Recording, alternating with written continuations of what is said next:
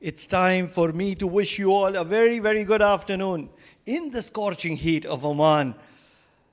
It's time for some live action here at the Oman Cricket Academy. Goa versus Oman. We've already witnessed a couple of T20s between both these sides. Both went in favor of Oman, and that's where Goa will have that spirited extra bit of spring in their feet because they would want to prove a point moving away from India. On the other hand, Oman, that are going to be moving into some important contests, would want to get their rhythm right through this entire series with Goa, and they would not take it lightly as well. But before we wait any further into this game, let's head straight to the center where I was with the two captains just a while ago. First, starting with the pitch report, then followed by the toss. The sun is beating hard here at the Oman Cricket Academy. This is the same very wicket which was used for the first T20. There was a little bit of a spongy bounce, but I feel the wicket has settled. And this is going to be a very different kind of a wicket. Before we talk about the wicket, let's talk about the dimensions. 70 yards all round, so you need to get the middle of the bat to clear these grounds, or else the ball is going to stay and it's going to be an opportunity for the fielding side. The temperature, it's hot, somewhere around 36 to 38 degrees. So the bowlers will have to make sure that they utilize their potential very balanced, because you spend your energy, you're going to be on the danger side. Coming closer to the wicket, it's very hard, very firm. The sun has been out entire morning and it's been really hot. And that's where I feel this is a well-settled wicket. It's going to be a batting paradise. Somewhere between 250 to 260 is going to be an ideal score to put on the board. But to do that, you will have to implement your fitness to its perfection, or else the heat is going to get the better of you. Ask me, if you're a captain, you want to be bowling first. Bowling first is the most important thing, because in the heat, you don't want to be putting your batters to the test. That's all from me here.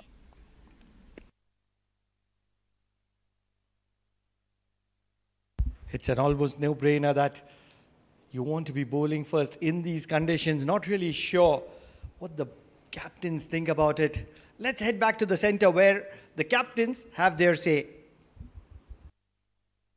It's toss time here at the Oman Cricket Academy. The T20s have gone in favor of Oman 2-0. And now it's time for the longer format, the 50-over format. The two captains with me, Vinayak Shukla for Oman, Snehal for Goa, alongside Freddie Lonapan, the match official for the match, making sure the proceedings are spot on. Vinayak will flip the coin. Tails. Tails is the call. Tails it is. Toss in your favor. Finally here in Oman. What are you going to be doing and why? We'll be bowling first. Any particular reasons? I think looks like a good wicket to bat on. I mean, we'll take some advantage early on, and the later part of the inning, it will obviously help the batsman to bat on. I mean, little bit of dew coming in, so I think that will be good for us. What is the score that you're expecting Oman to put in batting first? So I think anything, not expecting anything as of now, but we'll assess the wicket, how it is working and all that, and we'll take it forward. I mean, around 250, 260, we'll try to restrict them. With the sun baking, are you expecting a little bit of turn? Maybe later part of the inning, but again, when the dew comes in, the turn will not in the picture. So I think it will be a good game. It will be a good batting wicket. Final one. T20 is not in your favor. What do we see different from Goa in the 50-over format? I think it's a long format. I think we have little more time to assess the wicket and take good decisions. So I think it will help. Definitely, it will help us to going forward to this game. Good luck, Snehal. Yes, thank you so much. Vinayak, toss not in your favor this time. The newly appointed captain, first time in the 50-over format. What do we expect from Vinayak Shukla and Oman?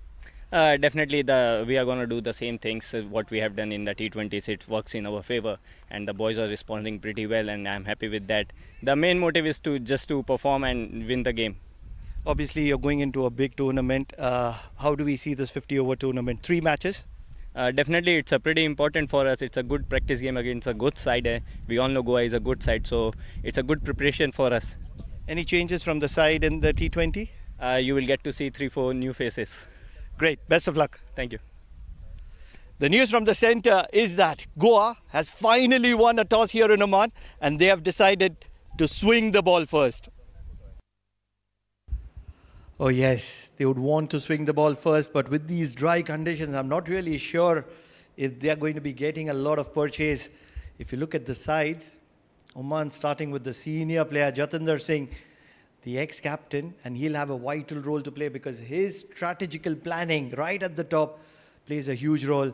Obviously, Hasnain Al-Wahab will be partnering him. He had a little bit of an explosive start in the T20, but he would want to score big and make it count. Hamad Mirza has been out of form for a while now, and he would want to prove a point as well. Jitin Kumar Ramanandi, what an outing he had in the final T20, where he won the game for Oman. Stayed there till the end. Obviously, there were other cameos as well. Vinayak Shokla, the newly appointed captain, the very first 50-over game that he's going to be captaining for Oman. Jay Odedra, the off-spinner, is in the mix of things. Aryan Bish, Shakil Ahmed, Nadeem Khan, the three spin bowling all-rounders. Muzahir Raza, the young sensation, he's a pacer. Watch out for him.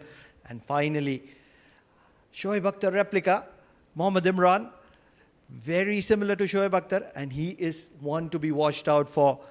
But then when you're talking about Goa, Tej Rana, 800 plus runs in the last season. And that's where a lot of expectations on him. He did get a good outing in the second T20. Bhujbal, the wicketkeeper, was very explosive in the first game, not very effective in the second one. Kotkar did get some runs. Prabhu Desai also got a few. And that's where Goa is out with a balanced side. Obviously, they'll be the favourites because a lot of experience in the longer format, especially when you're talking about those 4-day, 5-day format, and that will give them a little bit of an advantage in this 50-over format because patience is the key.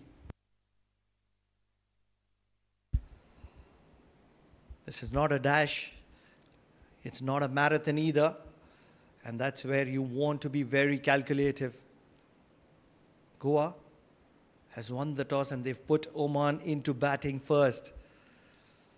Jatinder Singh, very, very experienced. He's been around for a while. Was out of the side and then made a comeback as a captain. And what an outing he has had in the past 2 or 3 years. He's transitioned this team to perfection. And ever since, this team has learned a new meaning of winning. And that the testament is the ICC CWC, the way they rank. That is the 50-over format. From the bottom of the table, they're on the verge of qualifying. They're in a very dominating position. And then if you're talking about Goa, they missed out on qualifying last year. And that's where this season, 2026, 2027, it's going to be an important one.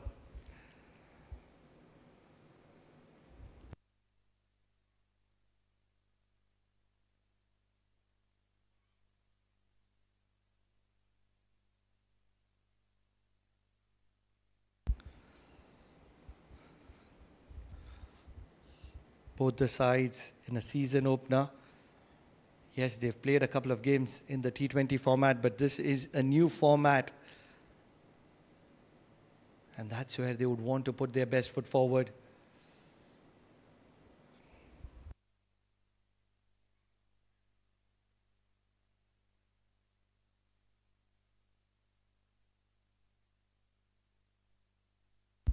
Movements away from play being called.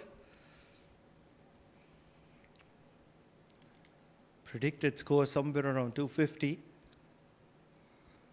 And for that to happen, they'll have to implement their skills to perfection.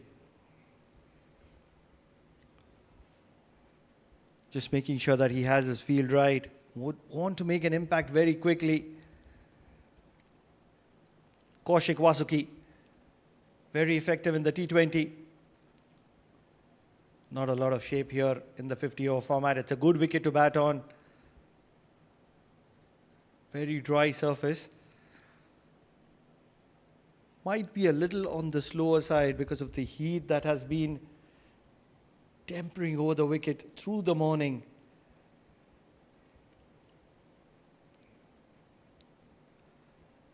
You can already see all that sweat that is on the players, especially Vasuki, in that warm-up. Good bit of shape on this occasion. Jatinder wants to get to the pitch of the ball. He does that on a very regular occasion.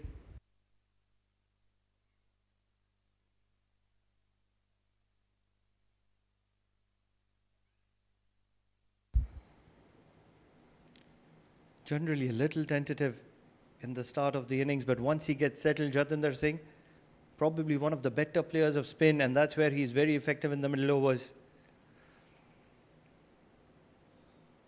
Lets it go. Good line, good length. That's what you get with Kaushik Vasuki.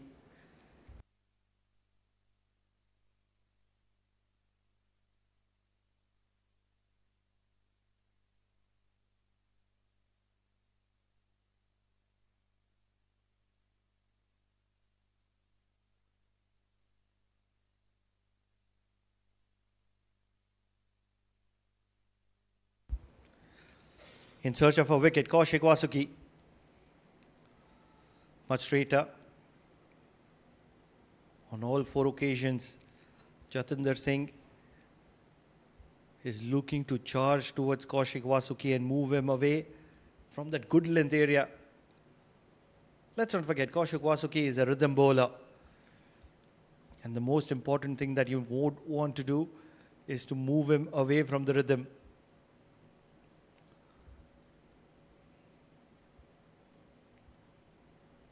Four dot balls in a row.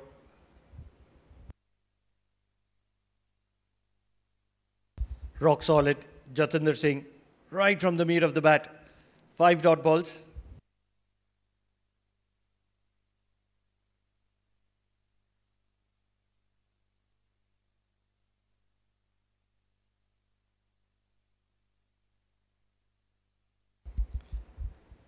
Did allow the first few deliveries to stay away from the right-hander, and then he's got way closer. I think this one's going to be a little away from the right-hander, looking for a maiden. Just like that. A tentative defense from Jatinder Singh will end the first over as a maiden for Kaushik Vasuki. None for none, Oman at the end of first.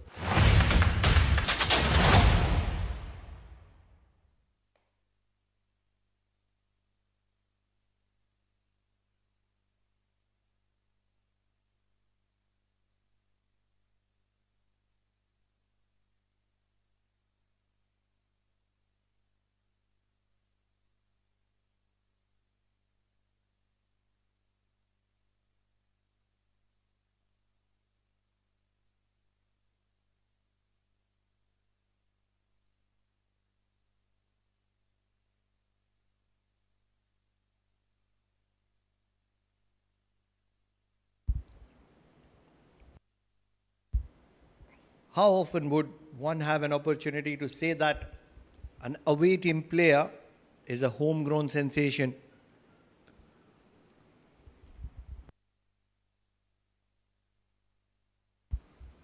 Just outside the off stump, in that area, or rather corridor of uncertainty. Plays it very watchfully. Hasnain ul Wahab.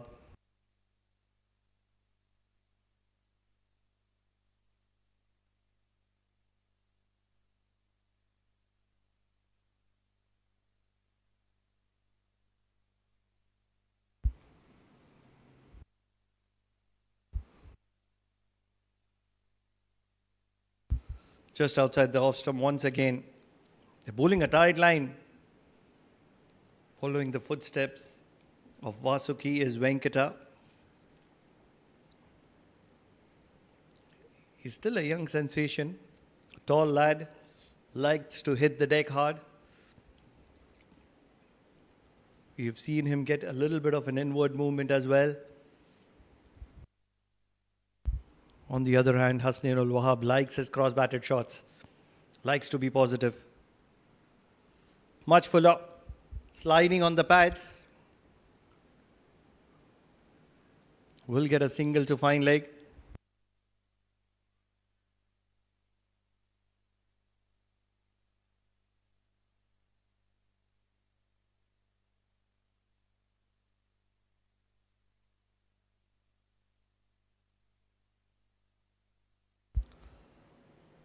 This is going to be a very good contest. Jatinder Singh, like most batters, doesn't like the ball coming into the batter. Doesn't have a lot of pace, Venkata. Just like that. There is going to be a little bit of uncertainty from Jatinder Singh, who doesn't like the ball coming into his arc.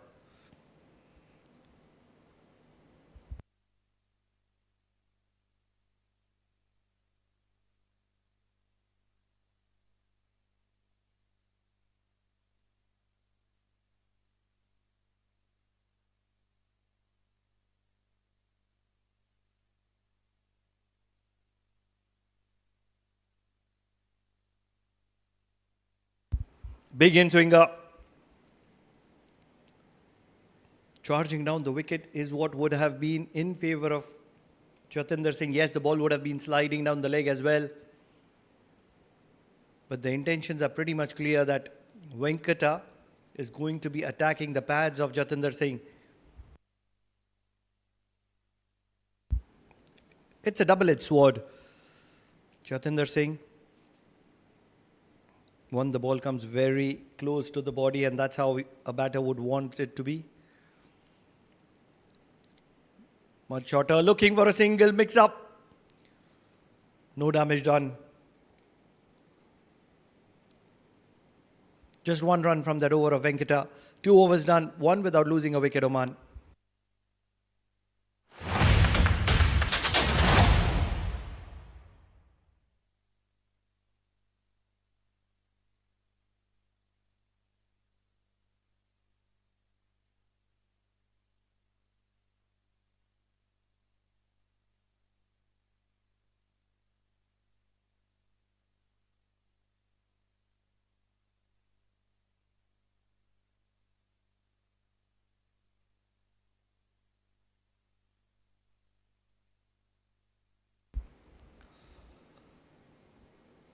Vasuki is going to be continuing. It's a no-brainer. Even in the T20s, you saw him bowling long spells. 3 overs in the power play on most occasions. Does utilize the new ball pretty well. But this is the longer format, and with the heat in effect, it'll be interesting to see how long can they use the services of Kaushik Vasuki on the trot.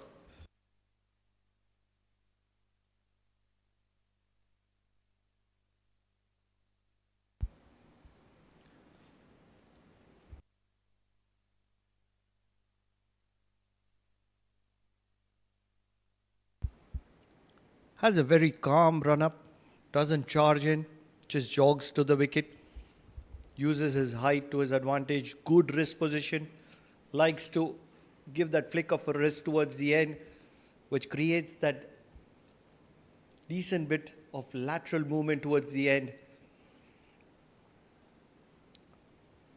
Combination of seam and swing, very experienced. Pitched up. A lot of protection on the offside. A field of 6-3.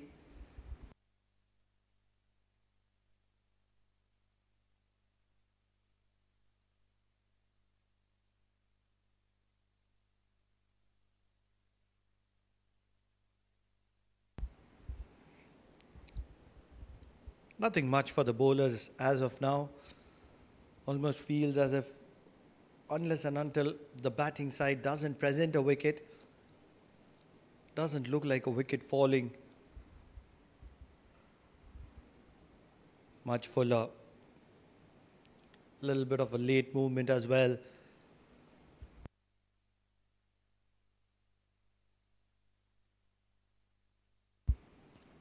Very unlikely Hasnainul Wahab at the moment, taking his time. Almost sure they would want to watch out the first 4-5 overs before they can just take the game on.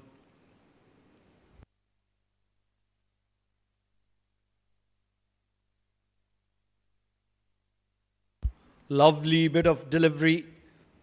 Shaping away from the right-hander. Does know that Hasnain Ul Wahab is a positive mind player. Cutting the batsman into two halves. Asking him to drive on the rise. This is what makes Kaushik Vasuki special.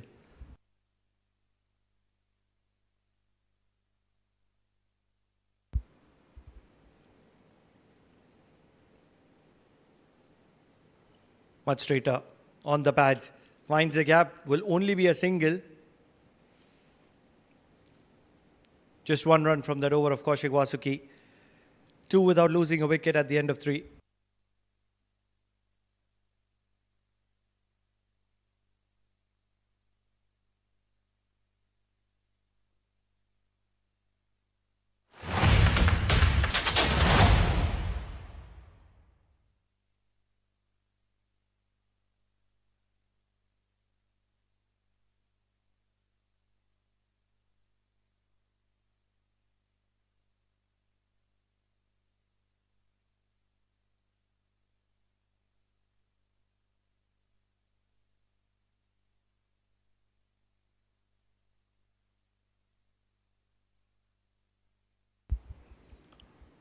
A single of the final delivery means that Hasnain Ul Wahab will hold the strike for the next over. Once again, angling into the right-hander. It's a great opportunity for somebody like Venkata, young in age. You obviously have Vasuki bowling from the other end, creating all that pressure. He's not going to bowl a loosener very easily. Very experienced campaigner. On the other side, it's a test for Venkata and his patience. Shot pulled. Will get to the boundary. On a wicket as beautiful as this, you can't be missing your line in length. That shot will certainly calm the nerves for Hasnain Ul Wahab. Gets his first boundary and will change the bat with that as well. Probably did not like the pace at which the ball travelled to the boundary.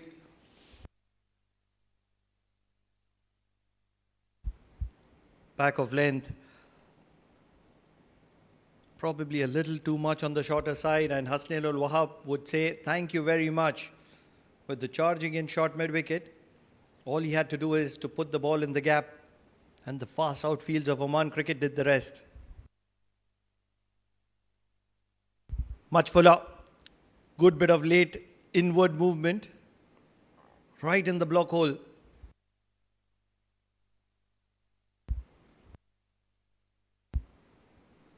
Believe that is umpire Sajir, who is not very impressed with where Venkata is finishing his action.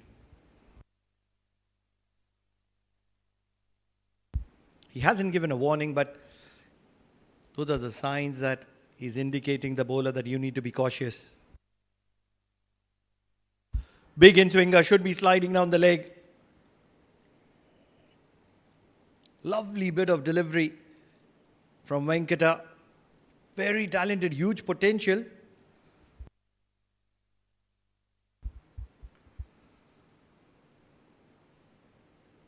Impacting on the leg stump, that would have certainly missed the leg stump by probably 2 or 3 wickets with the kind of movement it was receiving.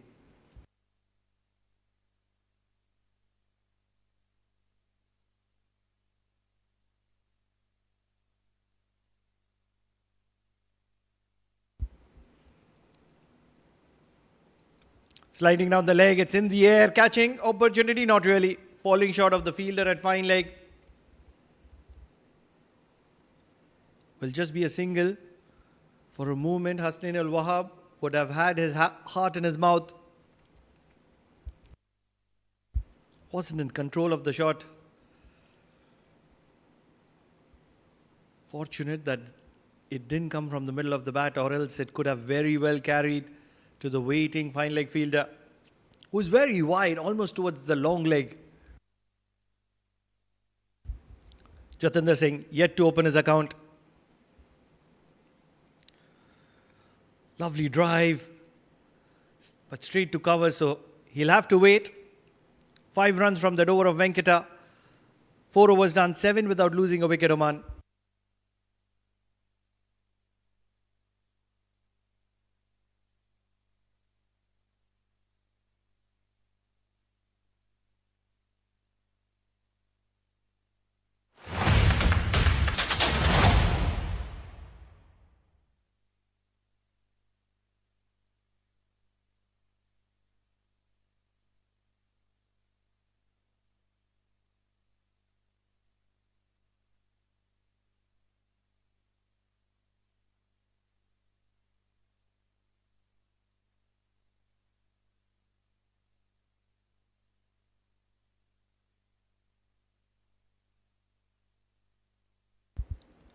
Kaushik Vasuki is going to be continuing from the media center end.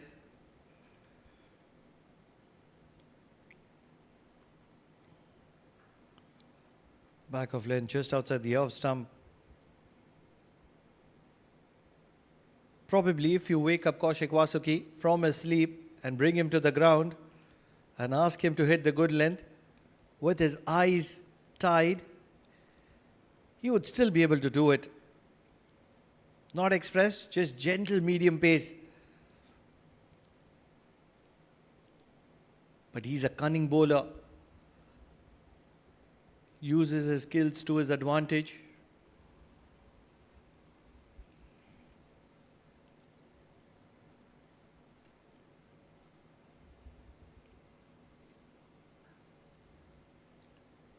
Continues to bowl in that area of uncertainty, just outside the off stump.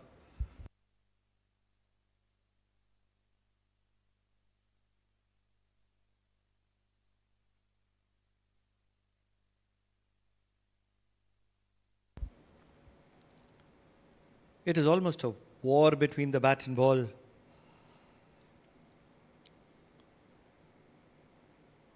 Who is going to put their guard down first is the question. Just outside the off stump, Vasuki. Very robotic.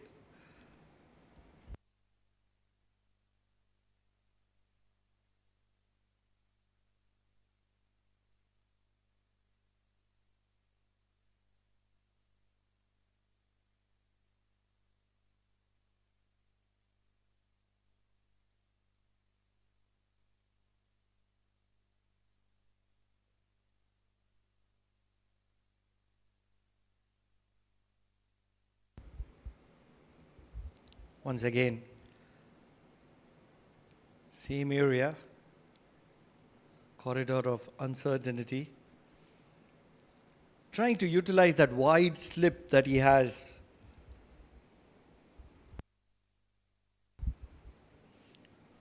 Almost feels as if he's waiting or wanting the batsman to just open the face and look to guide it down. Testing the patience of the batsman. That is what is the true quality of a pacer. Being patient, being resilient. Let's this one go. Much better. Hasnain Wahab does understand that Kaushik Vasuki is the key threat.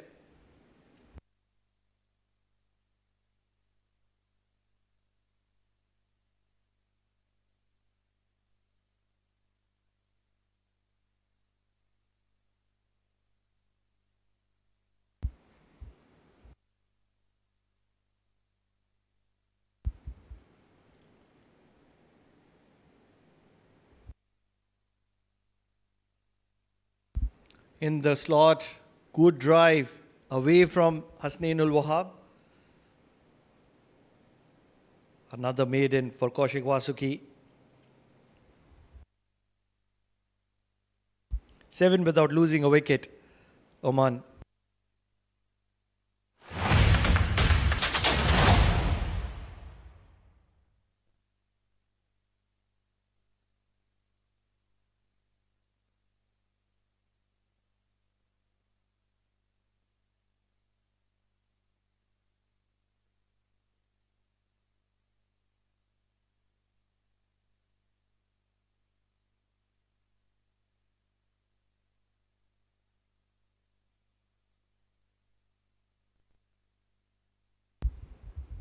Venkata. Shot, pulled. The ball is traveling and traveling really quick into the boundary. It's going to be a maximum. That's how Jatinder Singh opens his account. 10 dot balls on the trot. The 11th one, a little on the shorter side, and it's dispatched for a maximum. The quality and class of Jatinder Singh.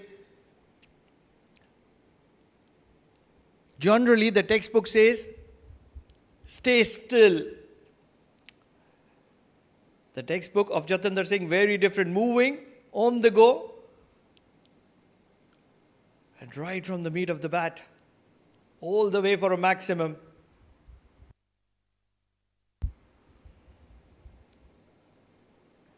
Another cross-batted shot. Similar kind of result. The first one was a maximum. Second one is going to be a boundary. He's cut loose. He's seen it enough. All of a sudden, from the neutral gear, not even the first gear, from the neutral gear, straight into the fifth gear, Jatinder Singh. And he's going after the youngster, Venkata.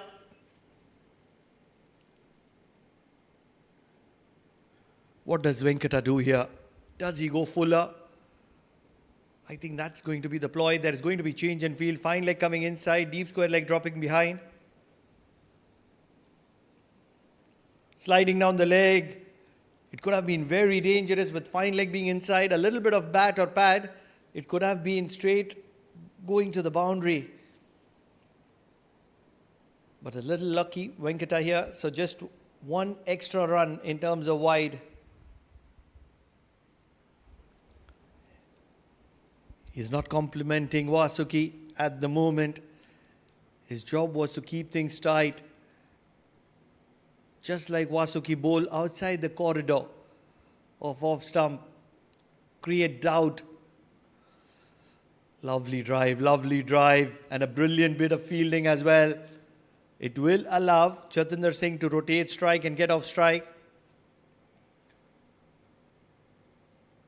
All of a sudden, Jatinder Singh is reading Venkata like a storybook that has been with him for decades.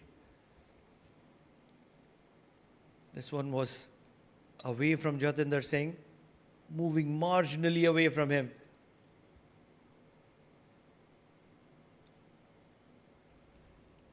What does Hasnain Ul Wahab do?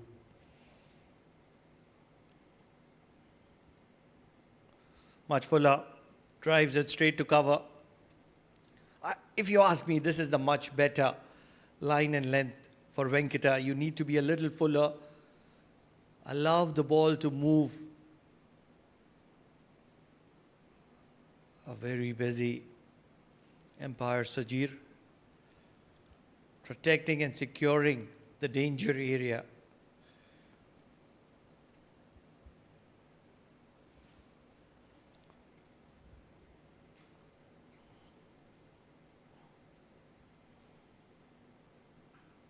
Big shot towards the deep mid wicket. Nobody catering that area. Has it gone all the way? Yes, it has. The class of Hasnain Ul Wahab and the power of Hasnain Ul Wahab. 2 sixes and a boundary in this over. Still a ball to spare.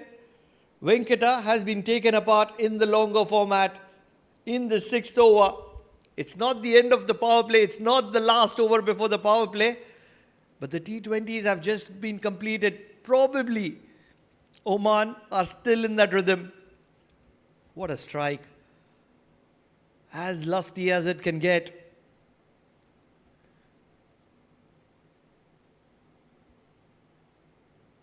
$18 runs from this over. Shorter in length, hit hard. It's gone in the gap. This is going to get to the boundary once again. It's an over to forget for Venkata. It's been a terrible over. Once again, Hasnain Ul Wahab accumulates a boundary. 6 overs done, 29 without losing a wicket. Oman, they've started off cracking Goa.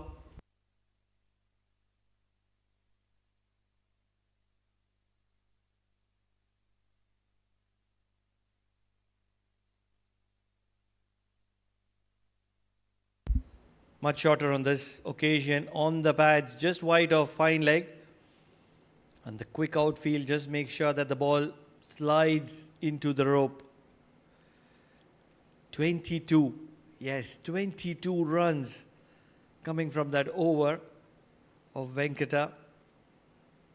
Believe that's going to be the final over for Venkata. Probably might just go into the break, and there might be a bowling change from the other side, because all the hard work of Vasuki, just one run, 2 maidens is what Vasuki has bowled. All that hard work of Vasuki has gone down the drain from that single over.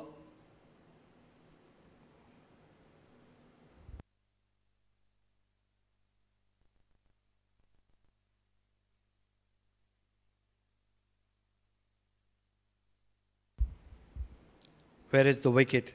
Goa needs a wicket here.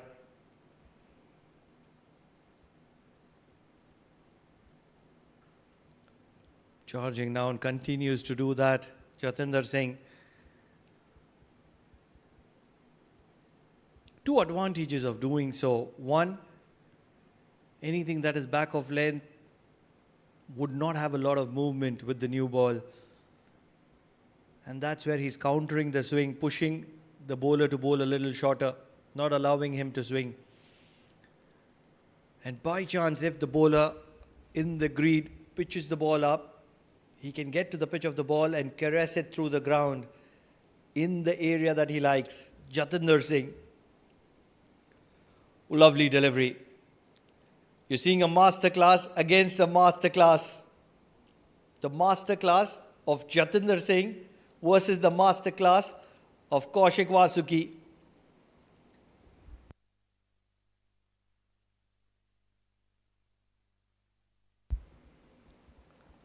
Just around that off-stump area. 5th or the 6th stump. That's how we call it in the game of cricket. Too good to be true for Jatinder Singh. He was looking to attack Vasuki, probably looking for that drive. And then that bit of shape. Probably looking to execute a different strategy here. They want a wicket. Oh, they're getting a slip. They want Jatinder Singh to play a little bit of a cross-batted shot.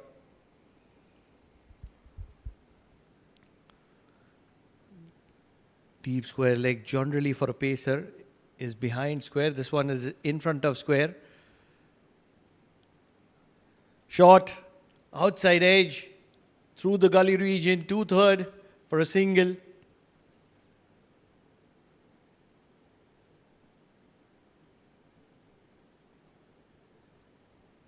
This is going to be very interesting, because the kind of field that has been set, it's been set for a short ball. He's not express pace, but he is not gentle medium pace as well. He's decent. Strong shoulders, and that's where he can bend his back hard and he can surprise you with the kind of pace that he can generate.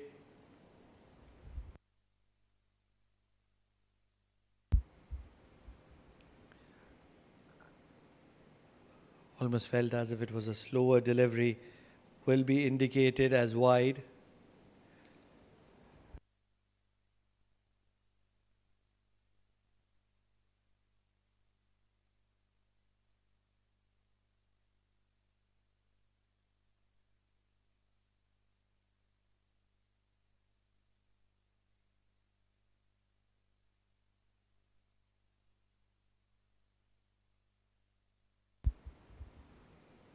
Much fuller.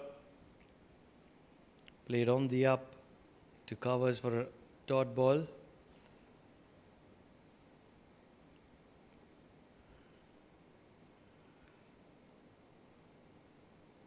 What that over of Venkata has done is that it has created a lot of pressure on Vasuki, because all of a sudden Vasuki was looking to mount pressure on Oman and waiting for Oman to make a mistake. Suddenly realizes that he needs to do something special.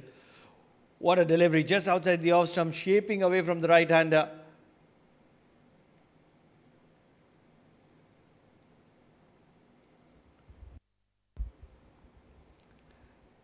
You can already see hands on the hip of Vasuki, feeling the heat, a slow lethargic walk back to his run-up. Just outside the off stump, fishing at it. Hasnainul Wahab. Rock solid. Straight bat, dot ball. Just a couple of runs from that over of Kaushik Vasuki. 31 without losing a wicket at the end of 7.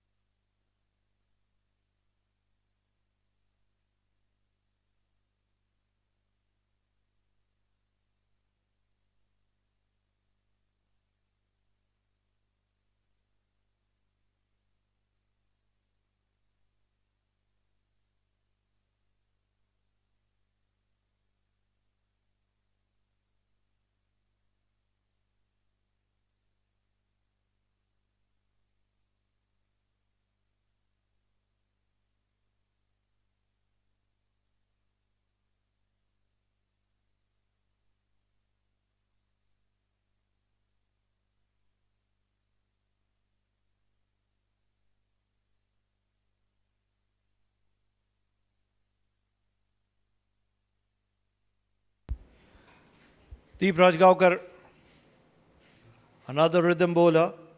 He's going to be replacing Venkata. 22 runs is what Venkata conceded. And that's where Deep Rajgaonkar, the captain of the T20 side, not the captain here, is going to be into the attack.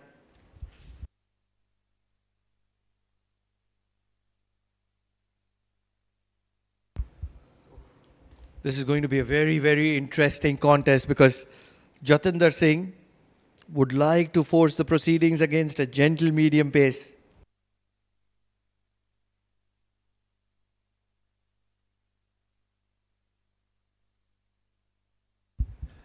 Just outside the off stump.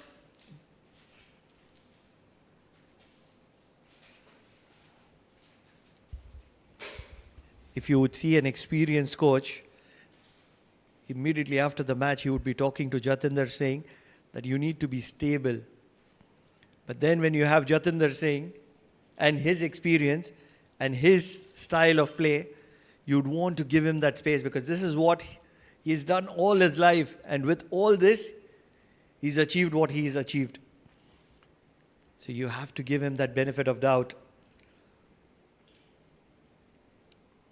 Feel the wicketkeeper is going to be coming up to the stumps, making sure that Jatinder Singh doesn't have extra bit of room, or he's just going to keep the helmet as a precautionary measure. Tell Jatinder Singh that once more you step down the wicket, maybe I'll come closer to the stumps.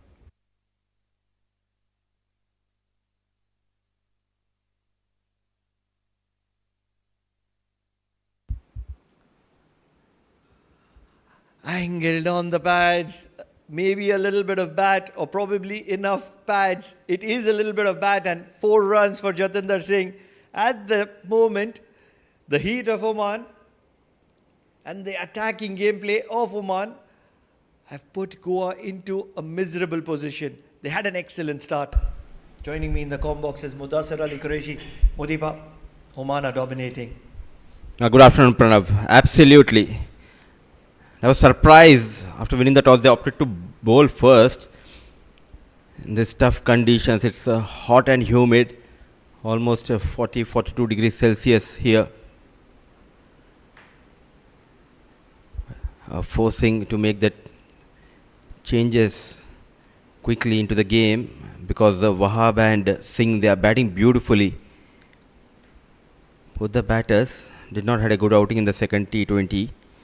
But now, a new day and a new format, they have got time, but still I like the way they have approached the first 10 overs, going at a run rate just under 5 runs per over. Tell me a batter who had a good outing. in the air, wide of short third. Jatinder Singh has caressed that through the offside to perfection, opening the face of the bat. This is an incredible shot. 8 overs done, 39, without losing a wicket, Oman.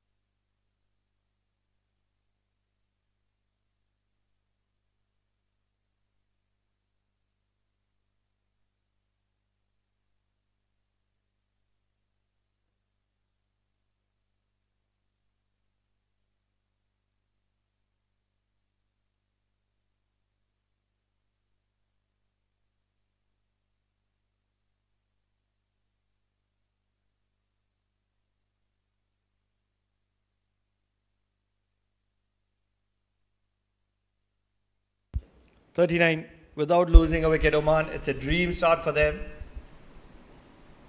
A very cautious start towards the initial phases, and now both these openers look really well.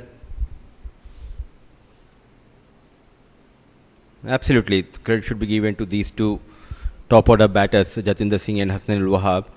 Though it's a 50 over format, they're making sure to rotate the strike, targeting the loose deliveries. Tough times for Goa. They need to bounce back after losing 2-match T20 series to Oman. They were in a comfortable position in this second T20, but just lost the grip in the last 5 overs.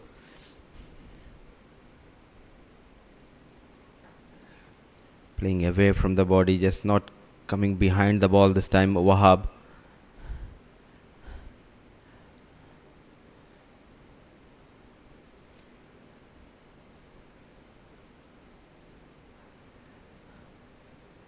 Another firm push towards long off.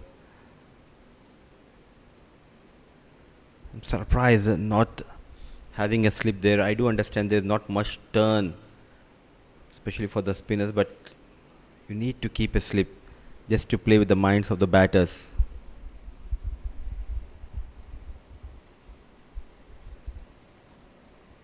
In my understanding, Jatinder Singh will be tempted looking at the offside. Will be called as a wide.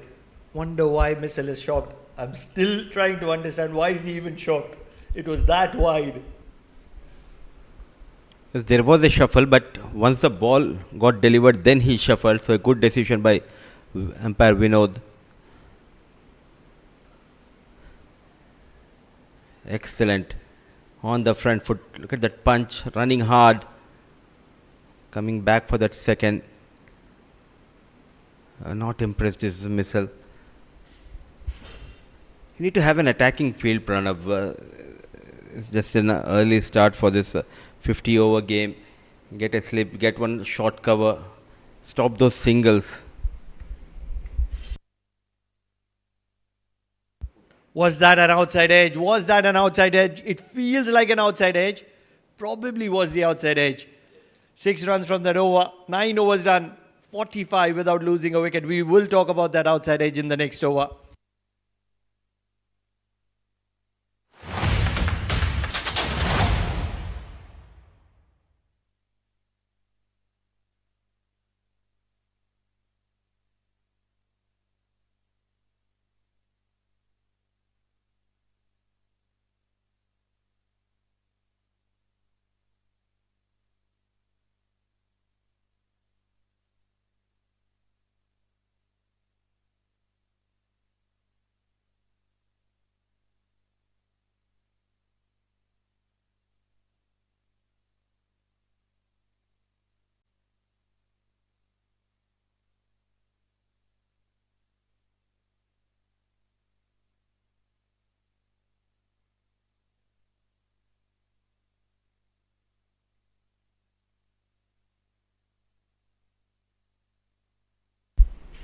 Gonkar will continue. A chance put down in the previous over by the wicket keeper. Jatan Singh survived on 23.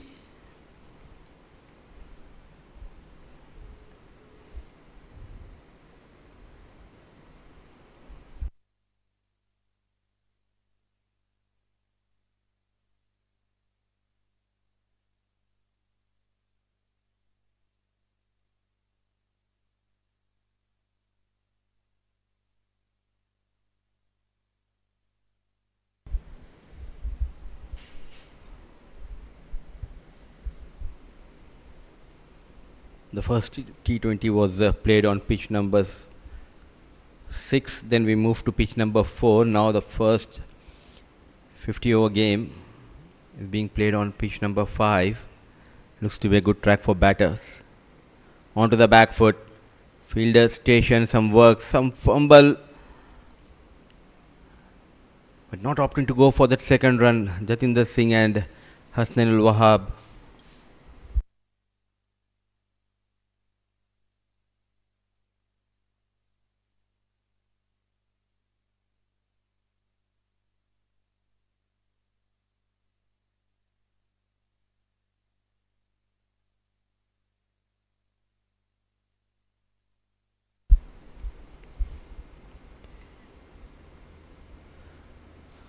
Drives beautifully but just not able to find the gap. The only respite as of now for the players is that wind blowing across the ground, but still the temperature hovering around 40 degrees Celsius.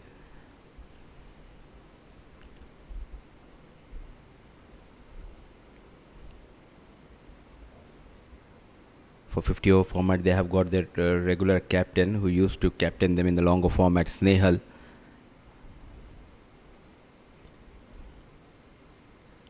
Putting that pressure yet again. Clear communication between these two, Wahab and Jatinder Singh. This is how you complement each other. Both the batters are looking in tremendous form, especially in this longer format. With the keeper standing up to the stumps, he has forced the batters not to leave the crease.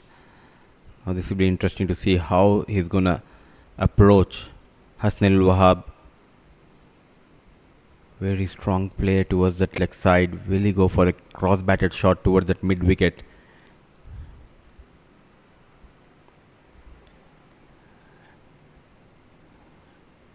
It's all about the temperament. When you play longer format, you need to calculate. As of now, things are looking good.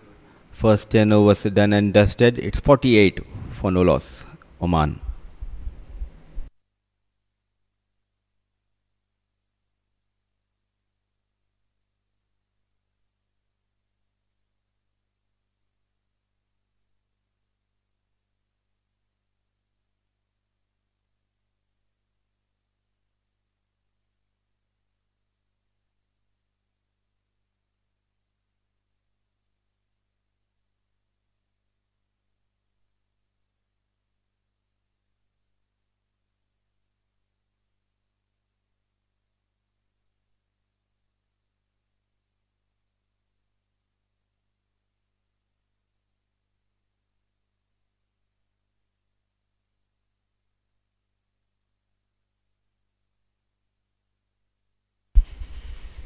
So 48 for no loss, Wahab on 21, Singh on 24. Testing times for the fielders. He created an opportunity in his first over, but was put down. Jatinder Singh was the batter who was put down by the wicket keeper.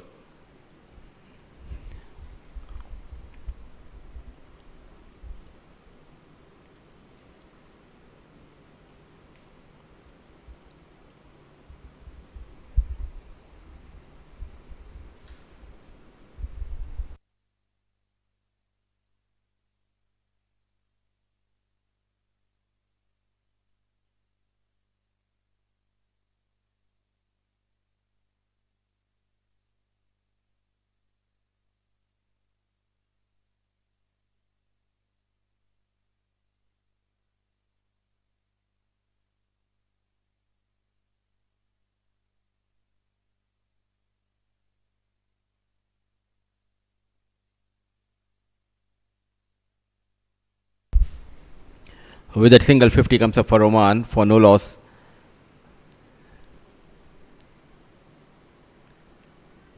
An excellent start by Jatinder Singh and Hasnain Al Wahab.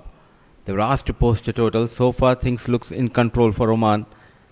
Still a long way to go in this first 50-over match between these two sides. Swept nicely. Some work for the fielder. No chance. Beautifully managed, going down on one knee. Playing with the field. He knows exactly where the fielders are stationed. He adds one more boundary to his name. Jatinder Singh moves to run a ball 29. Slightly with that angle, ball going down the leg, and how quickly he came down the leg. Using those wrists, plays away from the fielder at deep square.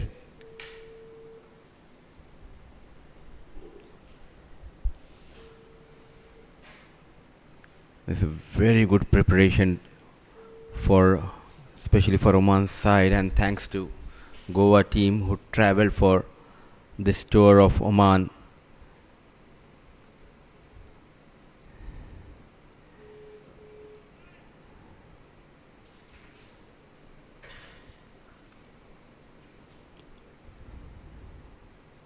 So 9 runs from that over of Missile, 11 gone, is 57 for no loss.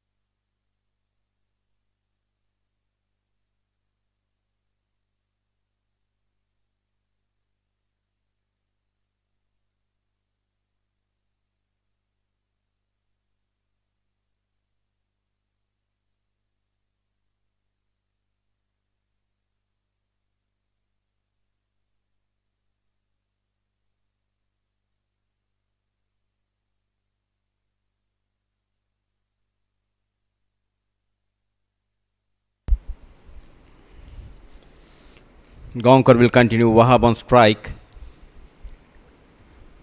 Nothing much happening for the bowlers. What needs to be done, Pranav, on this track? Because slowly the shine has gone and no movement for the fast bowlers.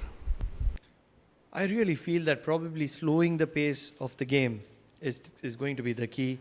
Bring in the spinners, a little bit of good flight, loop, test match type of bowling.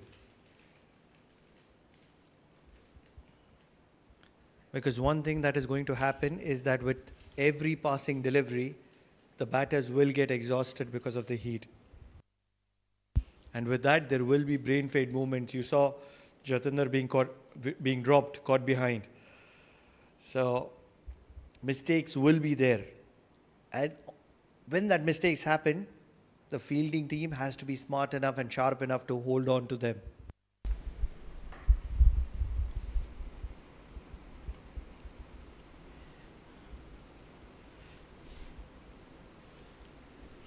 Bowling wicket to get channels so far in this over. And rightly said, like, you need to be very patient, and at some stage they will drain and they'll try to go for those big shots. And that is when you, as a bowler, you need to force them to make a mistake.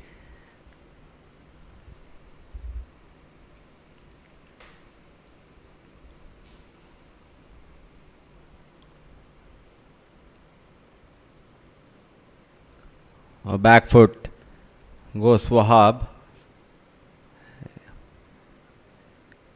Covered a lot of ground, the fielder at a deep square leg, running toward his left side, just a single.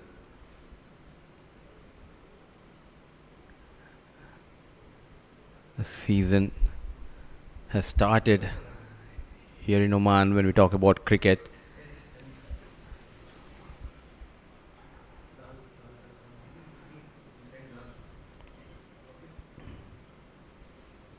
preparing themselves for this upcoming ACC Premier Cup, which is going to happen in Malaysia last week of this month. It will be a good competition as UAE, Nepal, Hong Kong, Malaysia will join Oman, and teams like Saudi Arabia, Kuwait are also going to participate in the tournament.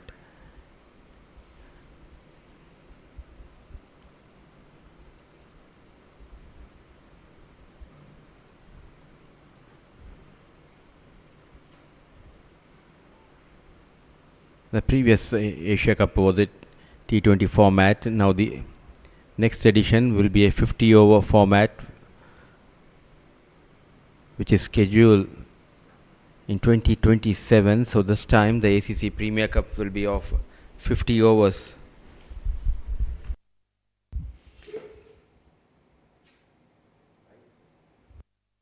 With every passing delivery, the pressure is rising on Goa.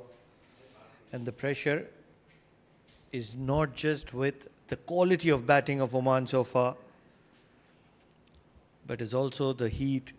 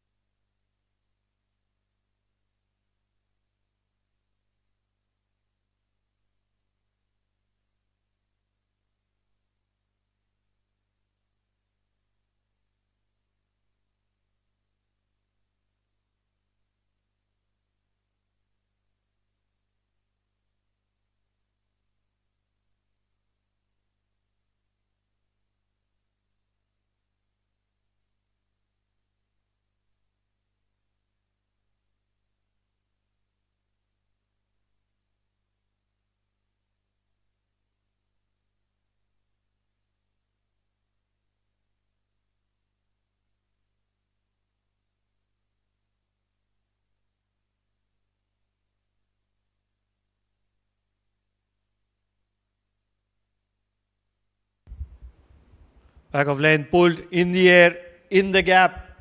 The ball is traveling very quickly towards the boundary. Hasnainul Wahab is a strong lad. And then if he has timing to his advantage, finding boundaries is not a difficult task. 12 overs done, 63 without losing a wicket, Oman.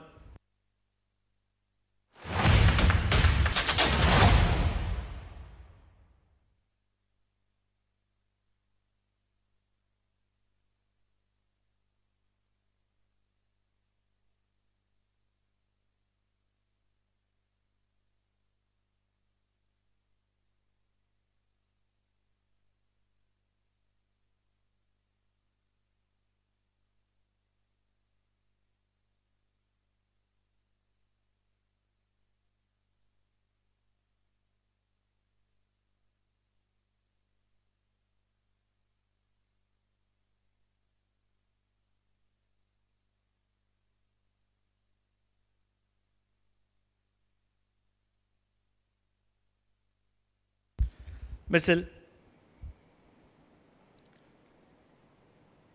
Brilliant bit of fielding of his own bowling.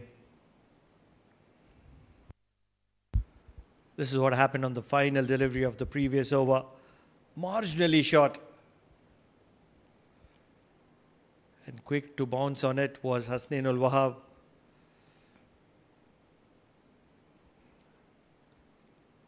"31 of 33 deliveries, Jatinder Singh."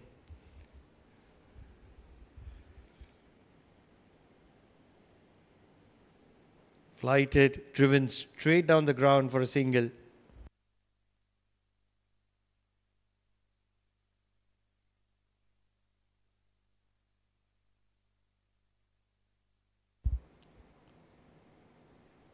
The wicket is very dry, and the question is, can Missile give a little bit of more loop?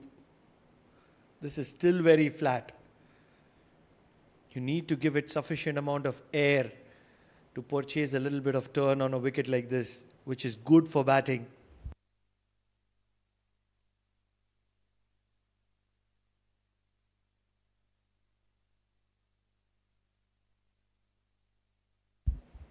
Flighted. And once again, another single. Quick one on this occasion though.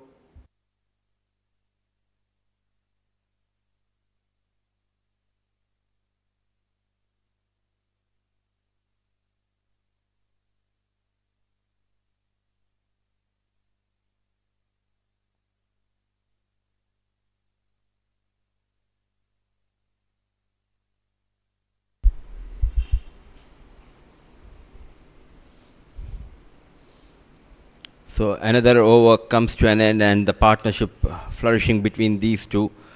Wahab moves to 31, Jatinder Singh on 33, and Oman 67 for no loss at the end of over number 13.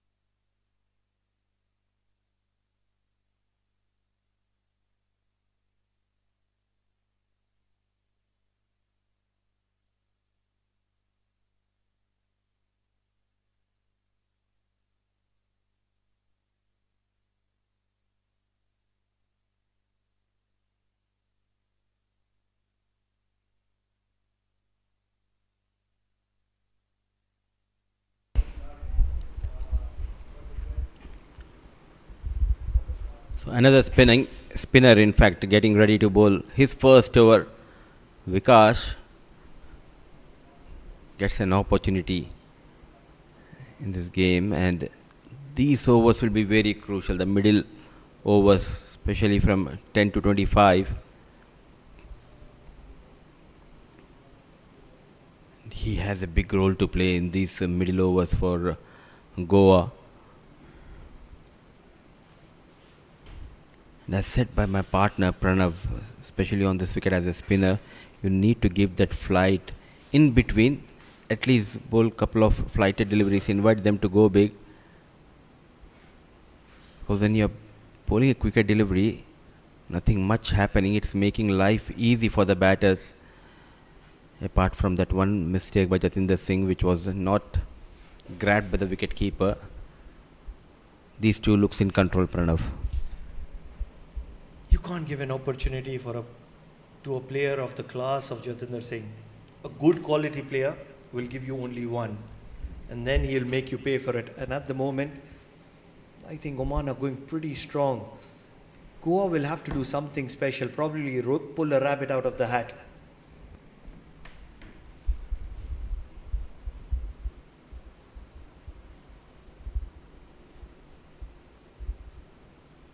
But as of now, these two are looking like artists, taking singles with ease. And for the batters, correct me if I'm wrong, this is the one department which I feel you need to master, because it's not easy to take singles, to find those gaps. Flighted and once again driven down the ground for a single. Yes, it's not very easy to pick up singles. We saw that in the T20 as well, with Zikri Islam getting stuck. Once you have a bad day in the center and things don't work according to your plan, you just keep sinking. I've noticed this and I've learned this over many, many years.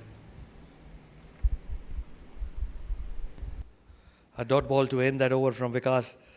14 overs done, 72 without losing a wicket, Oman.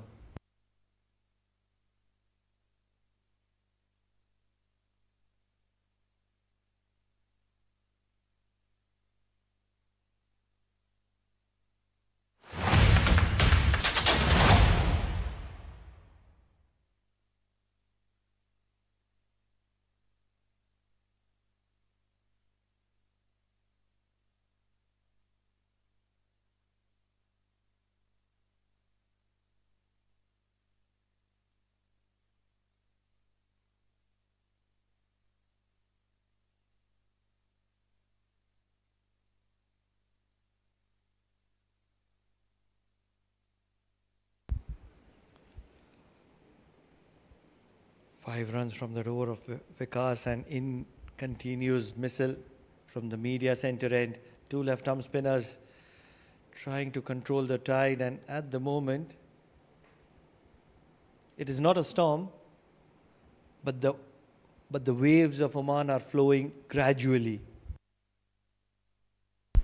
And this is a dangerous sign for Goa, because if these two settle in, if these two stay for another 15, 16 overs, then it will be really tough for Oman to contain them under 250. Because the likes of Hamad Mirza, he's yet to come. Yes, he struggled in the T20, but we all know the quality he possesses with the bat, especially in the longer format. You're right, Ahmad Mirza, not just in the longer format, even in the shorter format, it's just that he's out of runs, but in the longer format, because he has the time, he's even more effective. His gameplay on the offside is second to none. But then, Mudassir, I have to ask you this question. You're seeing the gradual flow of tide of Oman at the moment, but how did you enjoy the tsunami that struck a couple of days ago?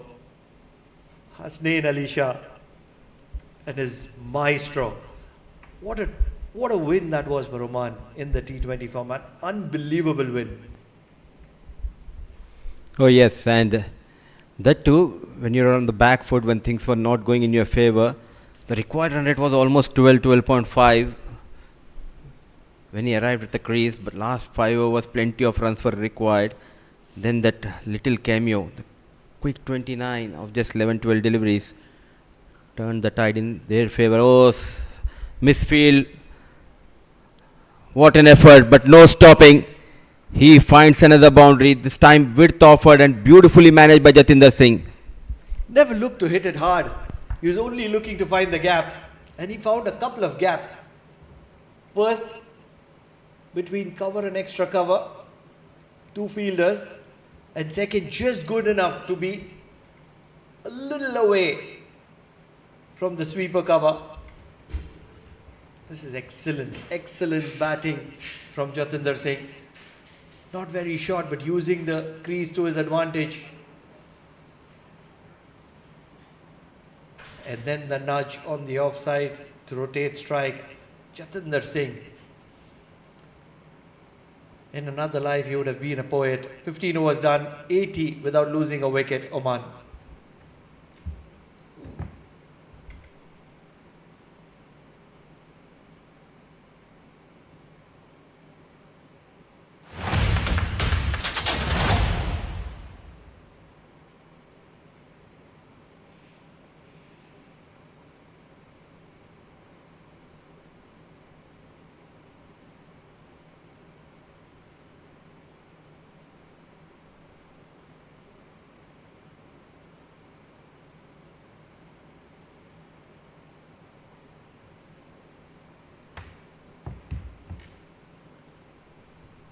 Just marginally short.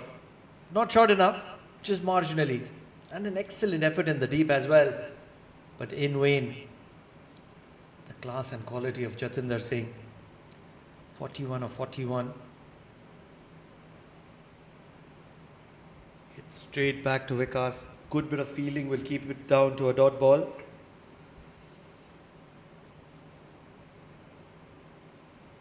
They complement one another. The classic Jatinder Singh with the powerful Hasnain ul Wahab.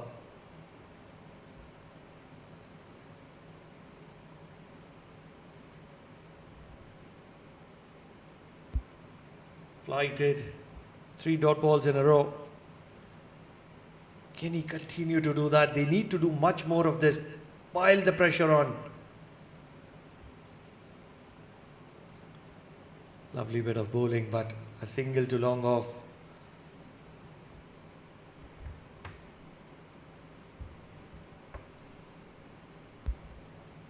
As far as the run rate is somewhere around north of 5, both these batters will be smiling. Let's not forget, Jatinder Singh can accelerate, especially with his cross-batted shots. And then Hasnain ul Wahab and his power doesn't need an introduction. Another single to long on.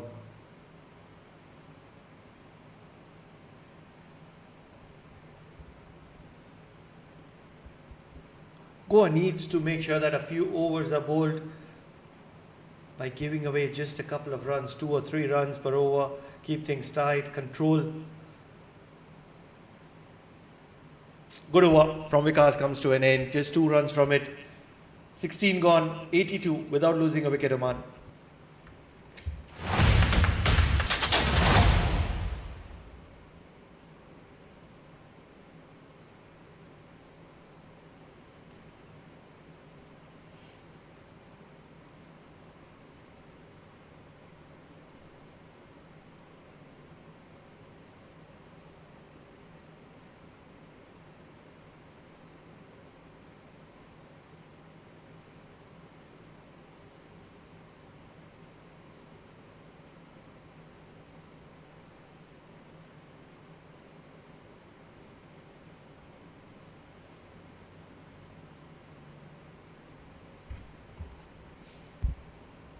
Mistle continues.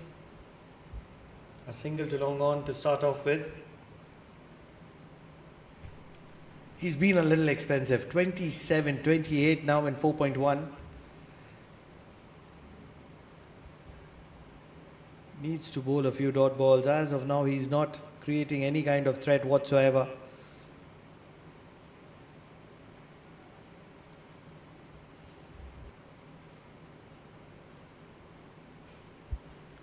Singles are pretty much easy to find.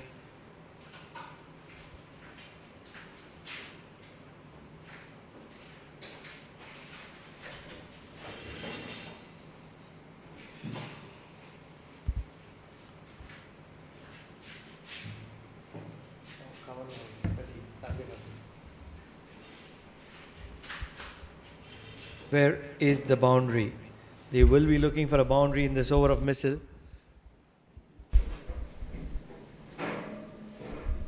Straight back to the bowler. Do you really think they need a boundary? Going at run rate of just above 5 runs per over.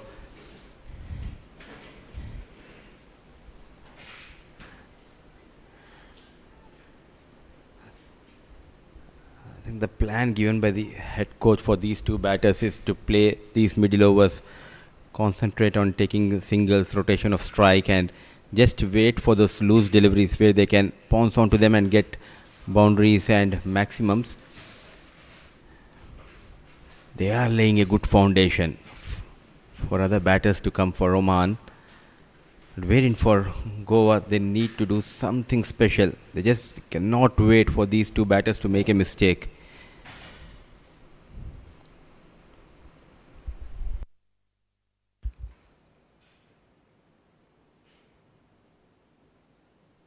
At the moment, it is all so easy for Oman. 5 runs from that over of Mistle. 17 done, 87 without losing a wicket.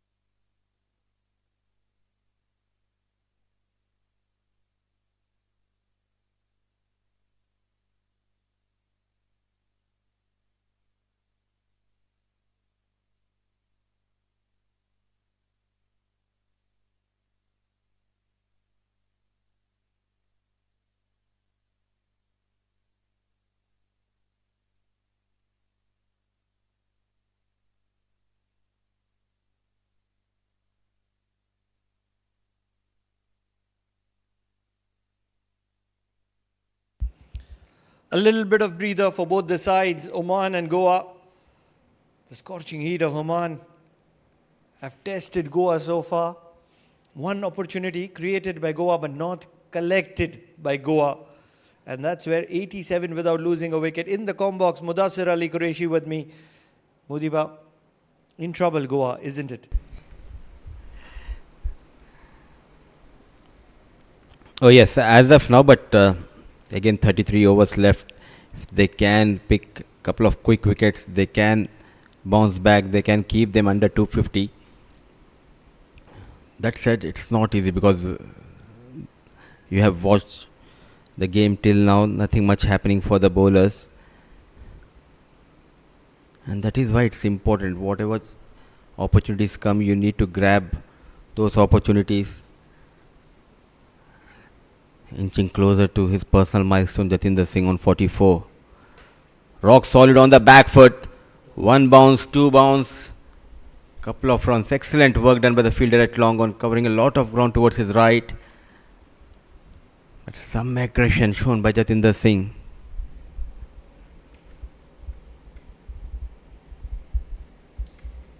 Completely in control at the moment. 46 of 50 for Jatinder Singh, 41 of 55 for Hasnain ul Wahab. Things have completely been in control of Oman at the moment. Where is that opportunity? How is that opportunity going to come for Goa is the question.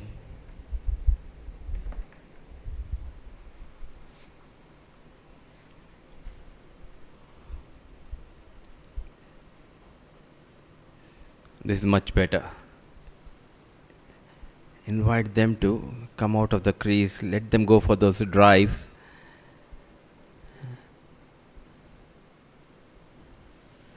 If you're making them to play on the back foot, that too if you're bowling not onto the wicket, then it won't be working for you as a bowler. That is what I believe. On this surface, you need to target those stumps. 18 gone, 91 for no loss in fact.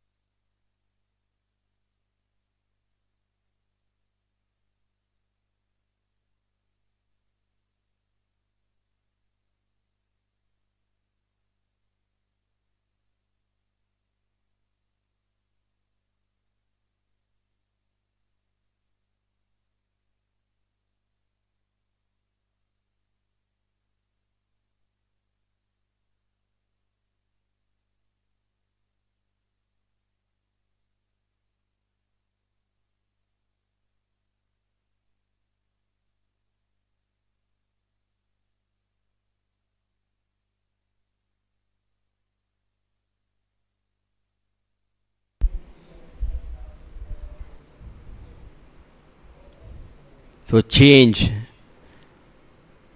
Kasavankar getting ready, off break bowler to bowl the 19th over. Both the batters into 40s. Jatinder Singh just 3 runs away from a well earned 50.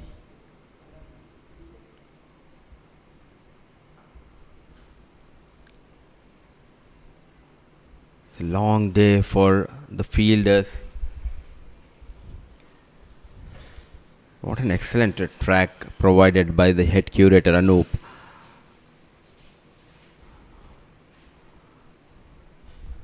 I did mention 250, 260. Have I made a mistake? Should I have said probably 450? This looks like a batting paradise. I think 250, 260 is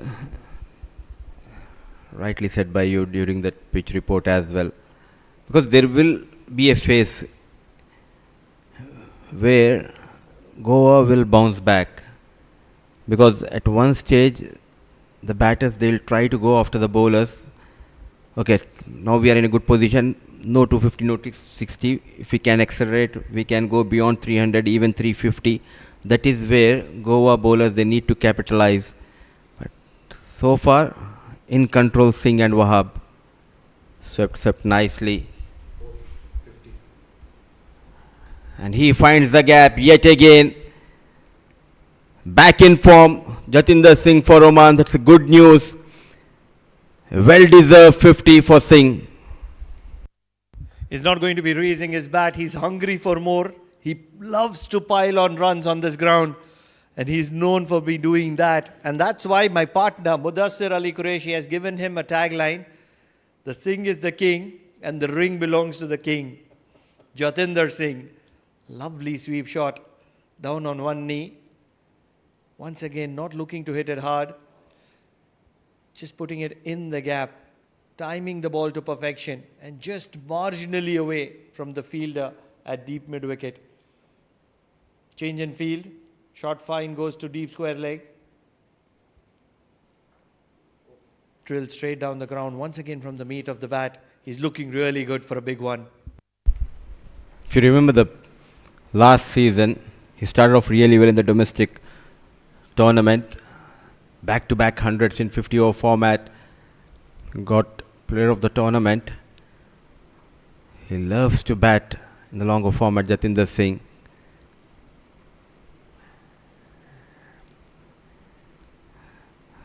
So 8 runs from that first over of Kaswanka, 19 gone. Just 1 run short of 100. Oman, 99 for no loss.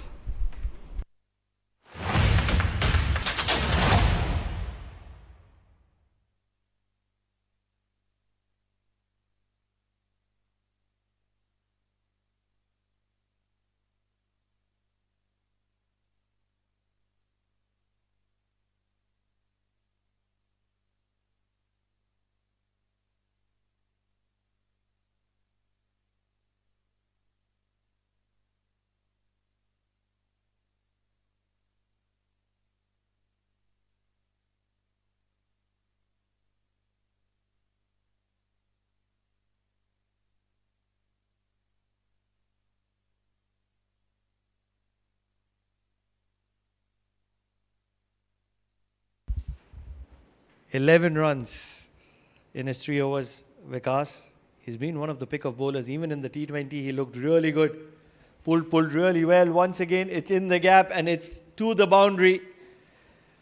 Now Hasnain ul Wahab is urging and inching close to his milestone. Oman gets to the 100 as well with that boundary. Oman is on a roll, Mudissar. And good to this lad contributing with the bat, Hasnain ul Wahab. He's a talented top order batter, and credit should be given to the management, to the coaching staff. They always make sure whenever the player is in form, they provide him that platform. He had a wonderful domestic season, now playing for Oman, trying to cement his place.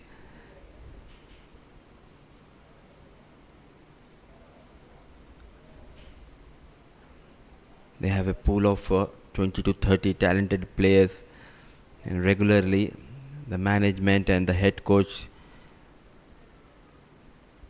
they follow the players' performances. More than the performances, they make sure they work on their fitness level, and it has for sure gone up. Even the likes of Hasnain ul Wahab lost few kilos. Jatinder Singh looking fit, running between the wickets has been excellent.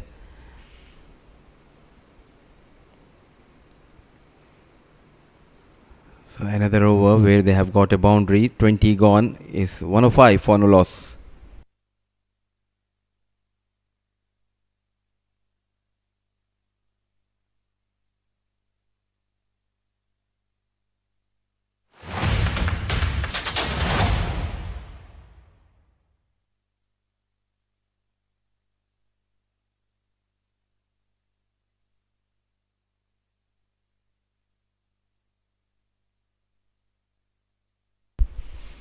Growing in confidence, this young lad, Hasnain ul Wahab, He's known for his aggression, but the way he has changed his batting style in the longer format, it clearly shows he has a bright future playing for Oman.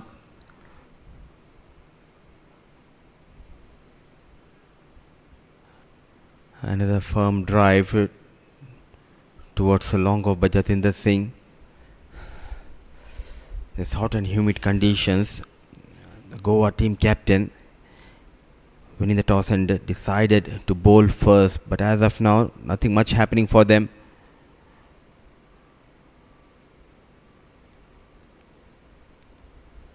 Just trying to go after Kaswanka, but just not able to come under the ball this time. Hassan al Wahab.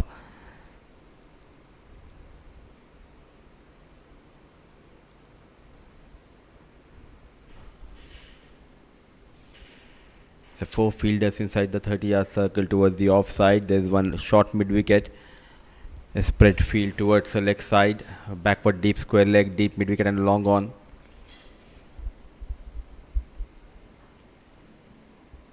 Running hard. Is he going to come back for second? Good work done by the fielder. Missile at long on.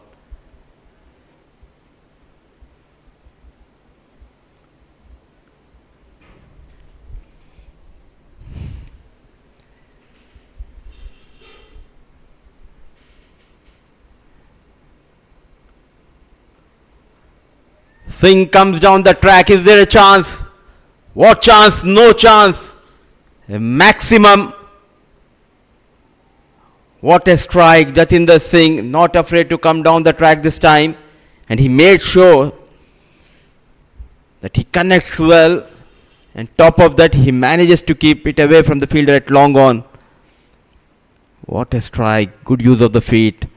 The bottom hand, the wrist came into play.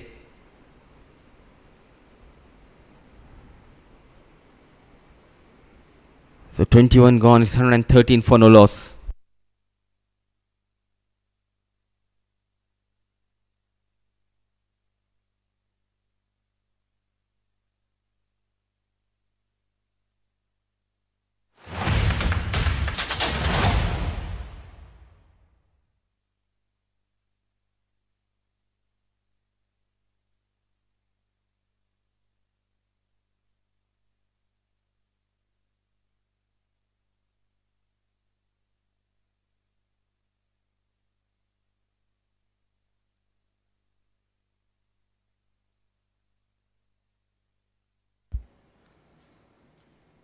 One shot away from his 50. Made in 50 of season 2026-2027 in the 50-over format.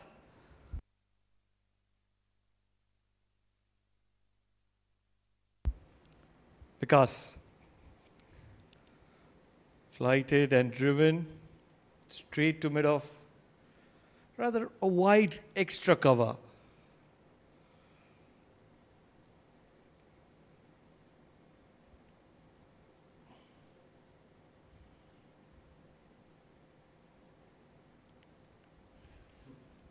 He'll have to wait for his milestone.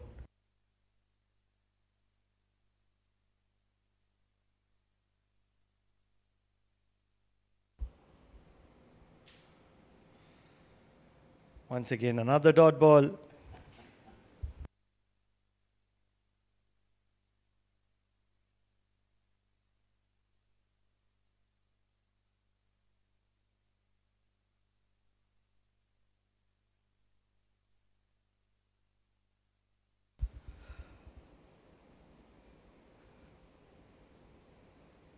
Flighted and driven straight down the ground, and he will get to his 50 with that single.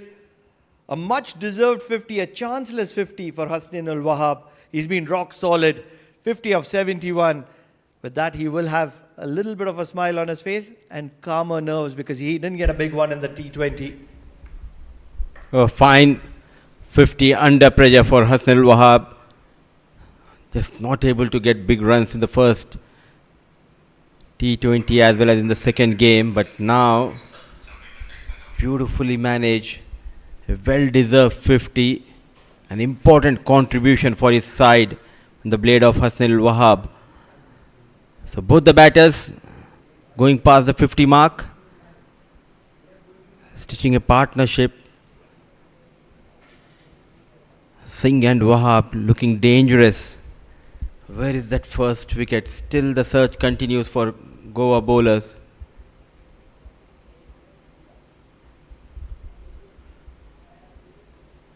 It's a tight over. 3 runs from that over of Vikash. Very economical so far. Vikash has been in his first 5 overs going for just 20 runs. 22 overs gone. It's 116 for no loss.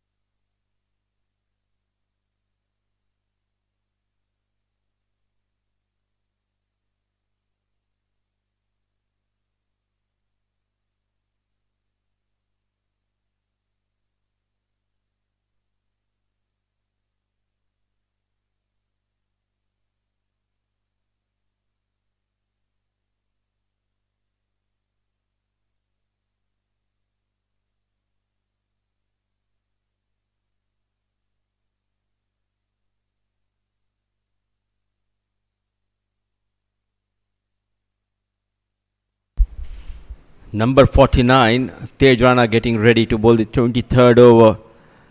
We haven't seen Tej Rana with the ball in T20 games. But now, the captain, desperately looking for a breakthrough, gets Rana into the attack.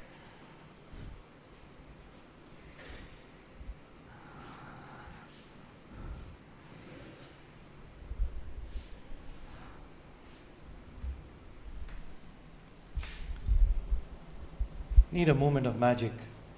That's the only way I see it, because the current run rate 5.28, no wickets down. Everything is in favor of Oman at the moment.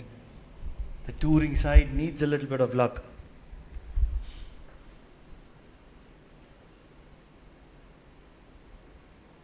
And for that, the captain is trying his part-timer.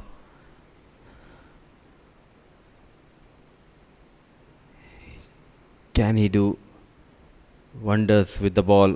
Tej Rana, known for his batting skills. We haven't seen much of Tej Rana with the ball.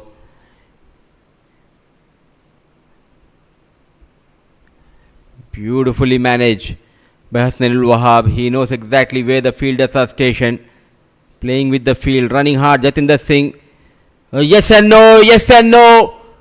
Poor calling. Hasnain Wahab not respond to the call of Jatinder Singh. There was always the third run. Watching the ball, not looking at his partner. Tej Rana with the ball. The captain asked him to get a wicket, but it came in the shape of a run out. A big blow for Oman. I really feel this is the only way a wicket was going to be falling. A little bit of a yes, a little bit of a no, a little bit of a mix-up. And it results in the wicket of Hasnain Wahab for playing a very good shot. First wicket down for Oman at 118. And it's the wicket of Hasnain Wahab for 52 of 78 deliveries. Didn't even try. And a direct hit meant that it is curtains for Hasnain Wahab.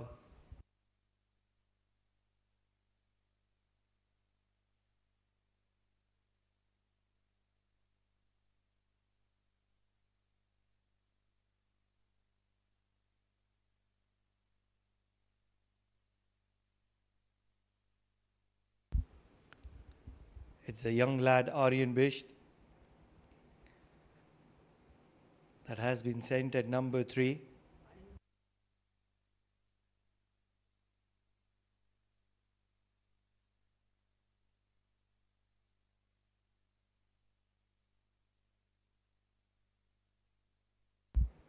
It's early days for Aryan Bisht.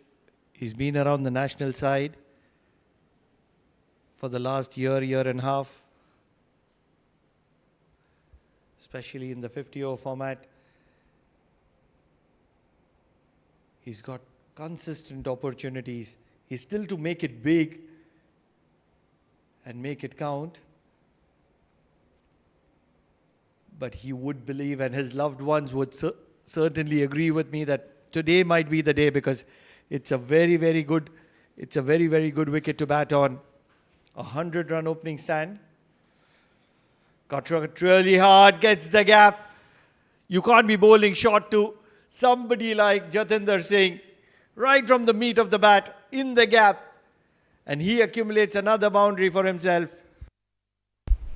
What a cracking shot on the back foot from the blade of Jatinder Singh. In fact, it was, yes, Jatinder Singh is the batter. Rock solid. Just manages to keep it away from the diving fielder. Excellent timing and placement.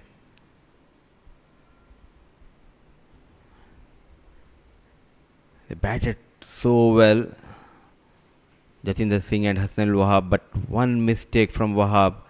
There was always the third run. In the process, he lost his wicket. Loud appeal on the back foot. He missed the line, hitting on the back foot, but the height, I believe, saved Jatinder. It will be interesting to see the replay here.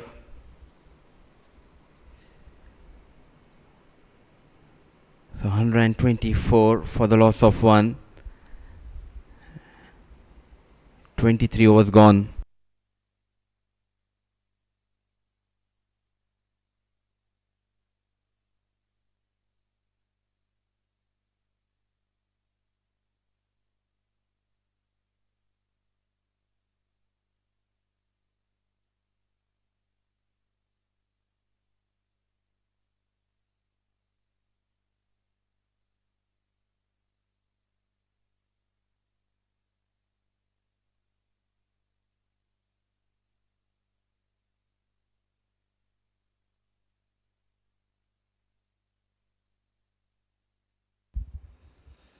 This is the final delivery, pitching just outside the off stump, and obviously an inside edge onto the legs as well. So, two factors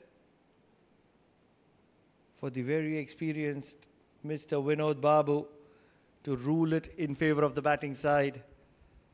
23 overs, 124 on the board for the loss of one. First opportunity for Aryan Bisht.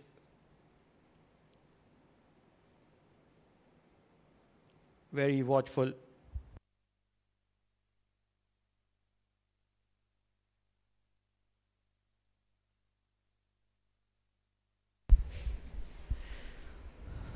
A big opportunity for a youngster. A solid defense. So no Hamad Mirza at one down. Always good as a youngster to have someone like Jatinder Singh on the other hand. In the air, falling short of the fielder.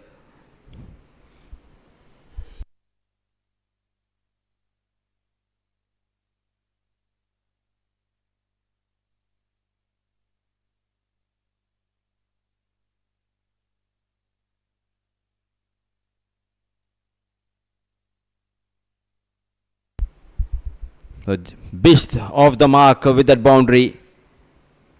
Definitely it will boost his confidence as a batter. When you get off the mark with a boundary, it always helps your confidence. Vikash is not happy.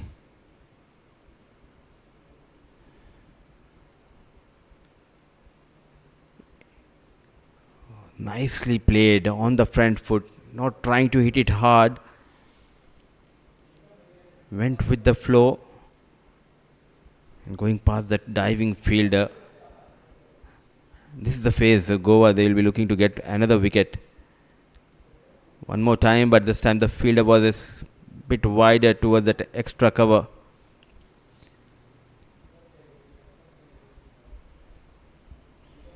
Jatinder Singh, he needs to change his plan.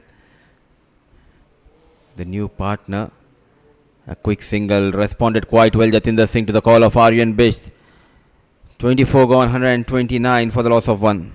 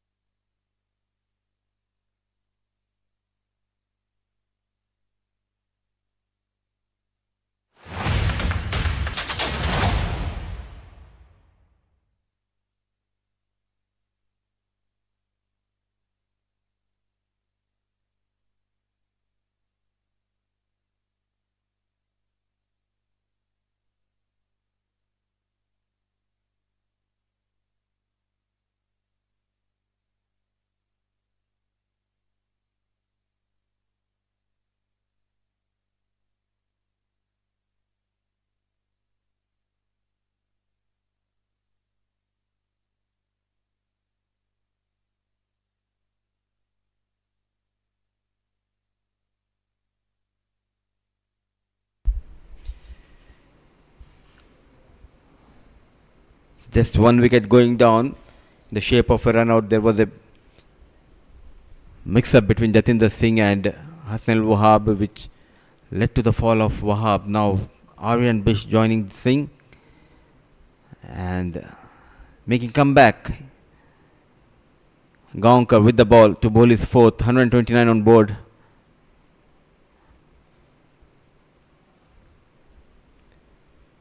A product of age group cricket here in Oman, Aryan Bish. I like the way he has been groomed by Oman cricket. They backed this youngster. He travelled to USA for CWC League 2 games. Played few matches there for Oman side.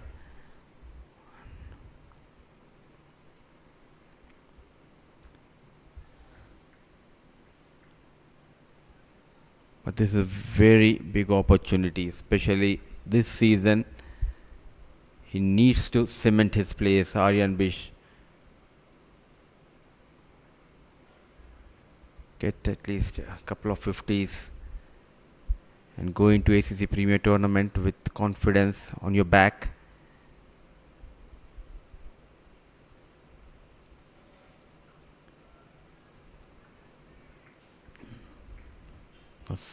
Change in gear. Now this is an interesting phase. In this game they have lost Hassan Al Wahab. Now Jatinder Singh, he knows he cannot afford to play a rash shot and lose his wicket.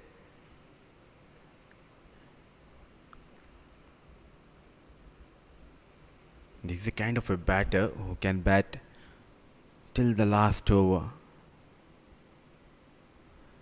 Excellent piece of bowling. Wanted to cut it late. An extra bounce.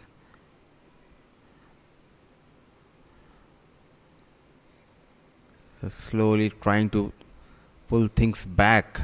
Goa after that wicket. What a delivery by Gaonkar. A smooth run up. Bowls with the seam in between. Try to bowl those cutters.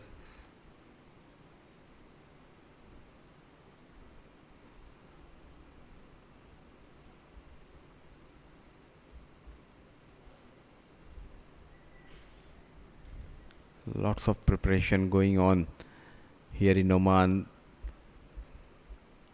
Senior side playing against Goa, and the young boys, they are practicing in turf too.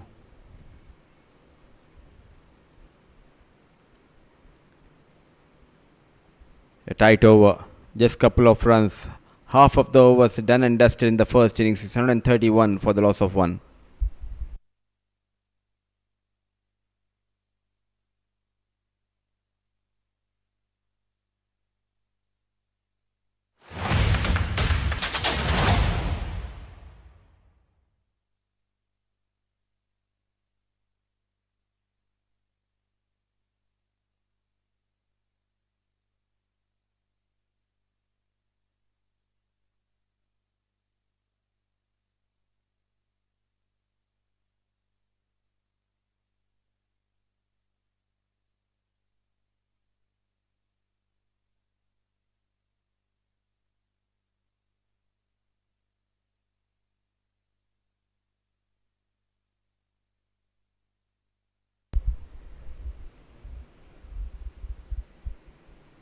Just 1 over for Tej Rana.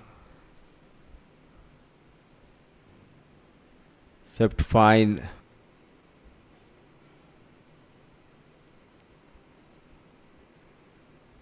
And the quick single.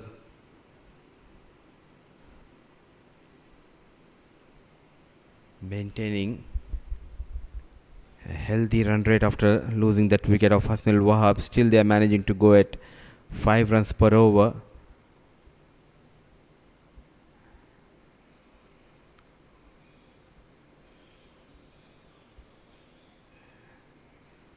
Yes and no, sent back. It was never a single, it was played in fact under the eyes of the short cover fielder.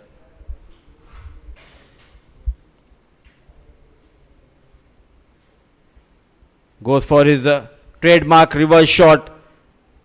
He already played once in the second T20 game. Now for the first time in the 50 over format. What a connection. One of the few batters in the world who can execute this shot quite well is Jatinder Singh. A maximum.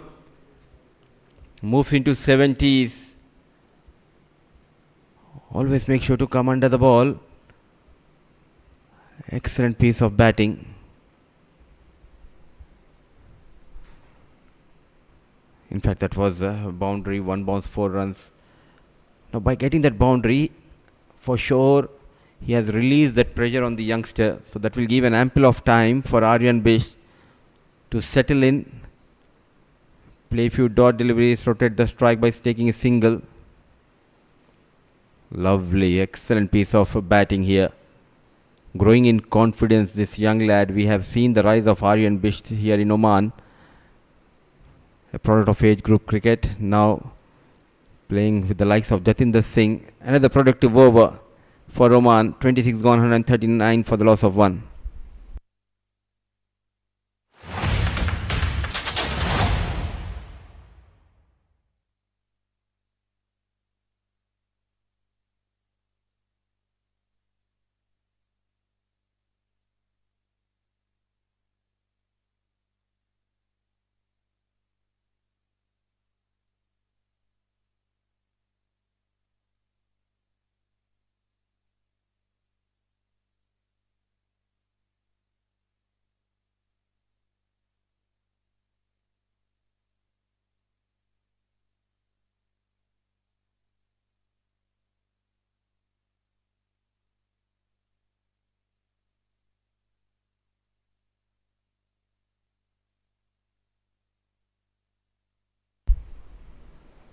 $139 for the loss of 1.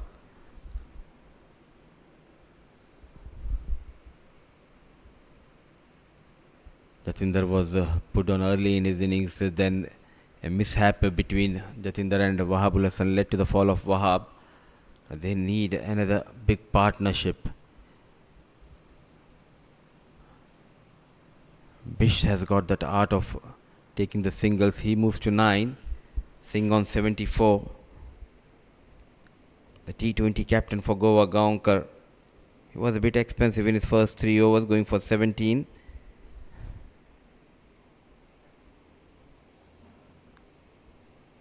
Big gaps available towards the offside as well as towards the leg side. Exploiting those gaps quite well, Singh and Bisht.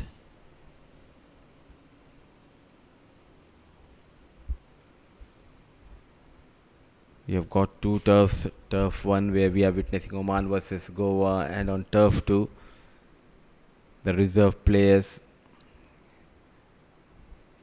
making sure to keep themselves fit, doing some warm-ups, and it's a practice session for the reserve players. And between these 2 turfs we have got Oman Cricket Academy building where we have good indoor facilities available. During the summers the players get an opportunity to practice indoors. They have nets as well as the gym available, and that is why we have seen the fitness level has gone up for these players. The last 2 months the support staff, they have really worked hard on their fitness. The fast bowler Hasnain Ali Shah. He reduced few kilos, and we saw the difference in his bowling in the two T20 games. This is where the reserve plays. Siddharth Bukapatnam, we can see on the screen. Samay Srivastava, Atta, the leg break bowler. Everyone getting an opportunity. Never a single, a slight hesitation. You need to have a loud and clear call. Sometimes as a batter you just get carried away trying to take those quick singles, and in the process we have already witnessed Hasnain Al Wahab lost his wicket.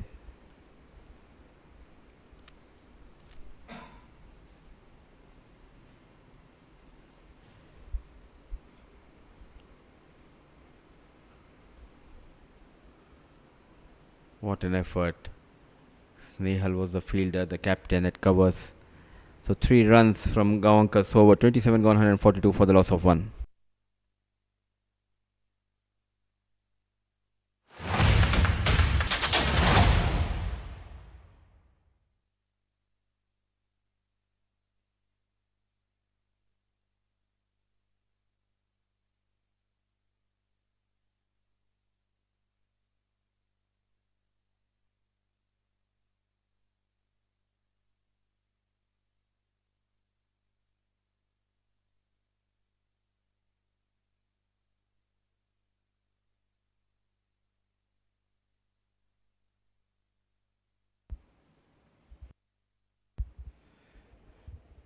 It's been that passage of play which has been controlled once again by Oman. Aryan Bisht has looked rock solid. He does understand that he has to play a supportive role to Jatinder Singh, who is looking ever so good. Striking over 100. 75 of 73. Little bit of turn for Missile. We do know that we have seen him able to purchase a little bit of turn even in the T20 format. Doesn't rush through, doesn't push through.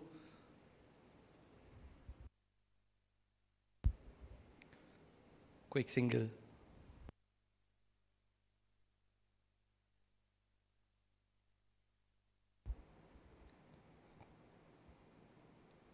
He's been a little expensive, Missile, for his liking. 33 runs in 5.2. He hasn't picked up a wicket. Big shot straight down the ground. You don't see Jatinder Singh doing something like that. He likes to play the cross-batted shots, but on this occasion, the air, the flight provided by Missile, utilizing it to his advantage, charging, dancing down the track, and hitting it straight as an arrow over the bowler, all the way for a maximum. What an incredible strike from Jatinder Singh. Great camera work as well. Great follow. Excellent work all round. With that single, Oman will get to that 150 mark as well, and that's happened in quick succession, quick time. 27.4 overs only. They've just lost that sole wicket of Hasnain Al Wahab. Let's not forget that there is ample amount of pressure on Oman as well, because 150 for 1, they do realize that the conditions will ease in the evening, and that's where they would want to post a mighty, massive total, somewhere close to north of 300 probably. 28 overs done, 151 for the loss of 1, Oman.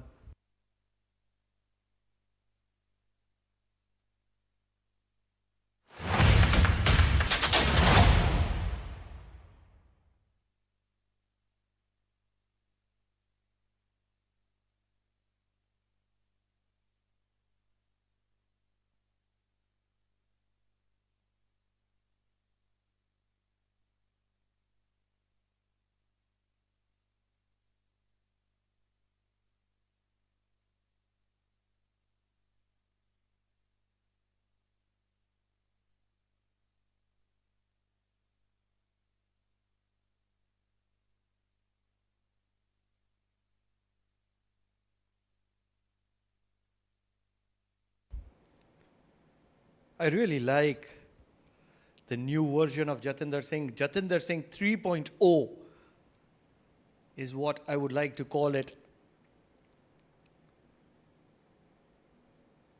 That added responsibility of captaincy has been taken away, and that's where he's able to enjoy the final phase of his career. That's how I want to put it.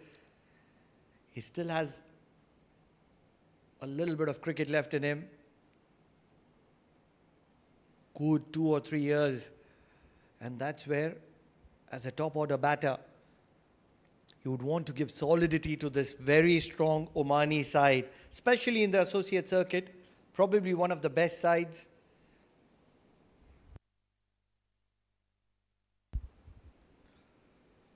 Vasuki brought back into the attack.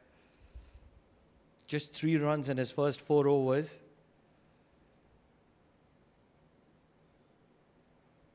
And now you would be able to see a much fresher Vasuki coming into his second spell. Maybe a spell of 3 or 4 overs for him here. And they would want Vasuki to keep things tight.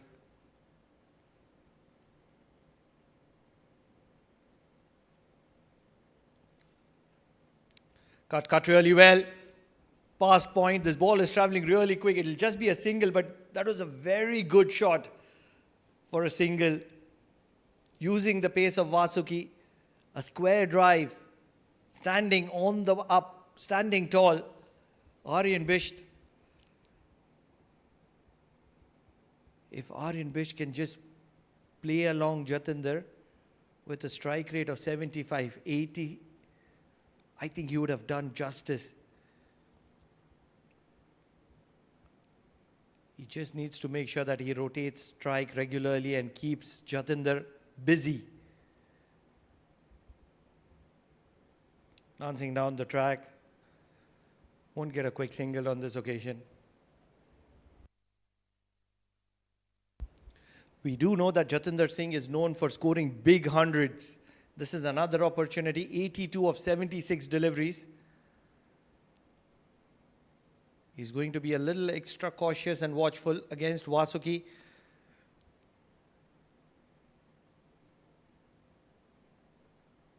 The key member of the Goan side with the ball in hand. Ever so accurate and ever so effective. Wants the third to be a little wider.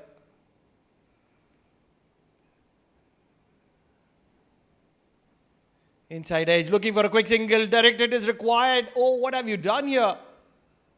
Would have wanted the fine leg to probably attempt to direct it at the batter's end. The ball did travel very quickly to him.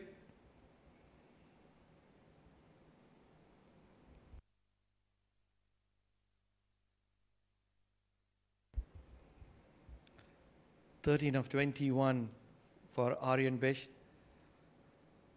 Goa would want to keep Aryan Bisht silent and pile that pressure on Jatinder.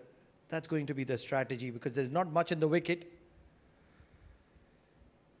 And just like that, they would want to keep Aryan quiet. But Aryan is smart enough.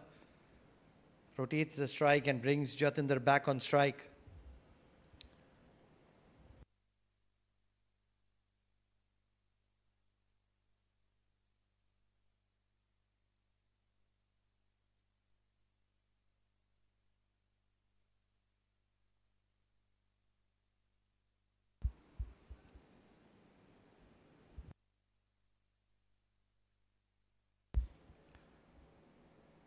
He's certainly feeling the heat, and Vasuki is always very busy with getting his field right.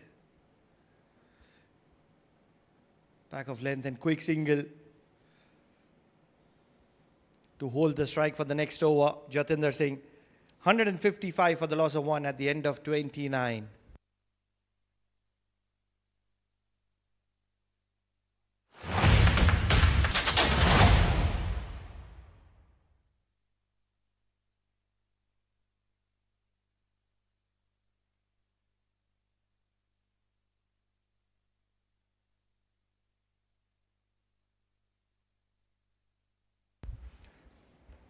Just 4 runs from that over of Vasuki.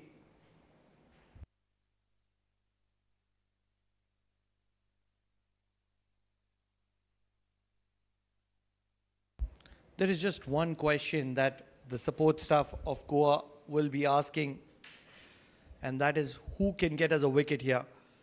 The first one was a little bit of a luck because misunderstanding between Jatinder Singh and Hasnain Ul Wahab resulted in the wicket of Hasnain Ul Wahab. They want this wicket of Jatinder Singh. Dancing down the track, hit, lot of height, handsome enough, another maximum. Missile is being taken apart by Jatinder Singh. This is very unlikely Jatinder Singh, and that's why I call this Jatinder Singh 3.0. Dancing down the track, hitting it through the line. You don't see Jatinder Singh doing something like that too often. What a show is Jatinder Singh putting up here. Unbelievable.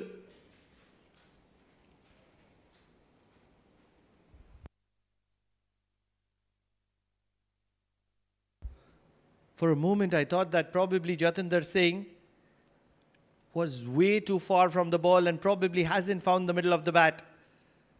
But with the kind of form that he is in, wow. That's exactly how you can define that shot from Jatinder Singh's bat. A little bit of an exercise for Sajir as well.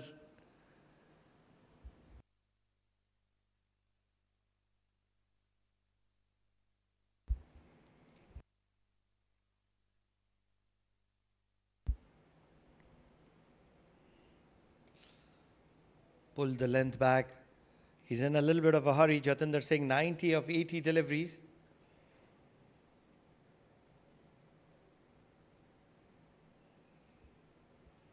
Cut really hard. There is protection in the deep, so just a single, but everything is coming from the meat of the bat of Jatinder. And that's worrying signs for Goa at the moment.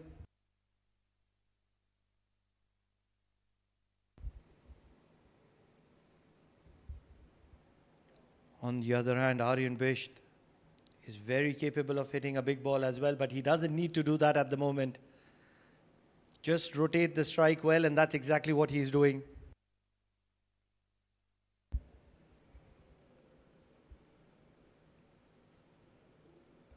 .50 for Missile. In his 7 overs, he hasn't picked up a wicket. He's been very expensive. 64 rather, for the loss of 1 at the end of 30 overs, Oman.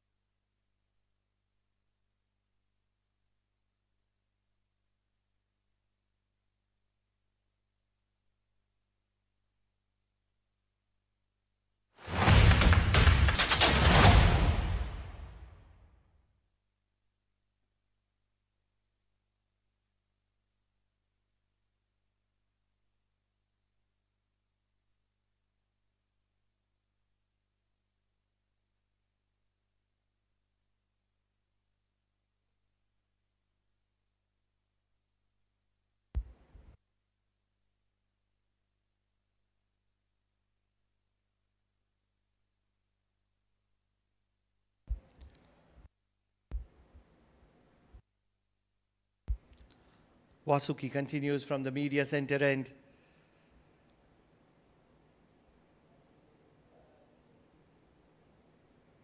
Very lively and very accurate in his first spell. Quick single. Directed, required, directed, affected. Big appeal. It's going to be sent upstairs. I think Aryan Bisht is in trouble. Generally, direct hits are very, very effective. They can be very lethal. And I think this is one of that cases.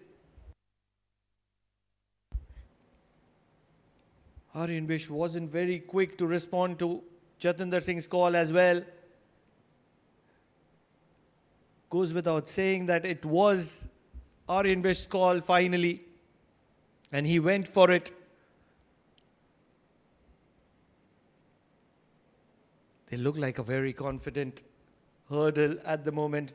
Goa, they feel the damage has been done. It all comes down to that dive. Oh, it's touch and go. It's touch and go from this angle. And from here, it is more of a go than touch. What an effort. What an effort. It's a goner. He was way short of the crease when the bails were dislodged. So the second wicket for Oman is also going to be resulting in a run out. Aryan Bisht, who was looking very good in the middle, will have to walk back to the dugout.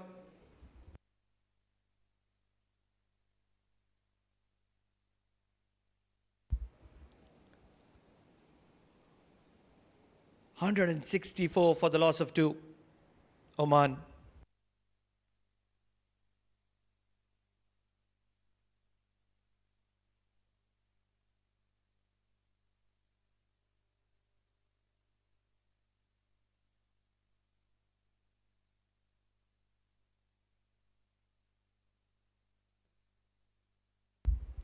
All he had to do is get a direct hit, and he got that while he was aiming at just one stump from that side angle.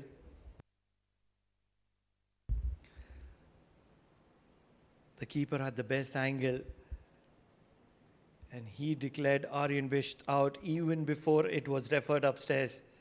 It's hot and humid. Jatinder Singh is taking a little bit of treatment and a little bit of assistance from the support staff.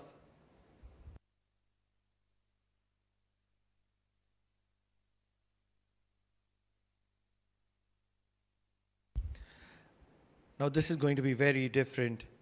Hamad Mirza, he's made a name for himself after that innings against India where he got a 50. And the world, especially the associate world, was talking about Hamad Mirza day and night. Some breathtaking shots in that 50 of his. But off lately, he hasn't been in the best of forms. Can he change it today? He's up against Vasuki to start off with. Shot. Won't go after it. Hamad Mirza wants to be watchful. I think it's a good idea. We do know that he can do the catch-up game very quickly. And that's where he needs to be a little watchful and a little careful for the first 10 deliveries.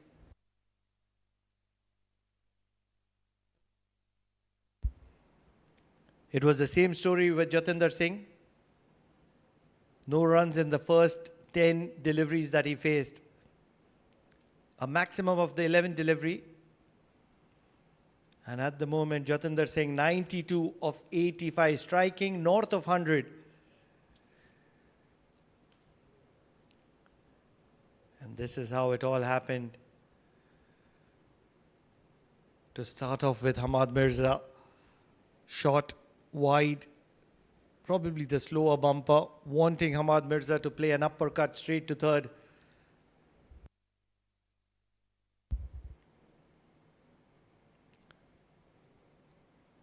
Nudged, and Jatinder Singh is not going to be going for that one. 4 dot balls in a row.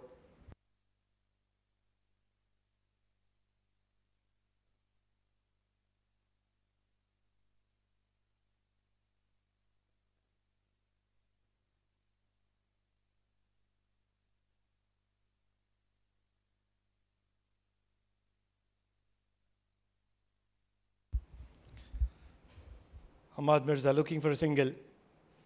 Short and wide, cut just over point. In the air, he's an attacking player, he's a positive player.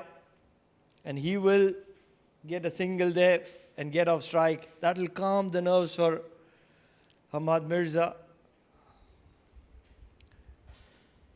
He's just an innings away. Very talented, great quality. And that's why great expectations, very high expectations from Hamad Mirza.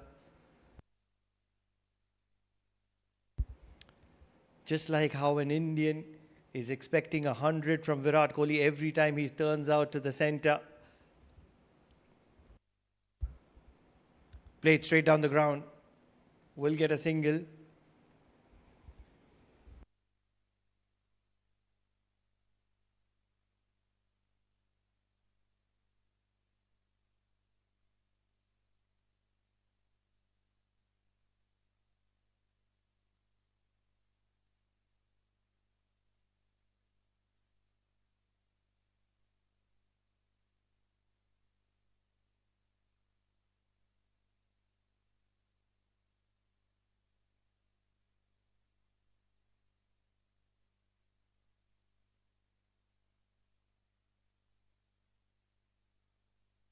"31 overs gone, 165 for the loss of 2.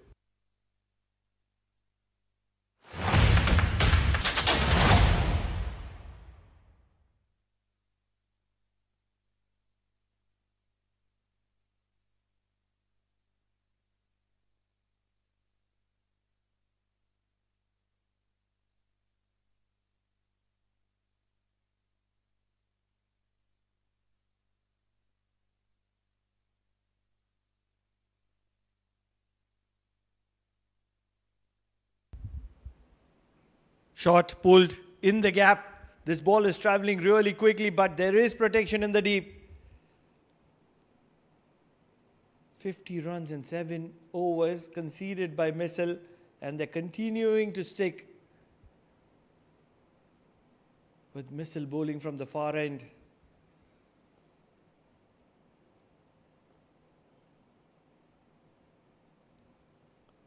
If you ask me, this is going to be a very good contest because Hamad Mirza likes to play his shots, especially on the offside.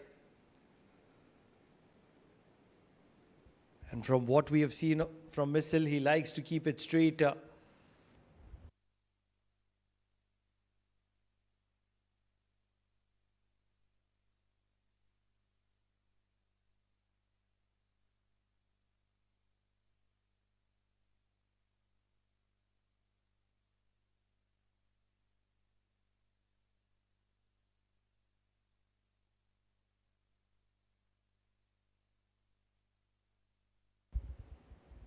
Needs a little more time. Jatinder Singh into his 90s, the nervous 90s. Nervous or not, we would know he was loved to attack Missile. Dancing down the track once more, inside out on this occasion. This ball is traveling all the way as well. I feel this is the third maximum against Missile. He's taken a liking for Missile, and this is going to be the 100 for Jatinder Singh. The Thai comes out. Why not? Jatinder Singh, take a bow. He accumulates runs as if there is no tomorrow, relies on his quality and consistency, and that's exactly why Jatinder Singh is a champion. Mudassir Ali Qureshi has given him a tagline, and he's standing up to that tagline. The Singh is the king and the ring belongs to the king. Jatinder Singh is a maestro. Cut really well, finds the gap. This one's going to go to the boundary as well. Missile is going to be getting nightmares of Jatinder Singh with the way Jatinder Singh is facing Missile. Don't take it away from Missile. He's a quality bowler. We have seen that in the T20s. But here in the 50-over format, Jatinder Singh has taken a liking for Missile. 62 runs in 7.4 deliveries. I am 100% sure that this is probably going to be the final over that Missile is going to bowl, unless and until he's able to produce a gem of a delivery in the remaining one delivery of his. Has to be the spell for Missile. Goes through him, and Jatinder Singh will hold on to the strike for the next over. 32 overs done, 179 for the loss of just 2 wickets, and Oman are cruising here.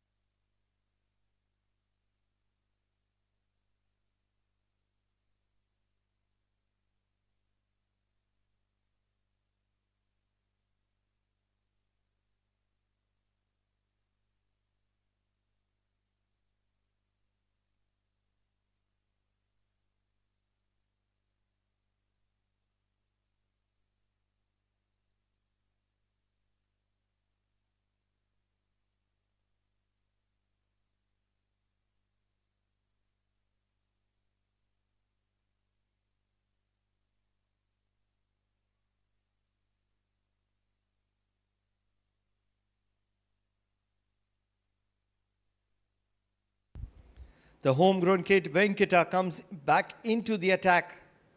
Pulled well. Just fine. Just fine enough of deep square leg. Another boundary for Jatinder Singh. He's making it look so very simple. And he's accelerating to the advantage of Oman. Goa need to get the wicket of Jatinder Singh really quickly, or else this game is done and dusted. He's known for scoring big hundreds. As a matter of fact, he's known for scoring 200s as well.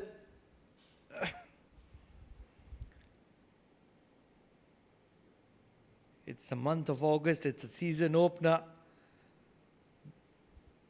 The peak summers have passed, but the summer is still here.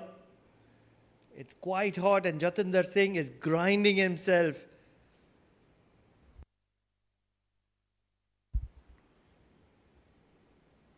Good length and driven just straight to backward point. Won't be runs.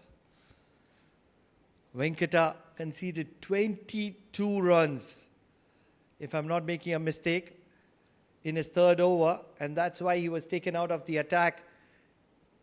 He's been brought in back in the 33rd over of the game.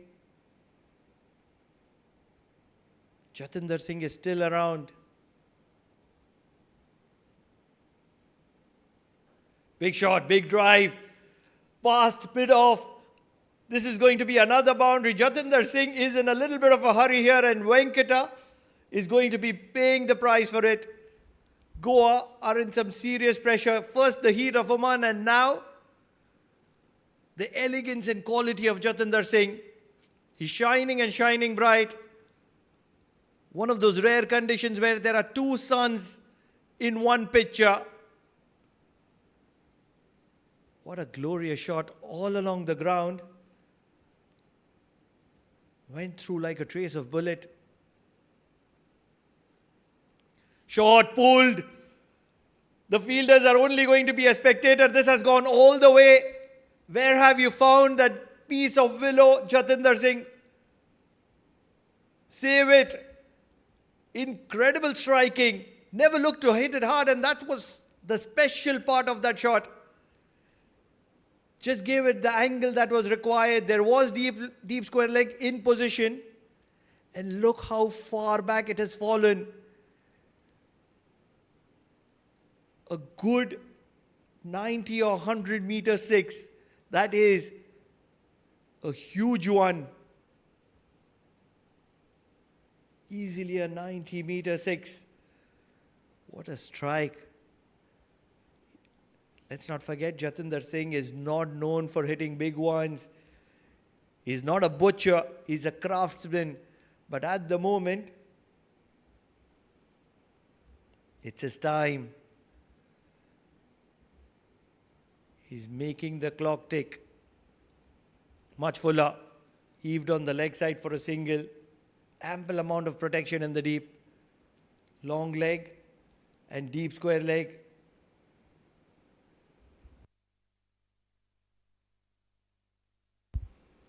Not much that Hamad Mirza needs to do. Oh, it's a free hit. When you've already conceded 17 runs, rather 15 runs of the over,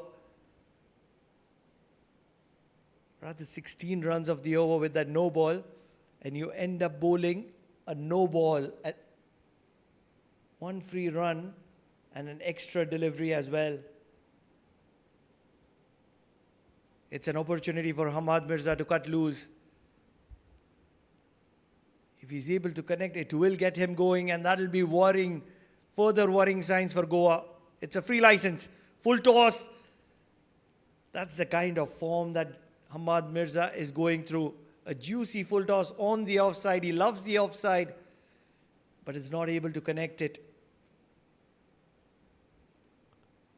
Funny things can happen with you when you're not in form. On the other hand, Venkata will take a sigh of relief.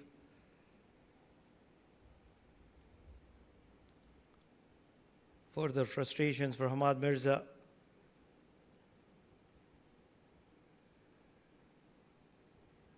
rushed around for a dot ball of the final delivery. 33 overs gone, 195 for the loss of 2. Oman are controlling the shots, or rather calling the shots at this moment.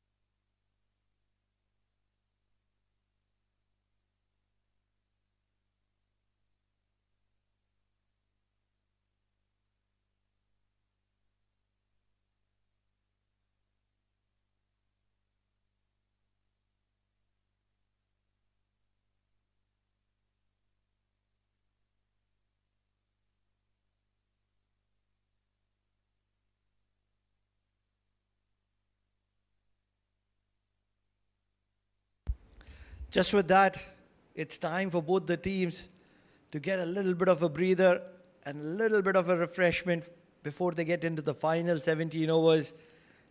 If you look at the scoreboard, your eyes might just get a little bigger. 120 not out of 95 deliveries. Jatinder Singh, who started off with 10 dot deliveries on the trot. Hasnain ul Wahab was fantastic in the middle till he was run out. 54 of 74 for him. Aryan Bisht once again run out, 15 of 23 for him. Hamad Mirza is partnering Jatinder Singh at the moment. 195 runs for the loss of 2 in 33 overs. If you look at the bowling card, there's not much to be talking about except for Vikas. He was the, except for Kaushik. 5.5 overs, 9 runs with an economy of 1.54. He's been the pick of the bowlers. Yes, Deep Raj Gaonkar, 5 overs, 22 runs, and Vikas, 7 overs, 33 runs have been decent as well. But apart from that, everybody has been very expensive. And that's where the game has not been in control for Goa.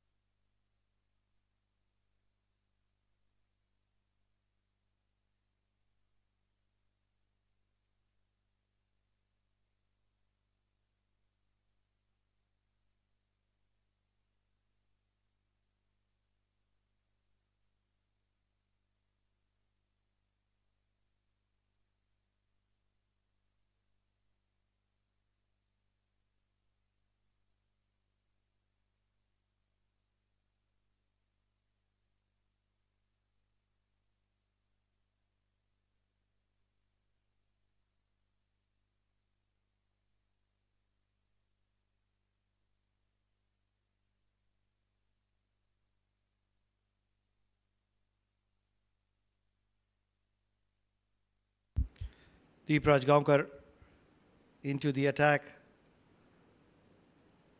One of the two bowlers who have been economical, apart from obviously the maestro, their backbone.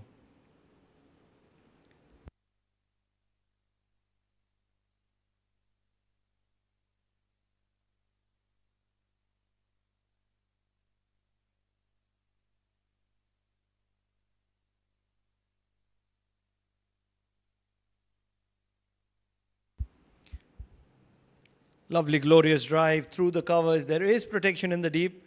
So single.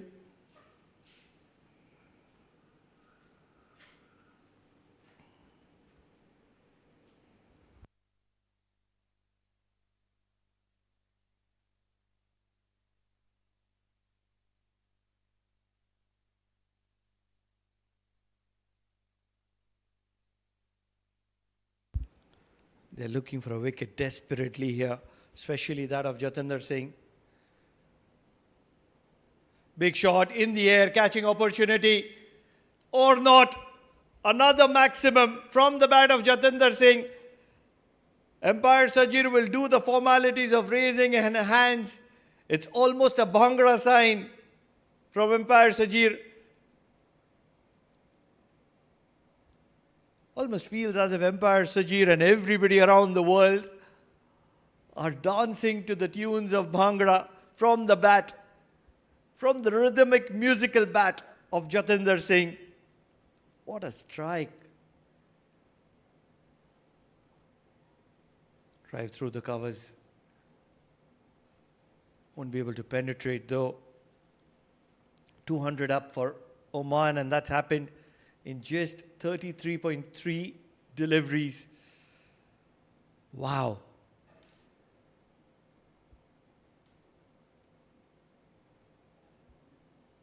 Two ways to look at it. One, the domination of Oman continues even in the 50-over format. Oh, he's found a way through between the bat and pad of Jatinder Singh, who was looking to get a quick single. The timber has been disturbed. Jatinder Singh is going to be taking a walk back, but not before he's done the damage. 127 of 99 deliveries. He's going to be appreciated and applauded by one and all, whether it is the opponent or whether it is his team. He's done all the damage that was required to be done. He would have wanted to get more. But Deep Rajgaonkar, the captain of Goa in the T20 format, in the 50-over format, does the trick. Just a little complacent. Good enough gap between bat and pad, and the timber is disturbed. Is this the moment for Goa to make a comeback? Just over 16 overs to play. Oman are certainly looking at 300 from here. How much more can they get? They do have the firepower. Jitin Kumar Ramanandi will be coming in to bat at number 5. He was ecstatic in that outing. Second T20 versus Goa. Finished the game. Stayed there till the end. When all the batters were back to the dugout, the bowling all-rounders of Oman did the job. Today the batters have come to the party. What can the bowling all-rounder Jitin Kumar Ramanandi do? Can he continue the rhythm?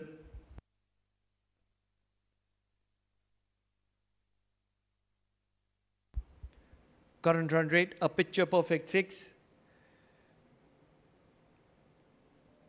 Deep Rajgaonkar looking for a quick single, won't go for it.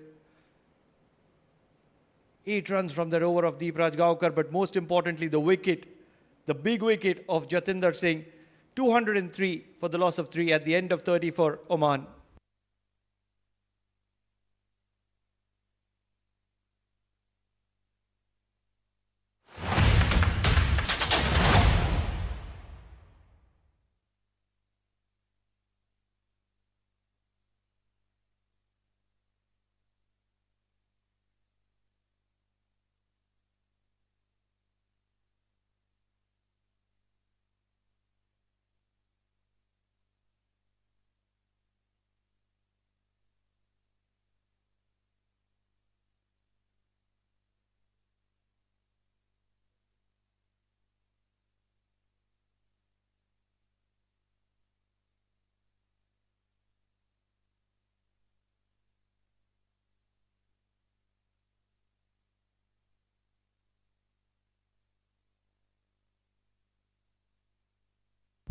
Venkata is going to be off the attack, or he's going to be continuing. He's been expensive. Starts off with the dot ball. Two new batters. Hamad Mirza is just 9 deliveries old. He's got 3 runs. Jitin Kumar Ramanandi is at the non-striker's end. He's just played a delivery.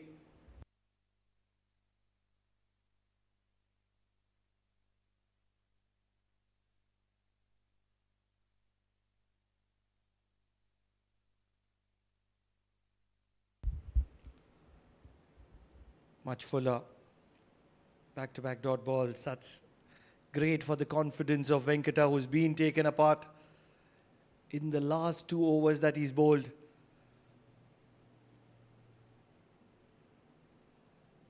The third over that he bowled for himself went for 22 runs.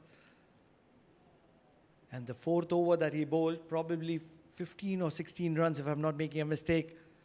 And now he's into his 5th over. Starts off with a couple of dot balls. Back of lane, then it's cut pretty well. In the gap should be a couple of runs.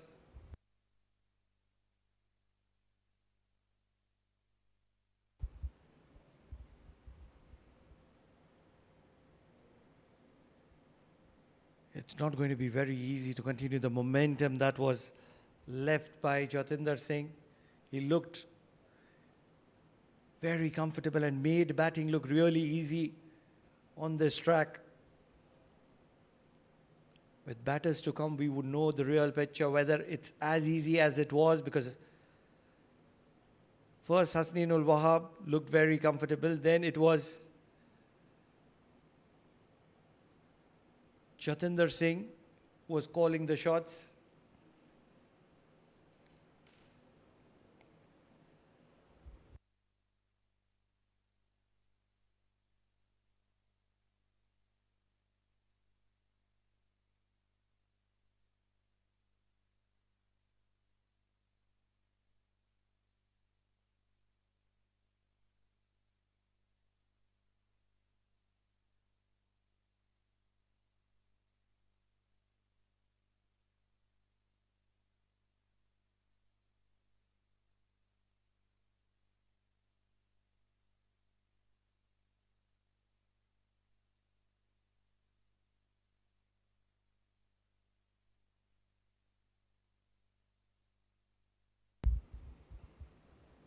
Very full.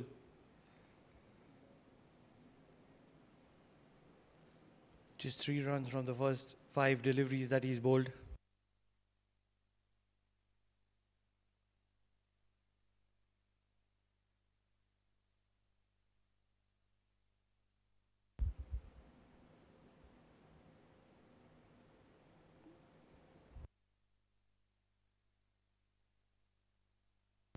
Needs a wicket, Venkata.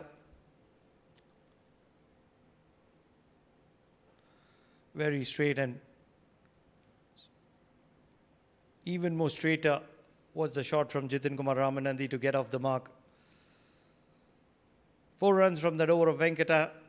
A good one for Goa. 207 for the loss of 3 at the end of 35.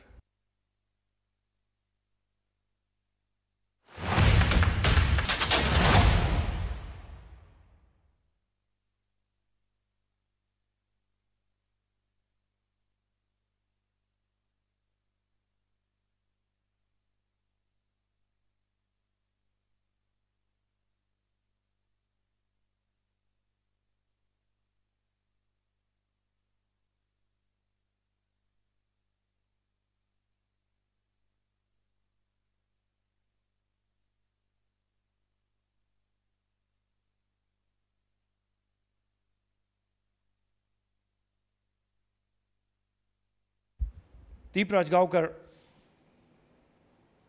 at the moment, he's the hero for Goa for getting the back of Jatinder Singh.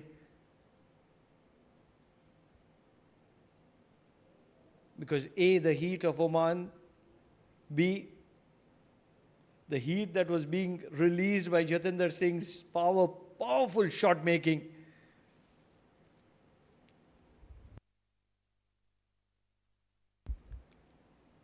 Deep Rajgaonkar has safeguarded Goa from the wrath of Jatinder Singh. And that's where they would want to control the game for the next 5 overs before heading into the final 10 overs.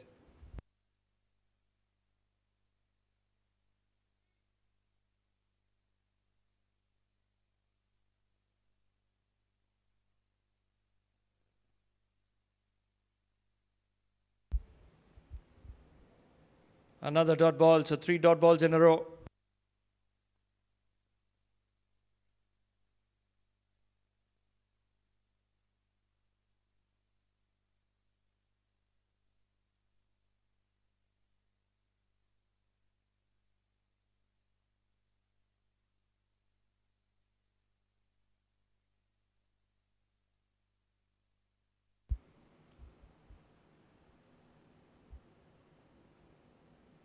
Much fuller.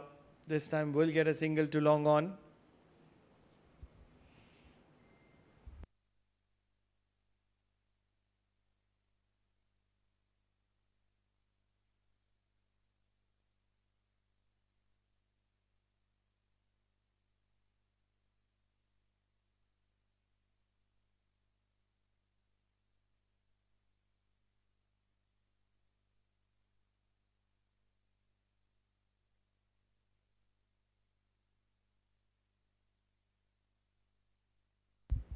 Back of length, then drilled back to long on for a single.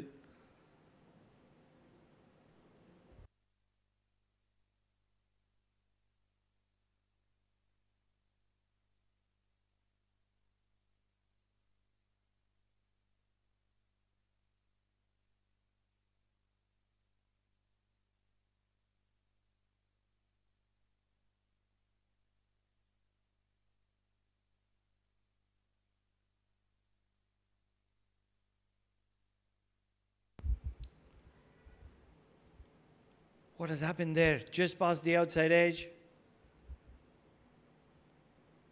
A lot of oohs and ahs for nothing that happened there. Just a couple of runs from that over of Deep Raj Gaonkar. He's bowling a brilliant spell here to bring Goa back into the equation. 36 overs done, 209 for the loss of 3 wickets.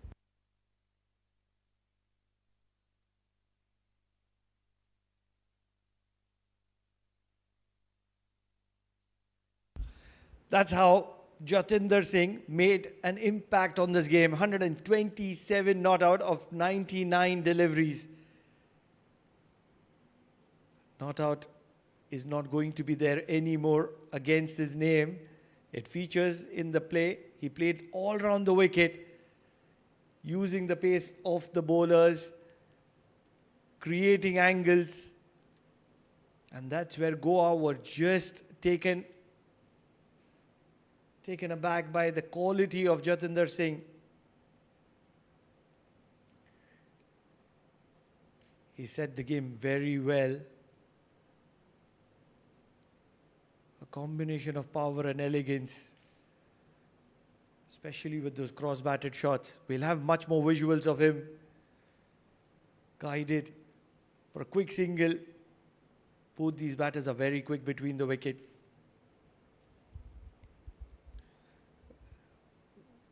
Venkata has conceded 49 runs in 5.1 overs. He's been very expensive. He started off brilliantly, but ever since Jatinder Singh decided to go after him, and then it was Hasnainul Wahab who followed the footsteps of Jatinder Singh, he's never been able to recover from there. Can he change things around? Can he pick up a wicket for himself here? Can he bring Goa back into this game? Yes. Wicket of Jatinder Singh has allowed Goa to control the game, but still Oman are calling the shots. They have a lot of firepower towards the end.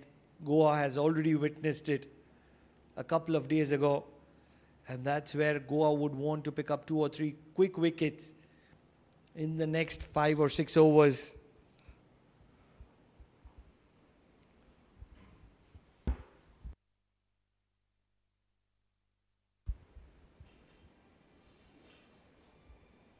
full. Very close to the inside edge of Jitin Kumar Ramanandi. Could very well have been chopped onto the stumps as well.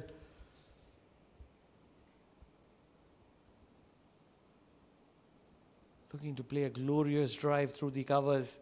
Not able to make an impact.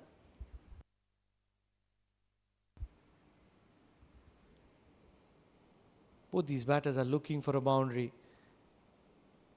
It is often said that one boundary can change your mindset completely. Back of length and cut straight to backward point. Another good over in progress. Just one run from the first 4 deliveries. Ramanandi 2 of 11. Needs a boundary.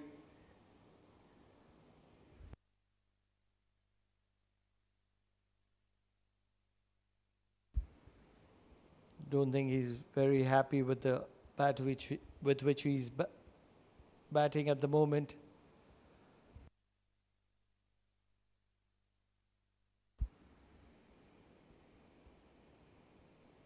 Charging down the track. It's gone straight up in the air.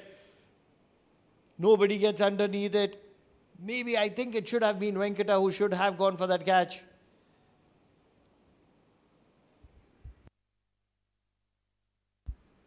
Put Ramanandi in a very awkward situation. I think it should have been Venkata. Not very far from Venkata. Oh, that's exactly what the fielder has to say as well.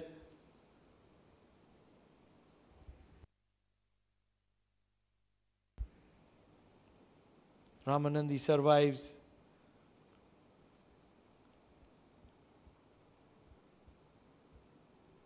Needs a wicket. Venkata. Full toss. Rest on the leg side. Should be a couple of runs.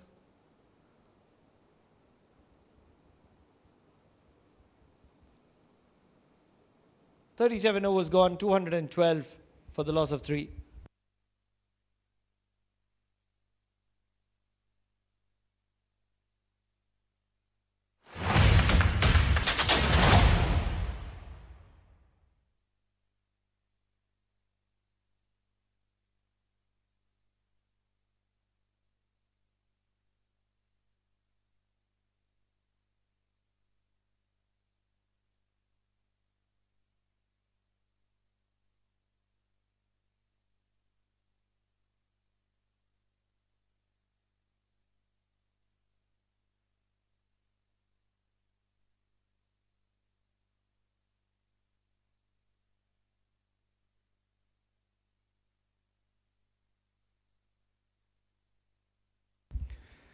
Deepraj Gaonkar. 13 overs to go. I think it is Hamad Mirza who is going to be cutting loose here. Full. Played straight back to the bowler. A deflection will allow them to rotate the strike.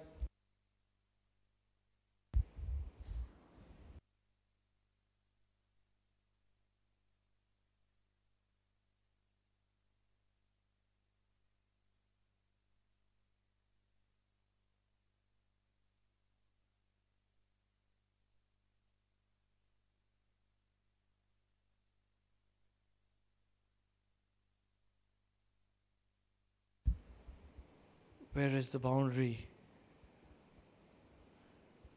Outside edge. Third on the deep.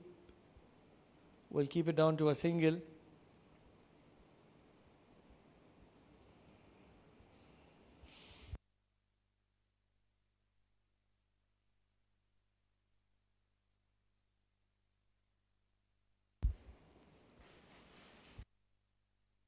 Almost matter of time that Hamad Mirza and Jitin Kumar Ramanandi cut loose.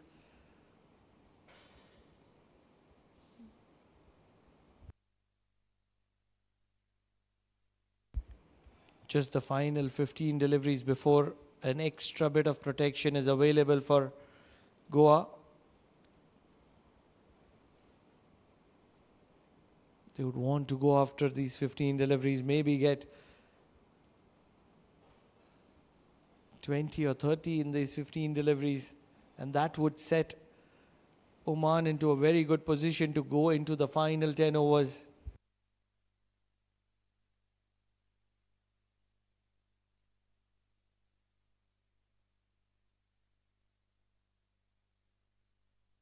Full and over mid-off.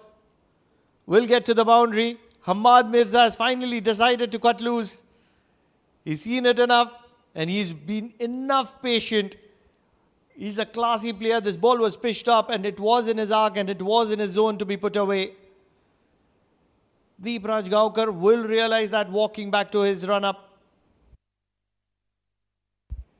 Very full, and all that Hamad Mirza had to do is get it past mid-off to accumulate 4 runs for himself. He'll have to continue doing that. Mid-off goes back to long off. Third comes inside the circle.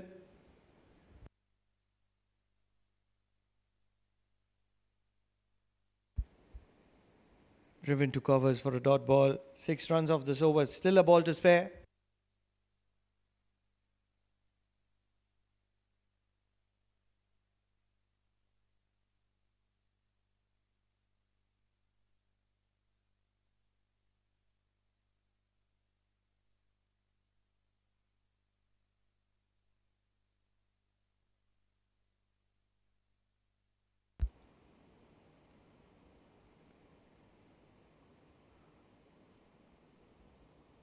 A single past mid-wicket to close that over. 7 runs from that over of Deep Rajgaonkar. 38 overs gone, 219 for the loss of 3.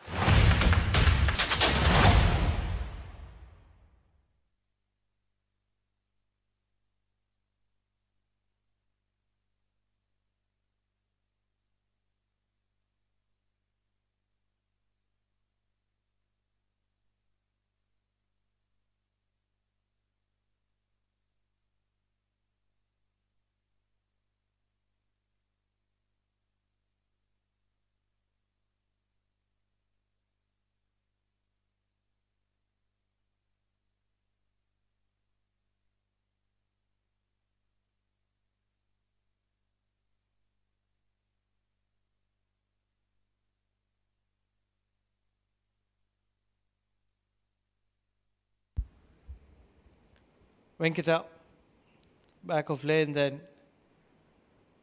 Probably it was the slower delivery, maybe the leg cutter, because the ball did shape away from the right-hander. Played very watchfully, Hamad Mirza. Final 11 deliveries before extra bit of protection available for Goa. Oman will be looking for maybe 3 or 4 boundaries in this 11 deliveries.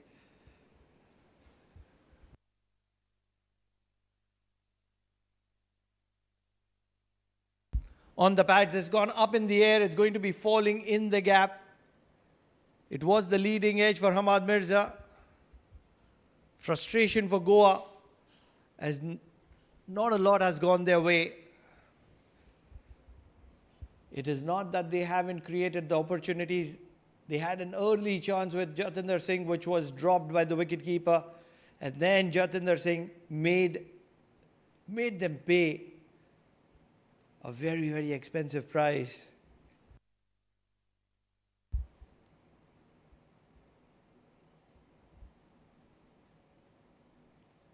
Inside edge onto the pads.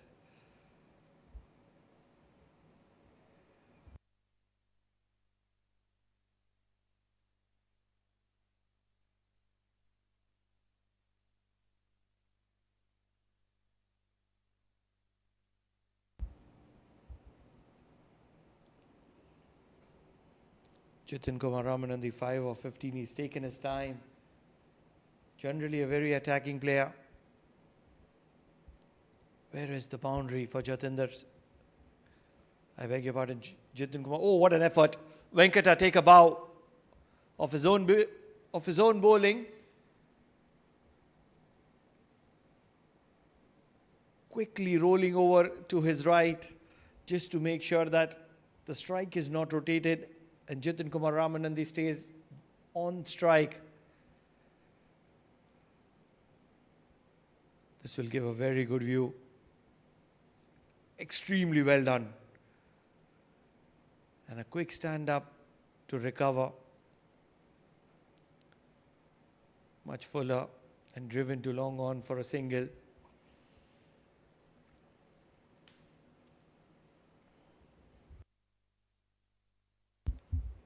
The question is that we expected 260, 270 to be par.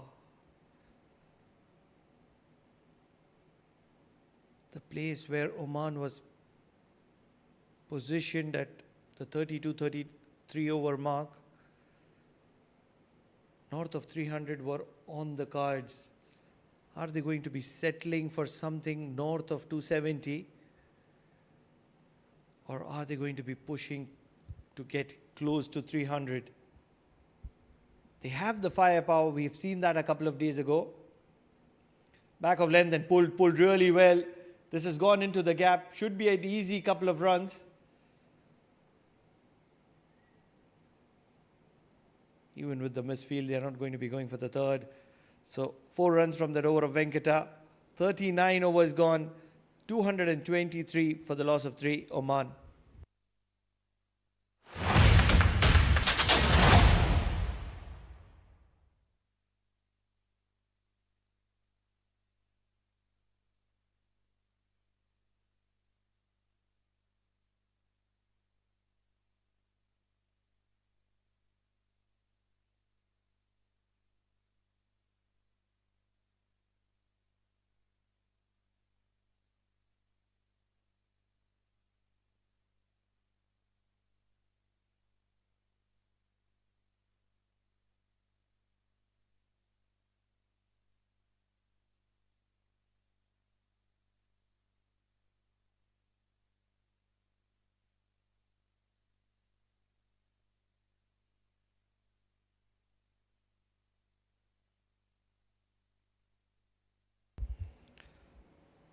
Vikas, 33 runs in his 7 overs.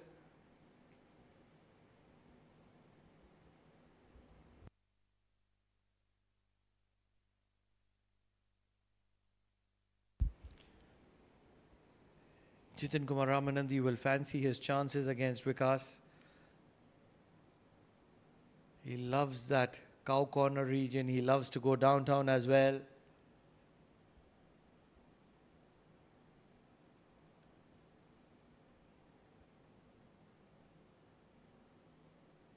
And then he can cut the ball pretty well as well.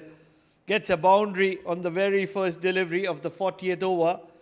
This will get Jitin Kumar Ramanandi going. He was waiting and waiting and waiting for a boundary, but this ball from Vikas deserved punishment all throughout. Shot, wide, with no protection in the deep on the offside. It was begging to go to the boundary, and that's exactly where Jitin Kumar Ramanandi has sent this delivery from Vikas.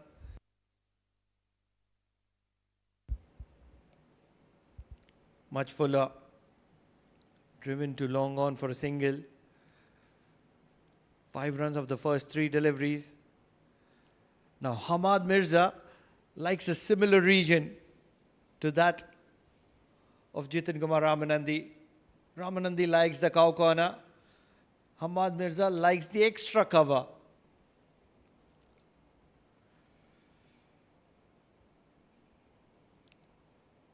Played with a straight bat to long on for a single.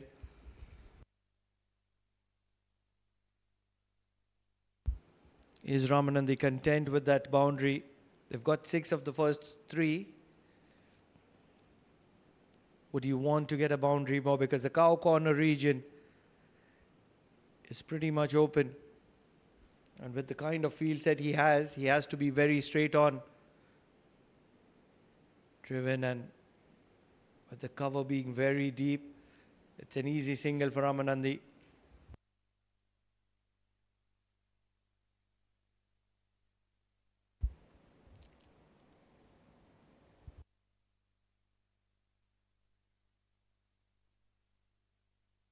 Flighted. No deep mid wicket. It's gone all the way. Hamad Mirza is a classy player. He's known for his impact on the offside, but he's very effective on the leg side as well.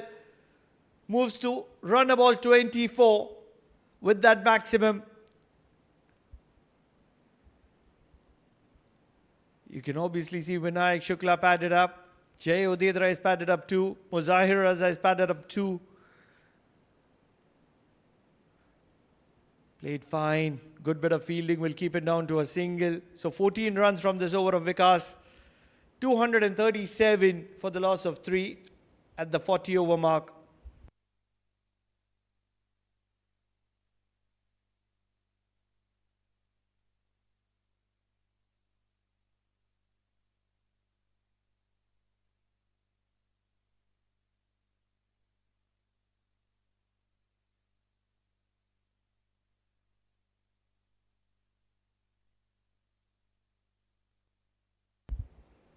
Vinod Babu, a very senior umpire in the domestic circuit of Oman and the international representative of Oman as well. An ICC recognized umpire. He's featured in a lot of international games for Oman and at the ICC level as well. A very senior umpire,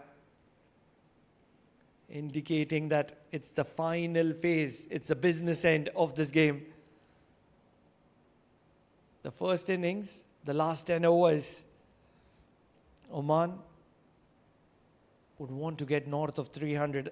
I'm pretty much sure on that.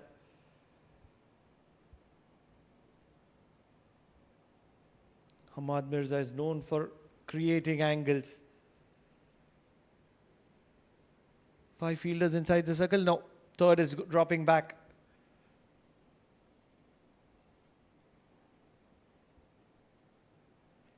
Back of length and pulled really well. This is traveling very quickly in the gap. The fielder at long on is only going to be assisting in fetching the ball back. Bowling back of length to these Omani batters is not a great idea because they really cut, pull really well. Not a lot that was wrong with that delivery. It's just the quality of Hamad Mirza. Very impactful stroke maker.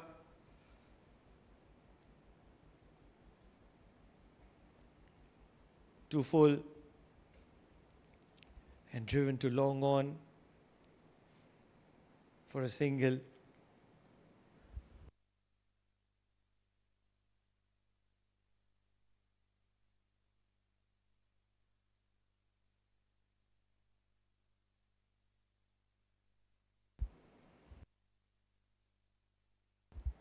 Very technically correct is Jitin Kumar Ramanandi. Started his career as a bowling all-rounder. At the moment, he's doing extremely well at the national levels. Batted at number 4 in the first T20, bat number 5 in the second T20. Shot, cut really well, not well enough. So just a single for Jitin Kumar Ramanandi. Even in this game, he's batting at number 5, so he is considered as a genuine middle order batsman.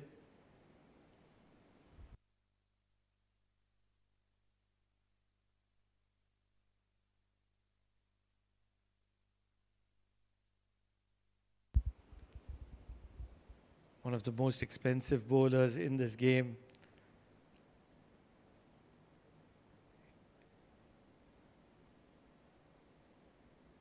Venkata has his name among that list and he wouldn't be very happy about it. Cut well. Just a single to sweeper. Hamad was looking for an extra run, trying to be cheeky.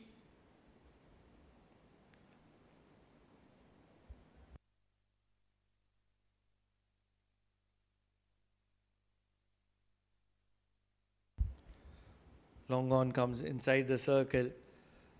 So Venkata is looking to go short.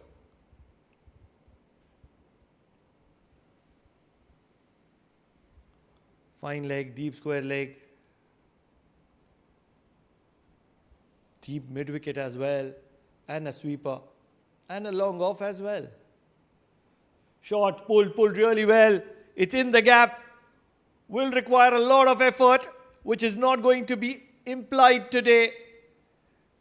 Probably had a terrible fall on his knee. He's limping. It's gone through him. Oh, he's in a little bit of a bother. That was struck fiercely from the bat of Jitin Kumar Ramanandi. Oh, made a mess of that. Probably landed on his knee. It could be mighty painful.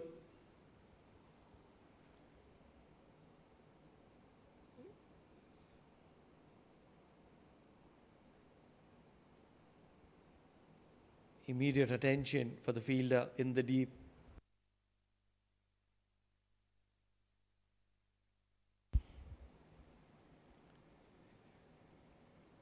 Oh, he's holding on to his groin as well. 11 runs of this over. Venkata continues to be expensive. Nudged around. They're looking for the second. Jitin Kumar Ramanandi very quick, but he'll have to settle for a single. So 12 runs from this over of Venkata. He continues to be very, very expensive. 67 runs in his 8 overs. 41 overs done. 249 for the loss of 3.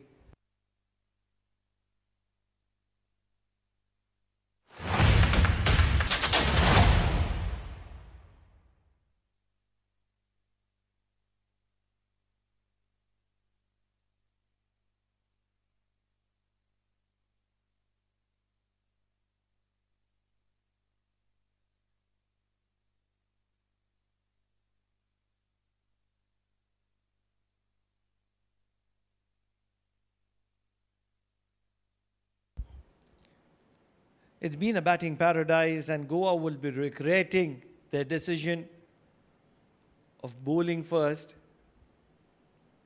because Oman have made them pay, and it's been an expensive affair.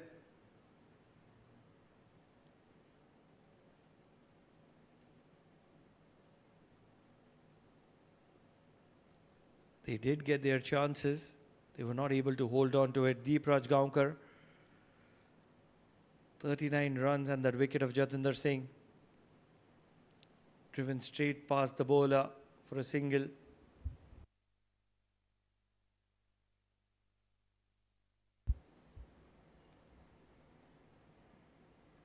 .250 up for Oman for the loss of 3 wickets.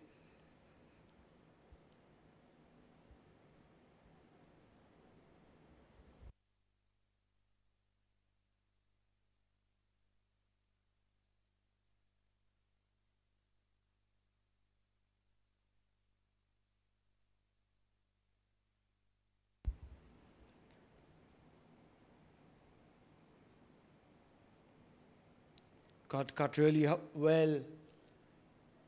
Sweeper will restrict it to a single.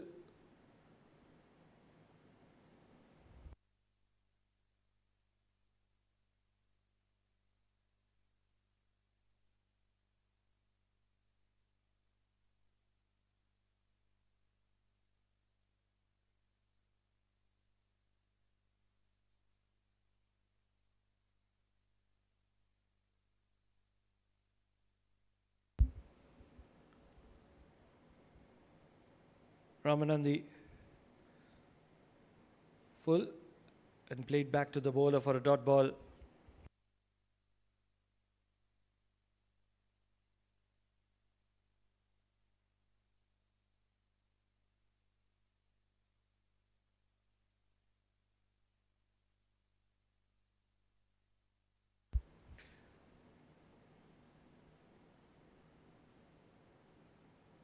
Has to be looking for a boundary here. Ramanandi is an aggressive player. Shuffling across, too full and played very sensibly. Has to be pushing for the second. A good call keeps it down to a single, or else Hamad Mirza would have been in a lot of trouble.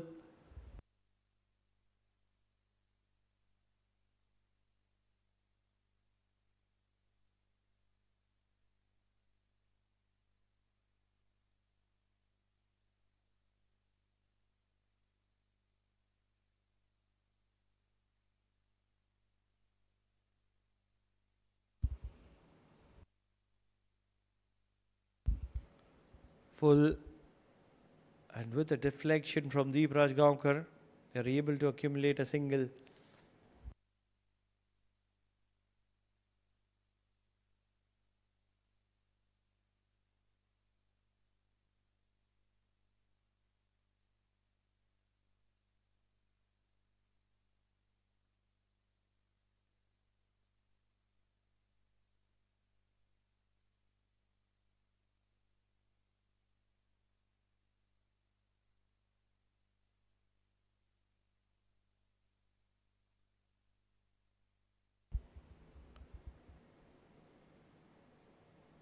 Shuffling across the stumps, pulled towards the cow corner. He loves the cow corner. Jitin Kumar Ramanandi has a love affair with the cow corner, and he struck up impactful boundary on the final delivery of Deepraj Gaonkar's ninth over. 257 for the loss of 3 at the end of 42.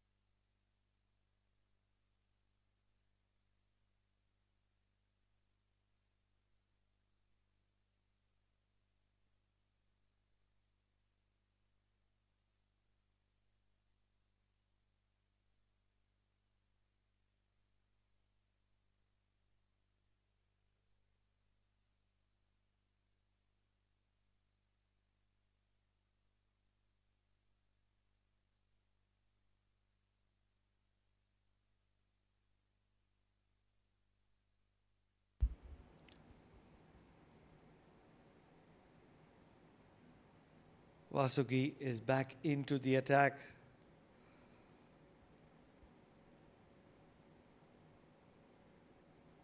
And that's good news for Goa because he had to go out of the ground without completing his 6th over.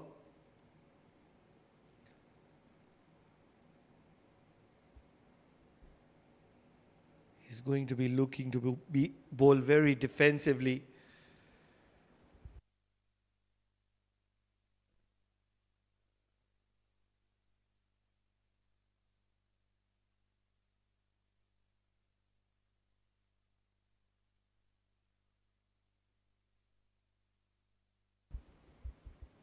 Watch out for the cover region.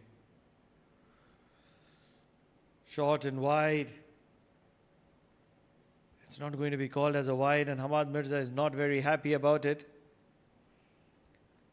Find me a batter who is happy with a decision not coming in his favor.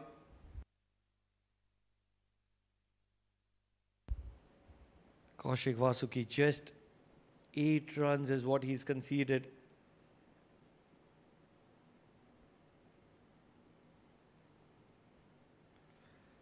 Driven through the covers. This has to be a couple of runs. Good running between the wickets between Hamad Mirza and Jitin Kumar Ramanandi. Very fit. 2 young guns of Oman cricket. Left and right hand combination. Watch out for the cover region. Vasuki is looking to keep it wide of the arc of Hamad Mirza. He loves the offside. He loves that cover region. Quick single. We'll have to hurry. Quick enough.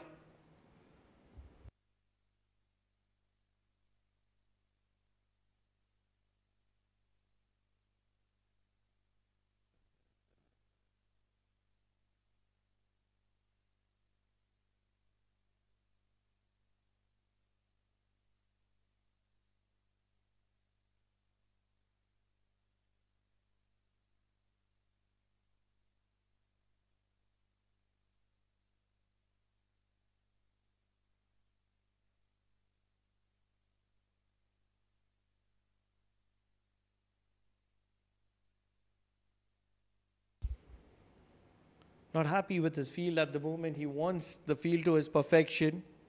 Kaushik Vasuki in search for his first wicket. On the pads, a quick single, directed required, dive put in.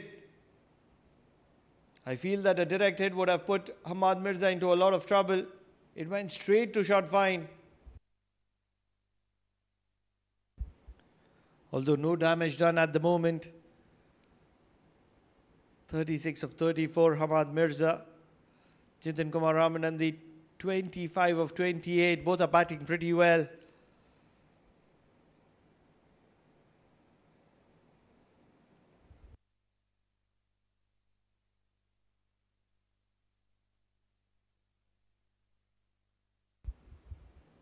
Short, slower delivery. Lets it go.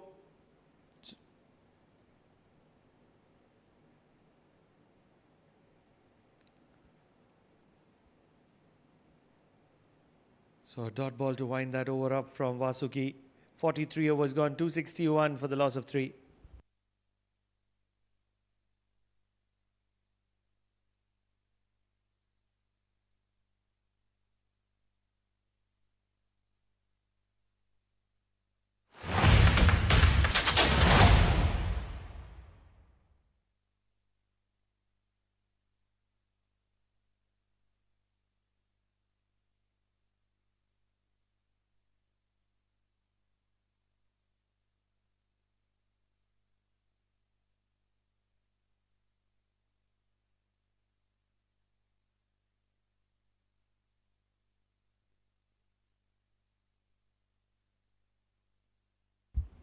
Final over for Deep Raj Gaukar. 47 runs and a wicket of Jatinder Singh.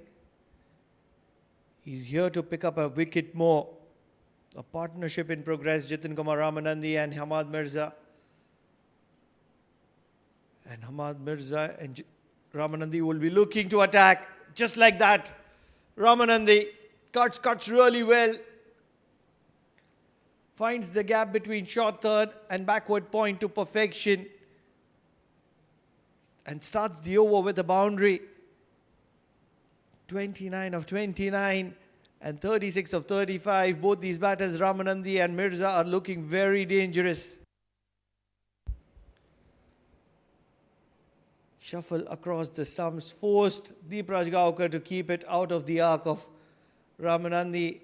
And that's where Ramanandi found the space to cut it.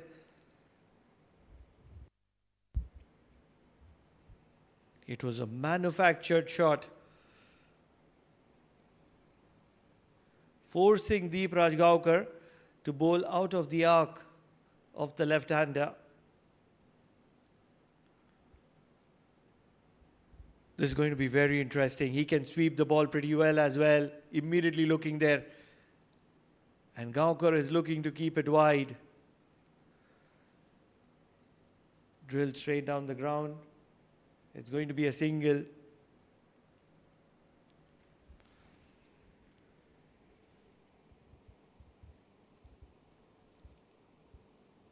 As of now, Hamad Mirza hasn't played anything over covers. Generally, in an innings of 50 runs, Hamad Mirza will probably have 4 to 5 boundaries over covers.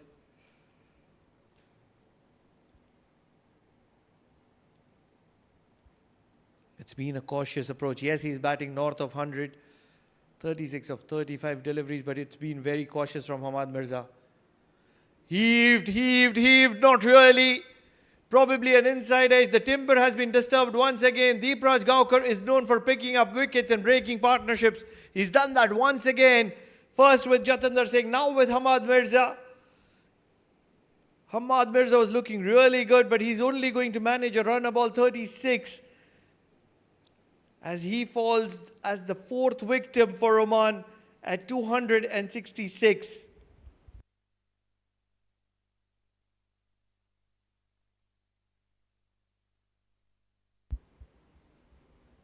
Probably might have missed a straight one, trying to heave it across the line. A little bit of deflection of the wicket as well.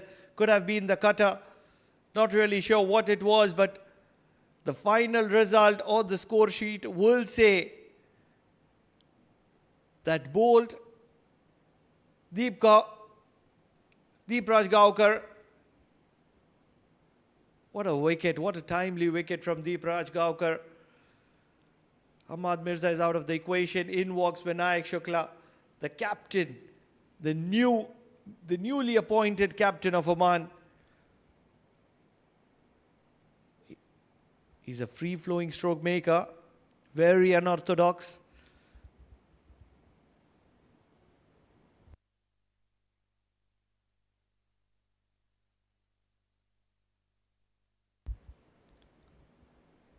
If you want me to define Vinayak Shukla for you, he's a replica of the young Mahendra Singh Dhoni, a wicket-keeper batsman, loves the power game, doesn't like to move his feet a lot, believes in his hand-eye coordination, and strikes really clean.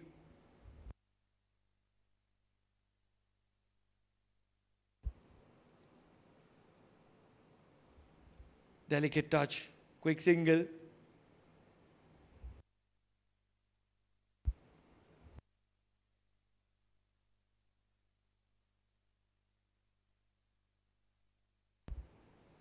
The approach of Chitin Kumar Ramanand is going to be very interesting. He's got a run about 30. Is he going to continue his power game? Because just a couple of deliveries remaining for Deep Rajgaonkar. Does he want to watch him through, or does he want to go after him?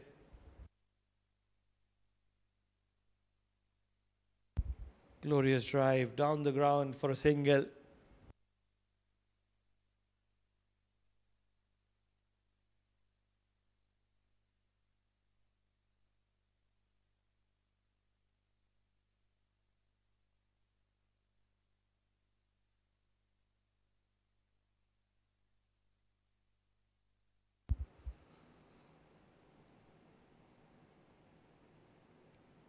Vinayak Shukla just past the outside edge. It's going to be a dot ball, so 7 runs of this over of Deep Rajgaonkar, but most importantly, the wicket of Hamad Mirza. 4 wickets now in Oman, 268 on the board, yet 6 overs to play. Can Oman get north of 300?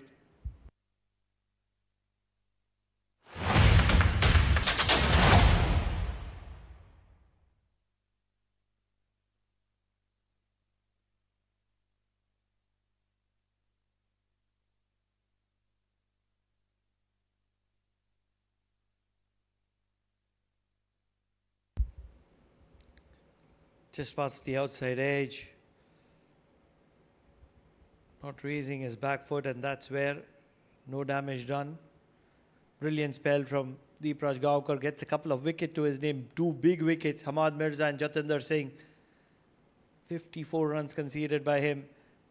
As Kaushik Wasuki continues from the media centre end.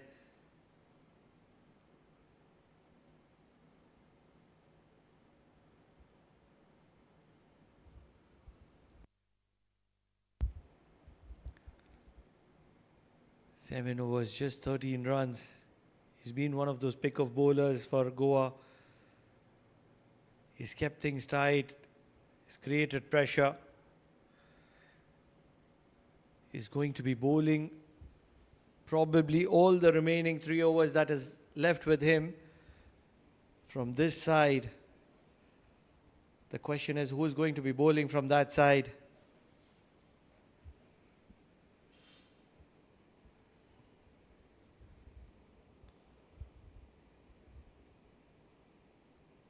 th hasn't picked up a wicket, would want one. Full, called as a wide. Vasuki is complaining that Jitin Kumar Ramanandi has shuffled.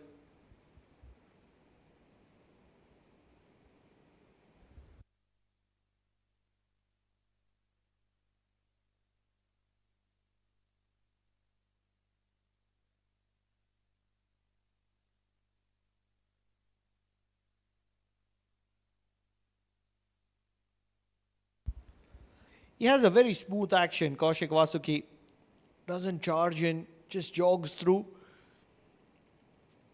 and bowls in the right lines, right lengths. making things difficult for the batsman.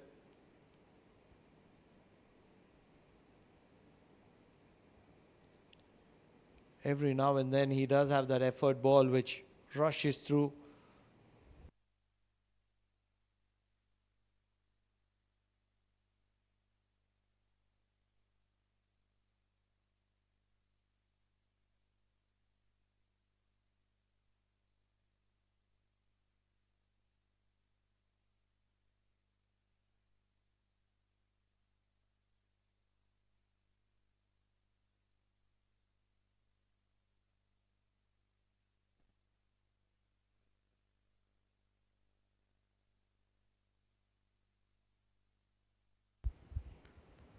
That ball sharply came into the arc of Vinayak Shukla. Doesn't like to move his feet a lot, and that's where he would want to be a little watchful towards Kaushik Vasuki.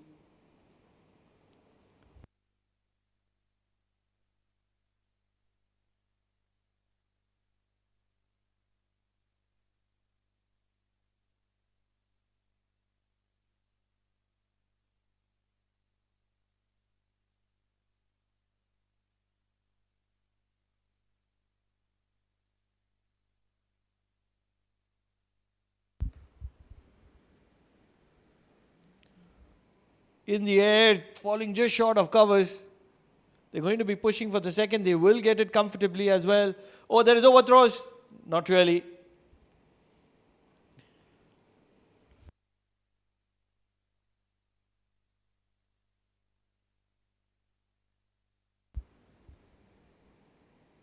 Vasuki is not really happy with the effort in the field.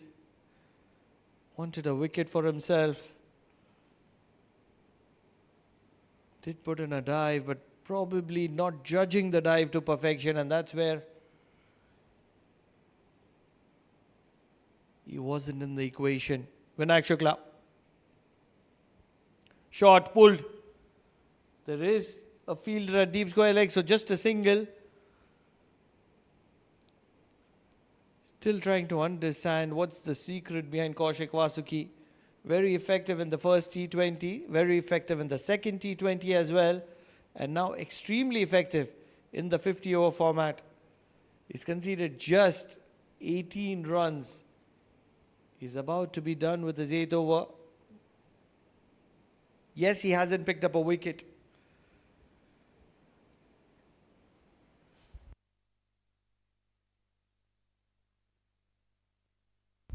Shot pulled. Once again, it's just a single. 19 runs from his 8 overs, Kaushik Vasuki. 45 overs done. 274 for the loss of 4. 5 overs to play for Oman.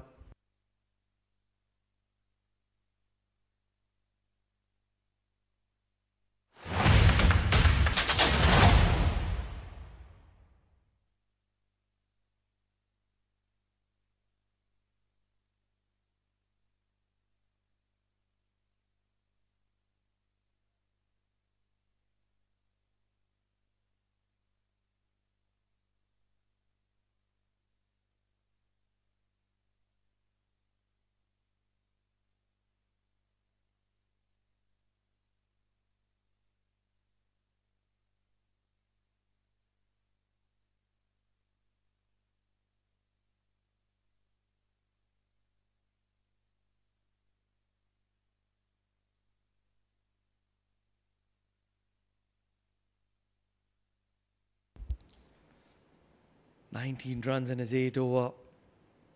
An economy of just north of 2. Kaushik Vasuki is a maestro.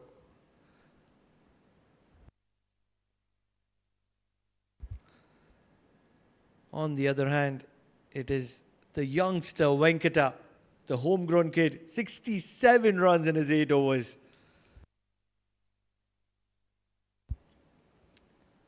Immediately as soon as he comes into the attack, the long handle and the big backlift comes into the equation. Although it's just been a single on the first delivery.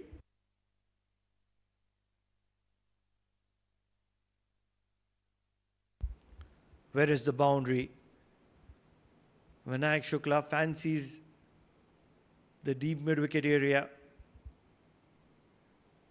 He likes to be cheeky as well. Late cut towards third.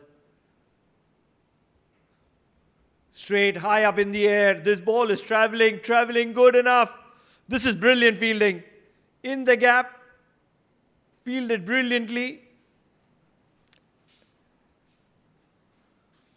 What a fantastic piece of fielding.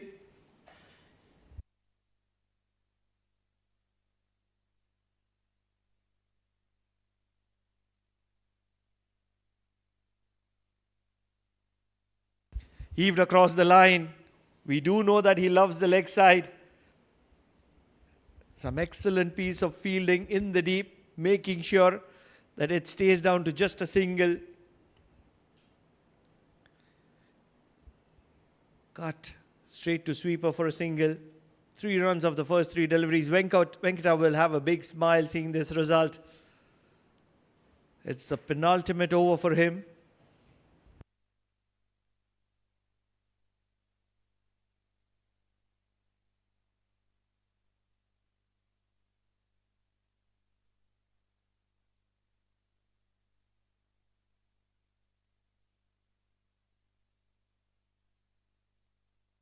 Shot pulled. There is fielder in the deep, and he's going to hold on to it. Vinayak Shukla, the newly appointed captain, is not going to be in the middle for a very long time. A quick 5 of 6 deliveries for him as he departs back to the dugout as the 5th wicket for Oman. 277 is already on the board. Muzahir Raza. Probably could we label him as an impact player?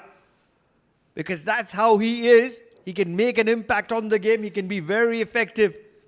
It was back of length. Probably the slower delivery. Rolling his fingers over. Caught straight at deep mid-wicket.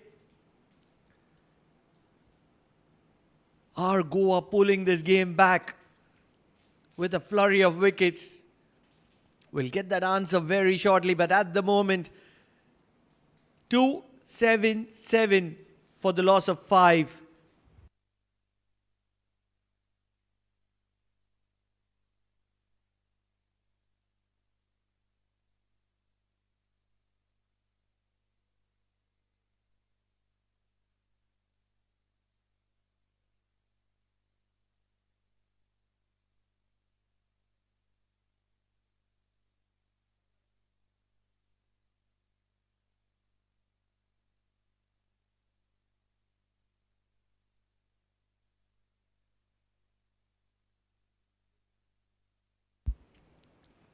Back of length and guided to third.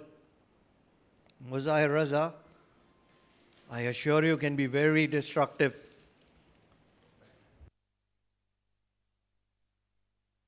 He's known for striking those lusty blows. Starts off very watchfully. That wicket of Vinayak Shukla can be a difference of probably 20 runs. That's how effective Vinayak Shukla is.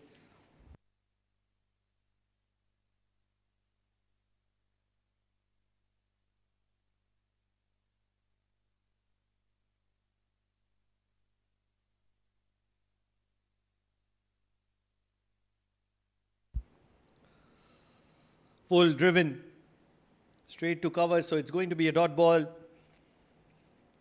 Just 4 runs from that over of Venkata, and finally he's got a wicket to his name. The captain of the opposition is in his bucket. 71 runs in his 9 overs as well. 46 overs done, 278 for the loss of 5.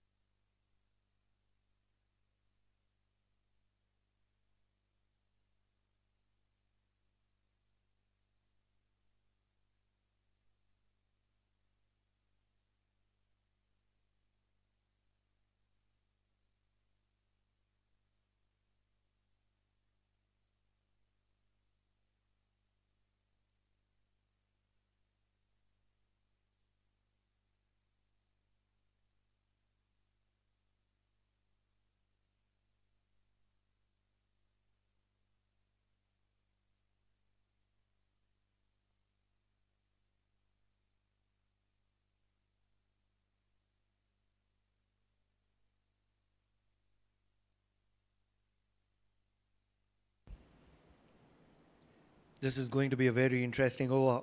Kaushik Vasuki in his 9th over.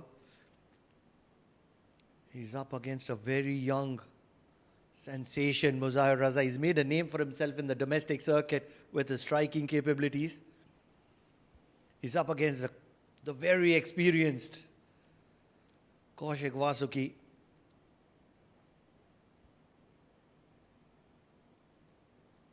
Gets a stare, Muzahir Raza from Kaushik Vasuki.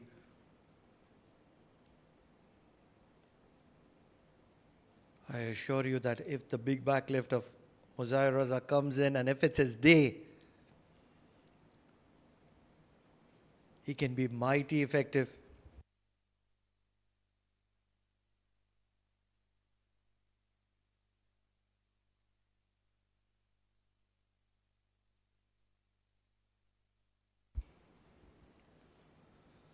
Big shot. Past covers. This is exactly what I was talking about. He's a stroke maker. He likes to make things happen. Kaushik Vasuki, who was respected for 49 deliveries in his spell. Spell 1, spell 2, spell 3, everywhere he was respected, has finally leaked a boundary, and it is against Muzahir Raza. In his arc. And once Muzahir Raza's big backlift throws the kitchen sink, the ball does travel very quickly from his bat. You might see him opening the bowling as well. Sliding down the leg, it will be called as a wide. This is going to be a very interesting contest. I told you from the ball one, because Muzahir Raza is a showmaker.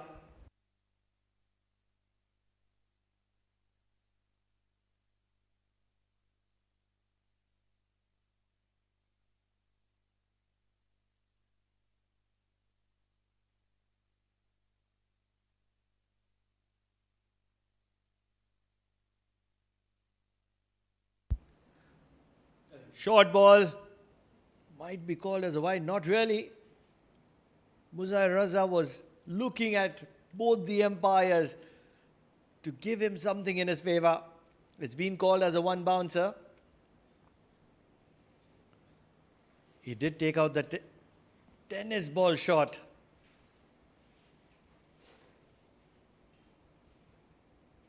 A two-handed overarm. Probably a two-handed overarm smash. Shot and pulled. Is it a catching opportunity? Not really. It's fell just short. And in return, a couple of runs for Muzahir Raza.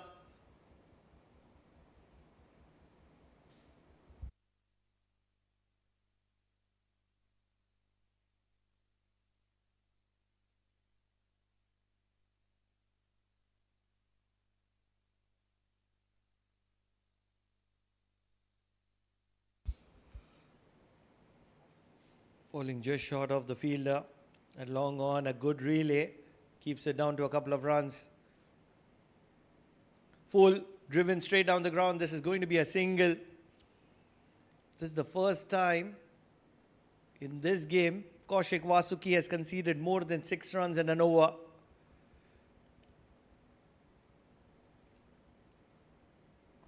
Eight runs so far in this over. He still has a ball to spare. It is almost a confirmation that Oman are going to be scoring north of 300. How much north of 300? They would want to get close to probably 320. Might not get to 320, but close to 320.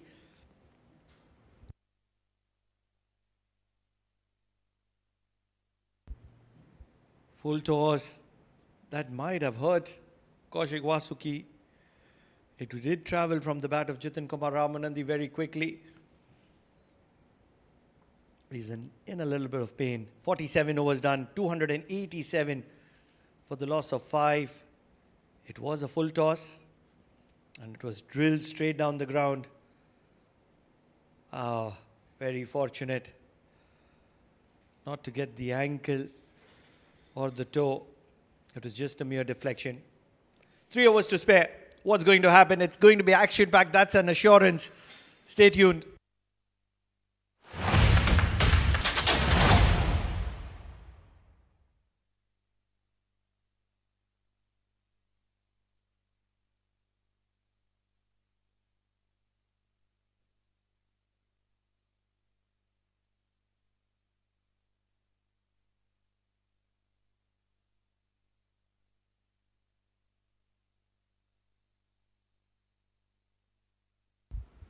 In the arc, big swing. They have to be pushing for the second. They're not going to be looking for it. A bullet throw right from the deep. Everybody was in trouble. Muzahir Raza, the wicket keeper.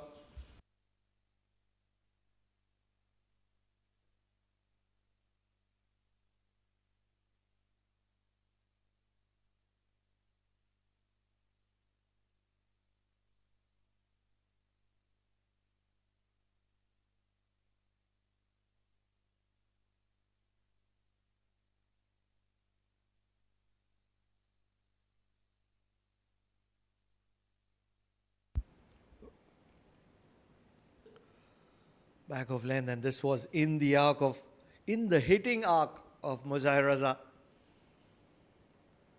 Beaten in pace. Two young sensation, two young talent.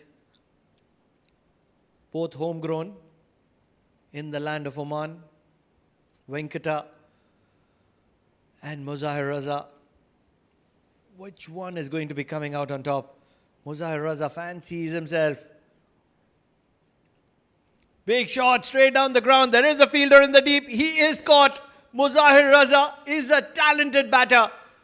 But he's not going to be effective today because Venkata has got the better of Muzahir Raza. Another wicket falls for Oman. They're not able to capitalize right towards the end. Sixth wicket down at 288. And with 16 deliveries to spare, Oman are in a little bit of a bother here.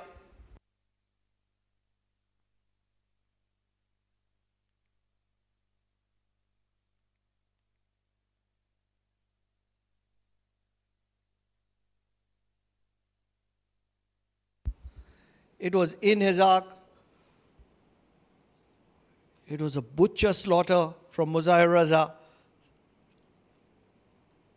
Getting his left leg out of the equation, but not a stable stance, and that's where he was not able to get an elevation. And that's exactly why it went straight down the throat of long off. In comes the hero of Oman. The game that Nadeem Khan won against UAE is going to be talked about for years to come because it was a victory out of the jaws of defeat. UAE was dominating that game. Yes, it was a low-scoring thriller, but UAE was dominating that game for majority part, and that's where Nadeem Khan came to the rescue. Drilled straight down the ground. It's just going to be a single.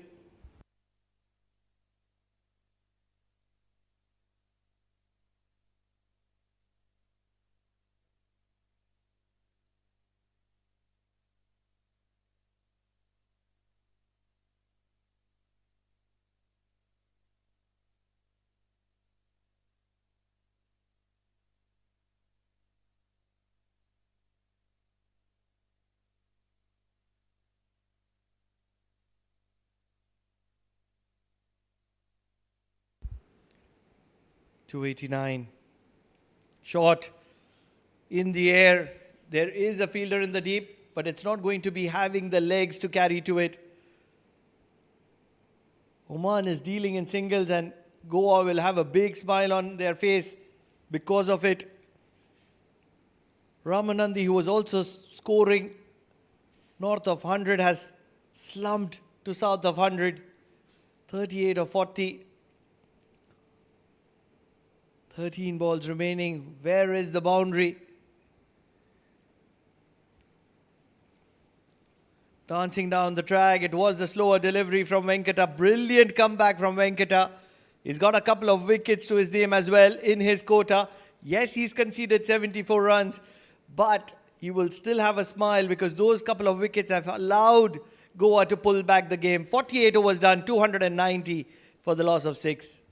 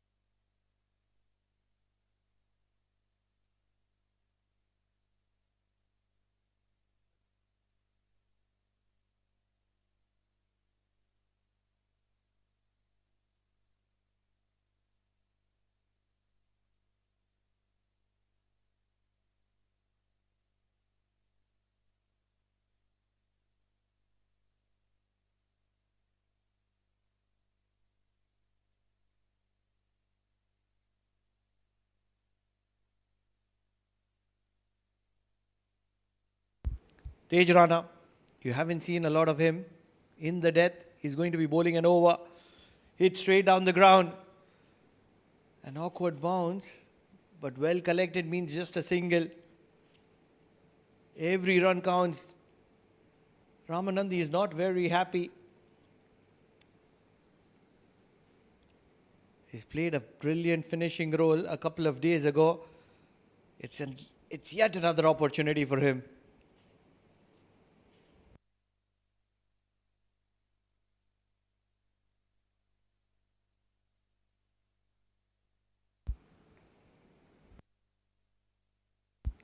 Nadeem Khan is a big striker.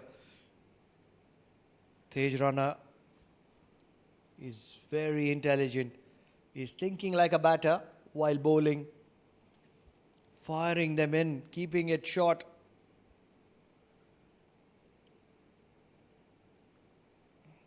Big shot, what a shot. It is a classic shot. And an even better effort in the deep. Not really sure of who the fielder is, but he certainly saved a couple of runs.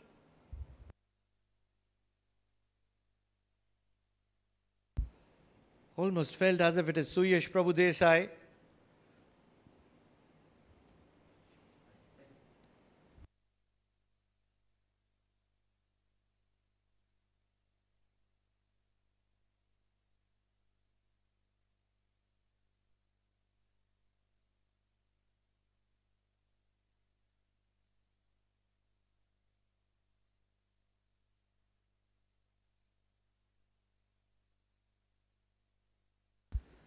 Three runs of the first three deliveries. Tej Rana is doing a fantastic job here in the death.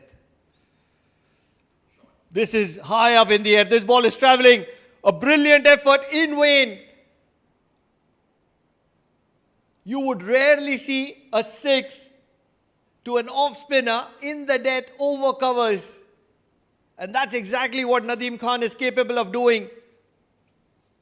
What an incredible strike. Big backlift, never shy of going after the bowler.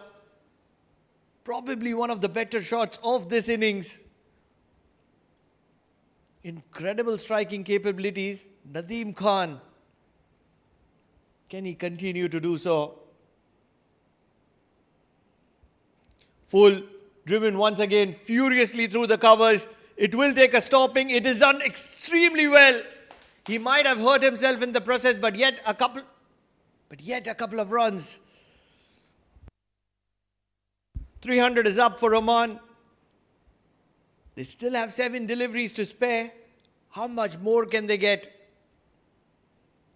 If there was Hasnain Ali Shah, we would have said 320.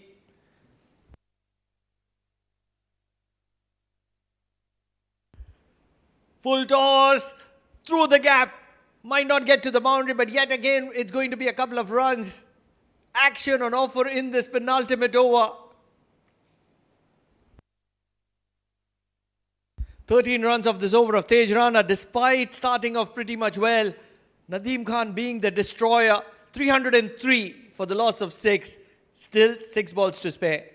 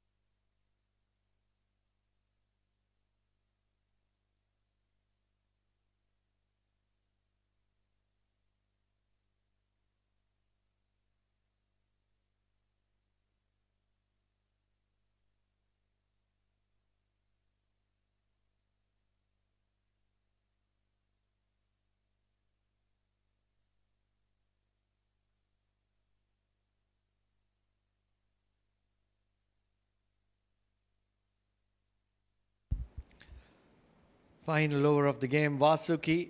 Final over for him as well. 28 runs is what he's conceded. He's been splendid. But towards the end, they've gone after him. Out of the arc of the left-hander. It will be called as a wide. He'll have to use all the tricks of trade to keep it in control. 304 already on the board. 6 balls still to spare.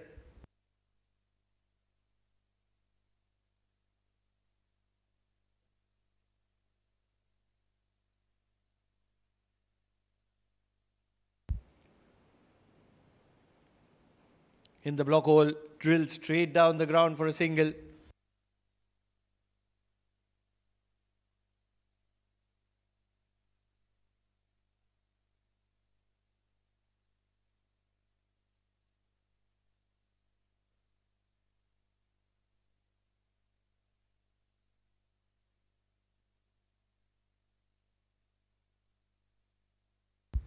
"13 of 7 deliveries, Nadeem Khan is known as the destroyer.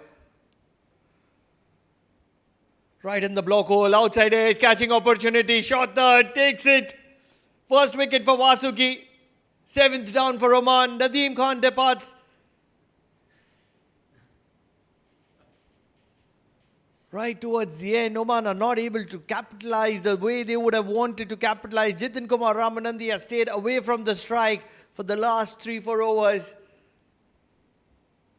Slumping down to 305 for the loss of 7. Vasuki, who has been one of the pick of the bowlers for this innings, finally picks up a wicket. And that's where they would want to keep Oman below 310. Can they do so? Wide and out of the arc of Nadeem Khan, gets a big outside edge straight to short third. Not much that short third had to do about it. 7 wickets down for 305 Oman. Shakil Ahmed, the little dynamite, comes into. He's known for striking late boundaries, short and wide. Will be called as a wide.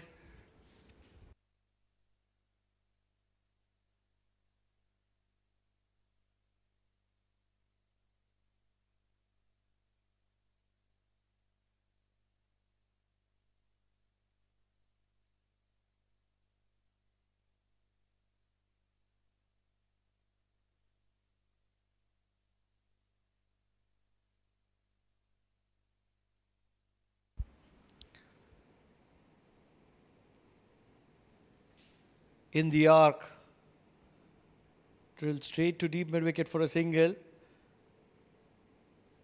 Shakil, as an experienced campaigner, does realize that Ramanandi, if he can get to his 50, that'll be 10 valuable runs in the remaining 3 deliveries.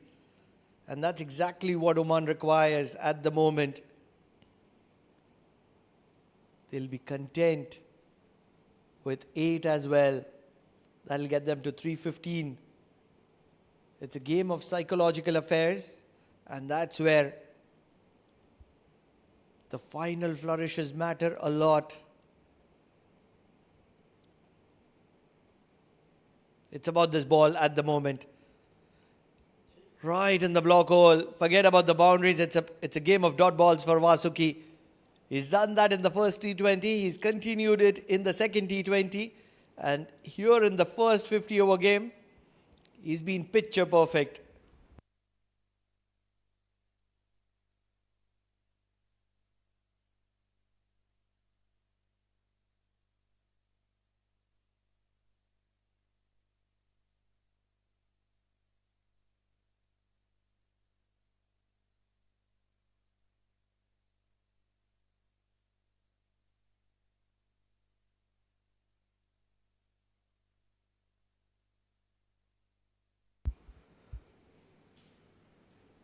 Short. Brilliant bouncer. Not really. It's been called as a wide. Vasuki is not impressed. Neither is the wicketkeeper. But what matters is the decision of Vinod Babu. It is called as the second bouncer for the over. That means that deep square leg is going to be coming inside the circle.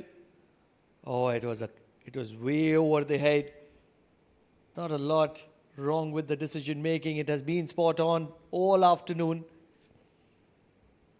It is just the frustration of allowing Oman to get past 300.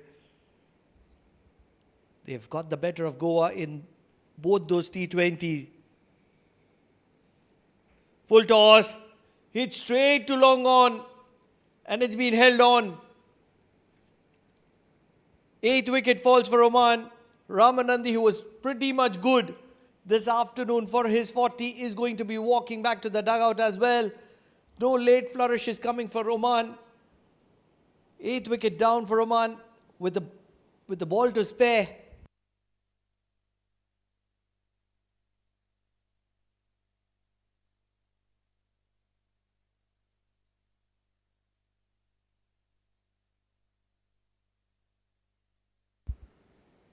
Low full tosses are very effective, getting the bottommost part of the bat. And the rest is done by the fielder. Believe it is Suyash Prabhu Desai catering the long on fence.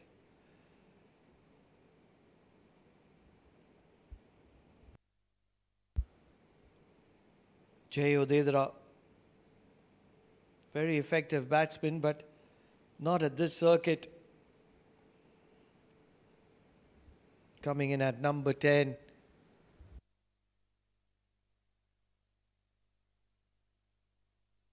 Right in the block hole, inside edge. He's fumbled as well, but still will get a single.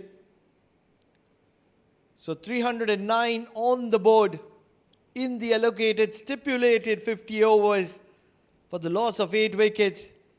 Both those batters, Shakil Ahmed and Jay Odedra, will remain not out on 1 of 1. A couple of wickets for Kaushik Vasuki in the final over of his and in the final over for Goa. He'll end with figures of 34 for the loss of 2 wickets in his allocated 10 overs.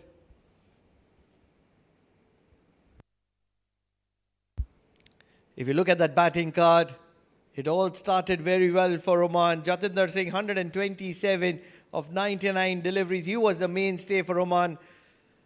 50 coming from Hasnain ul-Wahab. Both together put on a 100-run stand as well. But towards the middle, Hamad Mirza, 36 of 36, and Jitin Kumar Ramanandi, 40 of 44, did the trick to make sure that Oman gets past 300. Towards the end, Nadeem Khan, quick fire, 13 for him as well. Altogether, 309 on the board for the loss of 8 wickets.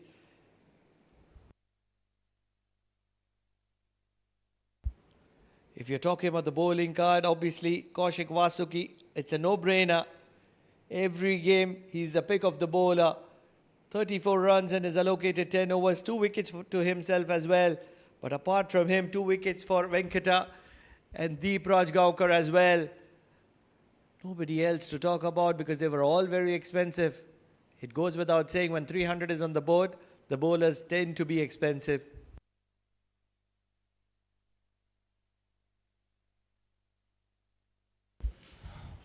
What a wonderful partnership we have witnessed at top of the order. Jatinder and Hassanul Wahab came out with a plan and they executed those plans quite well. They dominated the proceeding the first 10 overs. Quite a few close calls. Venkat started off really well, but then the likes of Wahab and Singh, they punished Venkat for bowling those back of line deliveries. Jatinder Singh was hard against the youngsters. So was Hassanul Wahab. Some glorious hits which went out of the park, showing some class and the temperament. Both these laid a foundation which helped the team to post a huge total on board. This was a struggle time. Couple of catches were put down, but clearly this innings has been dominated by Jatinder Singh and well supported by Hassanul Wahab, finding those out boundaries, and they maintained a healthy net run rate throughout the partnership, which worth more than 100. One of the classy knocks from Jatinder Singh yet again, bringing his 50. And Hassanul Wahab supporting his partner, not wasting much time. He also maintained a healthy strike rate throughout his innings. This was a glorious shot against the spinner by Jatinder Singh. Conditions were hot and humid, and this is where the wicket went down. There was always a third run, but no proper communication, not listening to his partner, Hassanul Wahab, watching the ball, not responding to Jatinder Singh calls, and he lost his wicket. This was a big relief at that moment for the bowling side. Tej Rana came, and in his over, they got a wicket in the shape of run out, looking for the third run, and no proper communication means that was the end of Hassanul Wahab. A knock which was supposed to be knock to remember, but he managed to get to 50. Once Hassanul was back in the hut, Jatin continued his onslaught. Couple of close calls. Bish came, he was off the mark with a boundary, but then again, a miscommunication led to the fall of Aryan Bish. But before that, a reverse shot from Jatinder Singh to get another boundary. His trademark shot and often fetches him maximums and boundaries, and he came really hard against a spinner missile, getting a couple of maximums going down the ground. Good use of the feet throughout this innings by Jatinder Singh, and he showed a great temperament. And this is where they have lost the wicket of Aryan Bish. Excellent piece of fielding by the captain himself, an underarm throw to get rid of Aryan Bish. And this was the phase Jatinder Singh accelerated and accelerated. Though a couple of wickets went down in the process, he brought his another 100 at this venue. It's a home ground for Jatinder Singh. Hamad Mirza and Jatinder Singh stitched a partnership which was dominated by Jatinder Singh yet again. He looked in control throughout his knock, on the back foot, on the front foot. He always made sure to come under the ball and middle the ball properly, so it helped his team to fetch those runs. And also top of that, the fielding has been a bit ordinary. Though we understand the conditions were really tough, Gaonkar was punished by Jatinder couple of times. What a wonderful knock played by the captain. And this is where Gaonkar got better of Jatinder Singh. An incoming delivery trying to play across the line. He lost his shape. Wicket keeper had a tough day. He already put down a catch, then a stamping.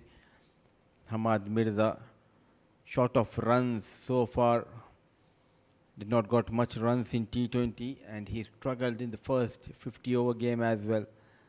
Lot of potential when we talk about Hamad Mirza.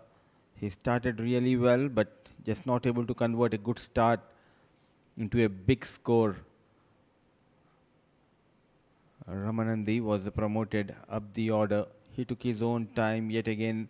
An awkward piece of fielding and dive led to the 4 runs for Ramanandi.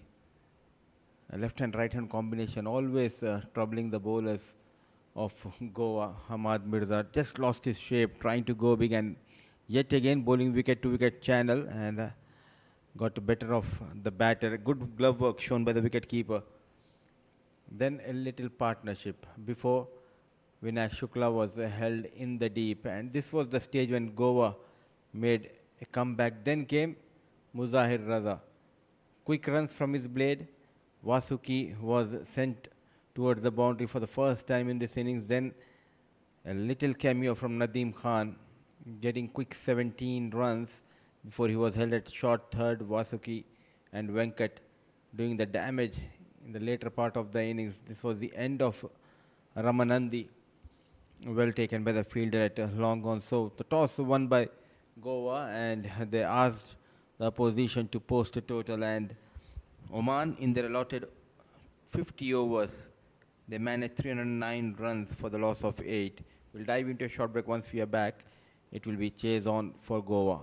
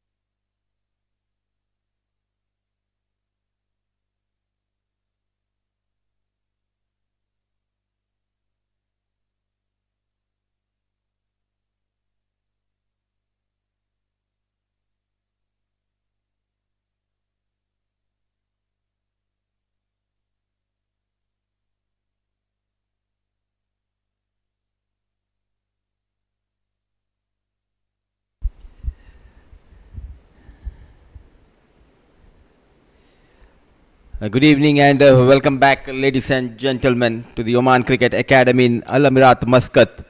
We are all set for the second innings of this exciting 50-over contest between Oman and Goa. It's a three-match series. Oman batted first and have posted a formidable total on board. 309 runs they managed thanks to their experienced batter Jatinder Singh's registering a brilliant 127 of just 99.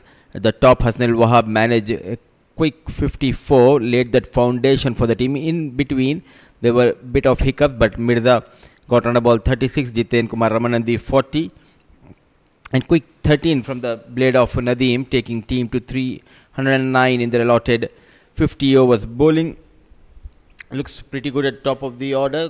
Vasuki yet again, very economical, couple of wickets to him. Young Venkata also chipped in couple of wickets. He was expensive in his first spell, but came back really well in the death overs. Gaonkar, couple of wickets. So three bowlers getting couple of wickets in their kitty, couple of runouts. Then Darshan, Vikas, Yash, Abhinav. They tried their best, went wicketless, and they leaked runs in those middle overs. So it will be a great contest tonight here at Oman Cricket Academy to be witnessed. The first match of three-match series between these two sides.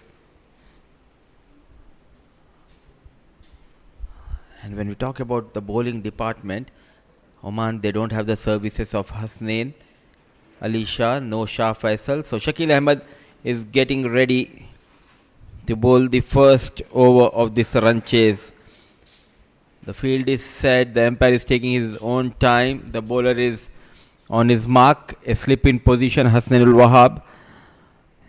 And Oman know how important these first few overs will be. Early wickets can put the pressure right back on the chasing side.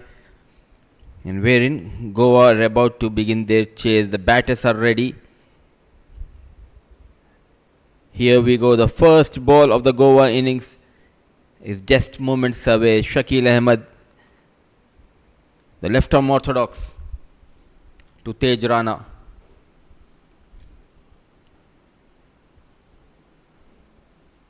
He knows the art to bowl in the power play. Leading wicket taker for Oman in CWC League 2.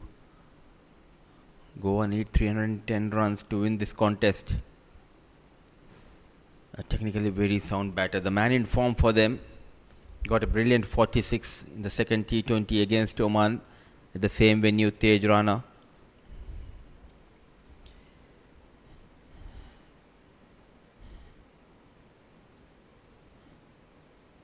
In the air, but also in the gap. Runs on board for Goa. Runs for Tej Rana. Off the mark with 4 runs. Slight width offered. And how quickly he came behind the ball, Tej Rana. Excellent piece of batting by Tej. Opening the face of the blade and deliberately using those wrists. He manages to keep it away from the reach of short third. Quick hands of Tej Rana getting him his first boundary in this run chase. Tossed up, firm push. So alongside Tej Rana is their captain, Snehal Kauthankar. Was absent in T20 games, but a regular in the side for Goa in a longer format. Snehal Kauthankar. So left and right hand combination top of the order for Goa.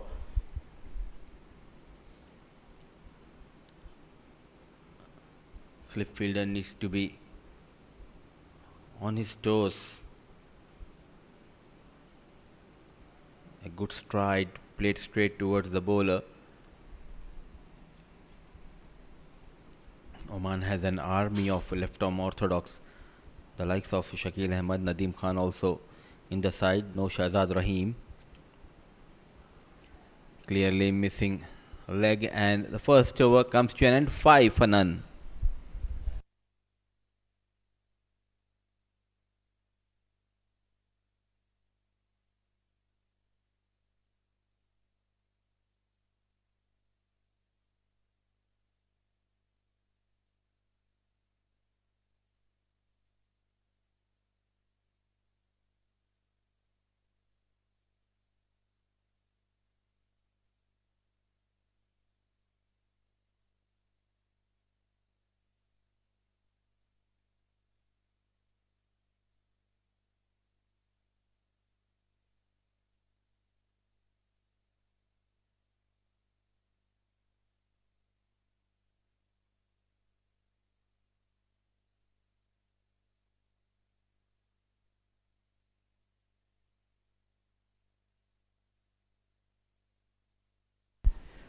So at the end of over number 1, 5 for no loss, and getting ready to bowl the second over is Mohammad Imran. This is certainly a resemblance to the legendary Shoaib Akhtar.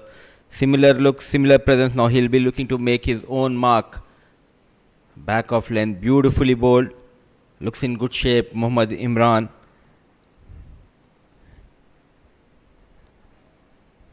Let's see what Mohammad Imran has in store in this second over. Got a fifer when they travel to Namibia for CWC League 2 games, though they have lost that game, but he bowled really well. Unfortunately, he was on a losing side. What an excellent start, but oh, it was just hit in front of him, but carried all the way to the batter. Onto the pads, beautifully managed. There's a fielder station. Nadeem Khan doing the work. This will be a very good contest. All eyes will be on Mohammad Imran. He's the face of Oman fast bowling department. In the absence of Shah Faisal and Hassan Ali Shah, he'll be partnering Shakil Ahmed. A lot depends on this pair for Oman. If they are going to defend this target, they need to strike Shakil and Imran early in this run chase. Kautankar, the captain, yet to open his account. A slip in position. There is a wide, deep third. There is a deep fine leg outside 30-yard circle. He has been very impressive. Last couple of seasons, he bowled really well. He forced his way into the national side. The first time he got a chance was on the tour of USA. Bowled well, but was not able to pick plenty of wickets because plenty of catches were put on in the bowling of Mohammad Imran on the tour.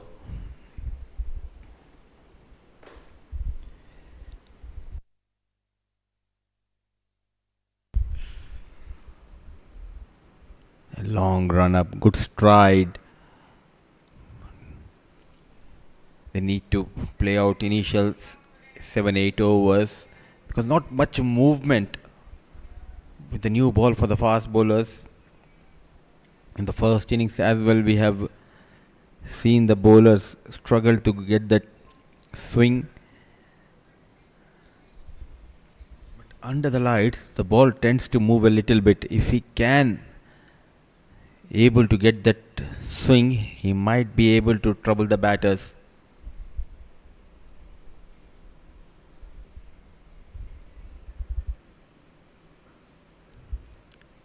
Yet to open the account here, Kautankar. Charged up as the team of Oman after their series win in T20 against the same side. 2-match series won by Oman 2-0. Now the focus is on 50 overs format. A 3-match series, the first match underway here at Oman Cricket Academy.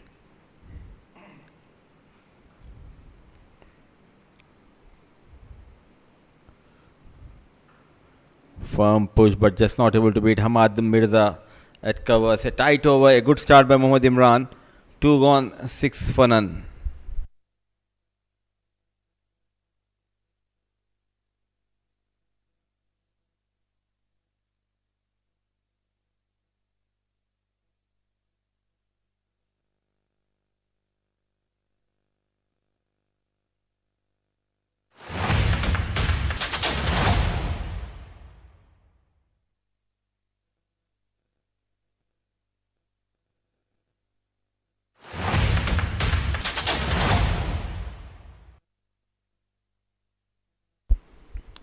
Shakil Ahmed is getting ready, and in readiness in the com box is Pranav Mehta. Pranav 309 runs scored by Oman, but nothing much for the bowlers, and they don't have the service of their premier fast bowlers. A lot depends on Shakil and Mohammad Imran for Oman to defend this total. It's going to be tough. What a delivery! What a delivery! A big appeal. I'm not really sure whether it has impacted the pad. A lot has happened within a fraction of a second. I wasn't able to make a grasp of it. Did you get something out of it? I think he was appealing for a leg before, or was there an edge? It will be interesting to see the replay here. Probably after this delivery.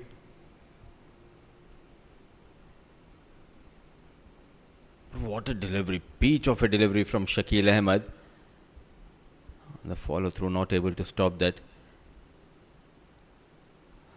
Lokesh is our director, if he's listening to us. Oh, there you go. Thanks a lot, Mr. Director. Oh, that had probably impacted right in front of the stumps. Very lucky to still be there. I thought, for a fraction of a second, I thought that it just went past the outside edge. What a delivery by Shakil. Is he a talented bowler or is he a hard-working bowler, Pranav? He's a courageous bowler. It doesn't matter whether you go after him or not, he will still stick to his basics. The little dynamite, he will fire the ball in. He's not a big turner of the ball.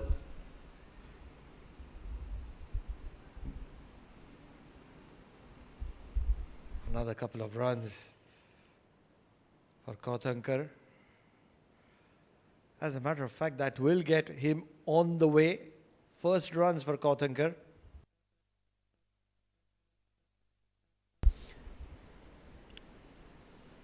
He'll be happy with those couple of runs. A fumble resulted in those couple of runs.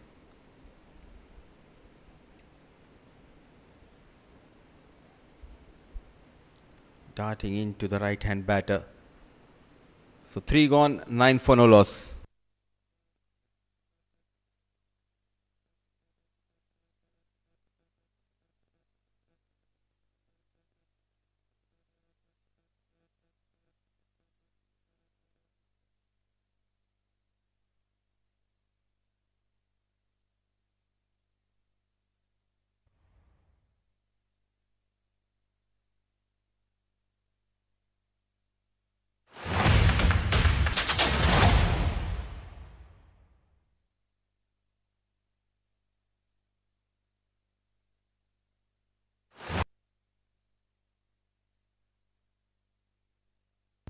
Mohammad Imran. He's going to get a little bit of a late movement into the left-hander. That's his natural swing.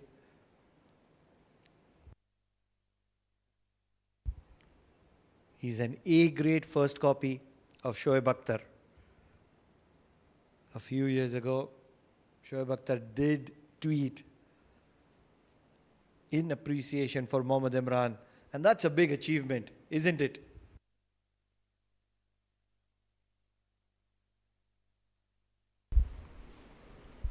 Oh, absolutely, Pranav. He really worked hard. It's not only the resemblance he has in his run-up or the way he swinging in, the finger goes up. The look-alike of Shoaib Akhtar, Mohammad Imran. He strikes, he forced the batter to play across the line. And on target was Imran. Not happy is Pranav Mehta because he did not see the wings coming out. Imran generally celebrates just like Shoaib Akhtar flying. It's a big wicket. Tej Rana, 800 runs in the previous season. He's made a name for himself. But just as we said, angling into the left-hander, that's his natural swing and it swings late. Very effective. It was very full. The replay will tell the exact story.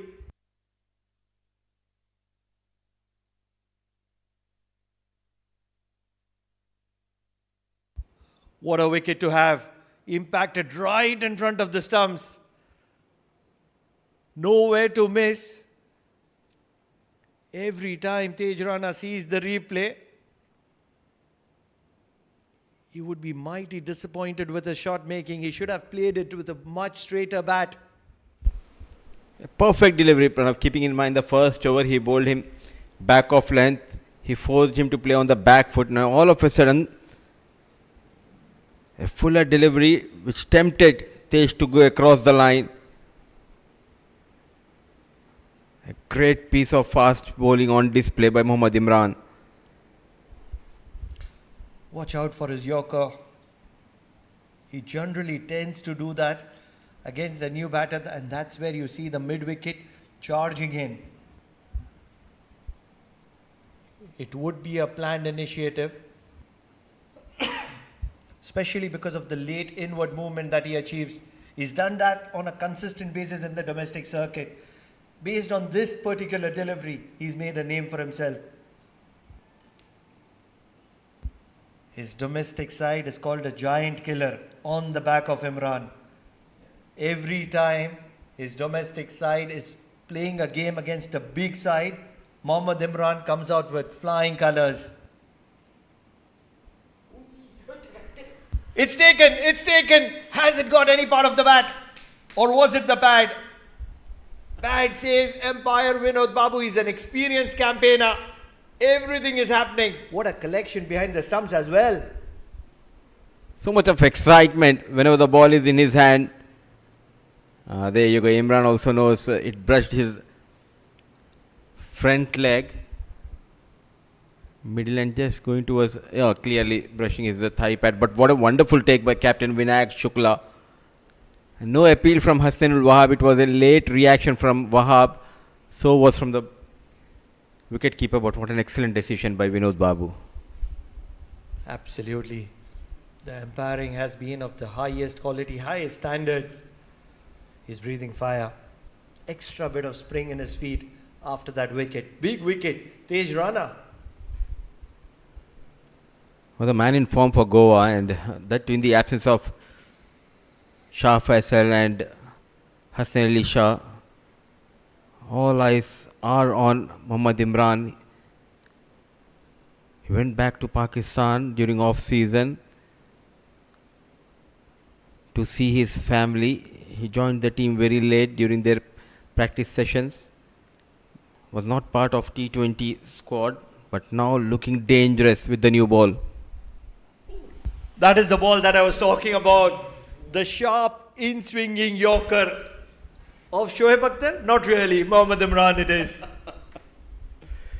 We are so lucky to witness Mohammad Imran here at Oman Cricket Academy. We never got a chance to see the great Shoaib Akhtar live or even do commentary on his bowling, but we are lucky enough to call the game when Mohammad Imran is in action. What a wonderful piece of bowling on display. Lethal Yorker. Somehow he manages to put the wood onto the ball.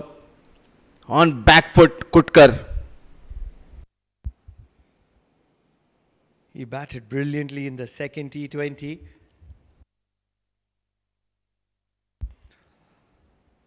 But today he's up against the spirited Mohammad Imran, who's looking for a second wicket. Sliding down the leg will be called as a wide. We'll have to reload it.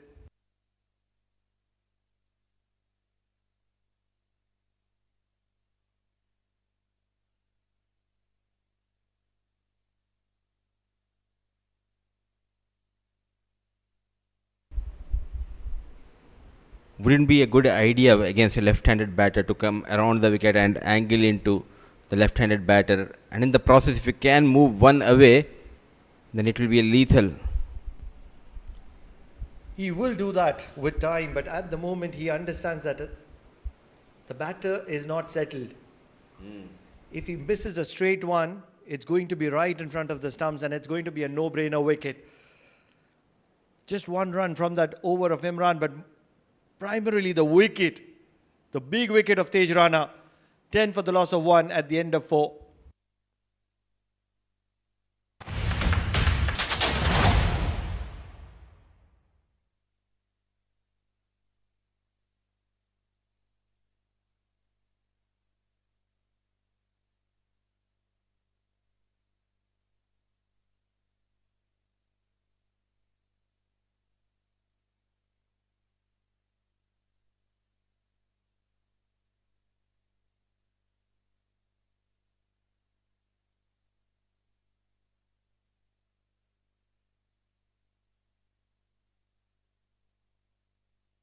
The little dynamite. You shouldn't be going on the back foot to the little dynamite. Not very tall in stature. And that's where the ball skids in. And he's pretty much sharp.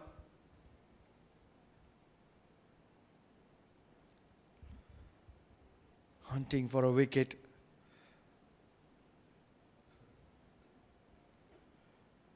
Mudiba, do you know the reason why I call Shakil Ahmed courageous?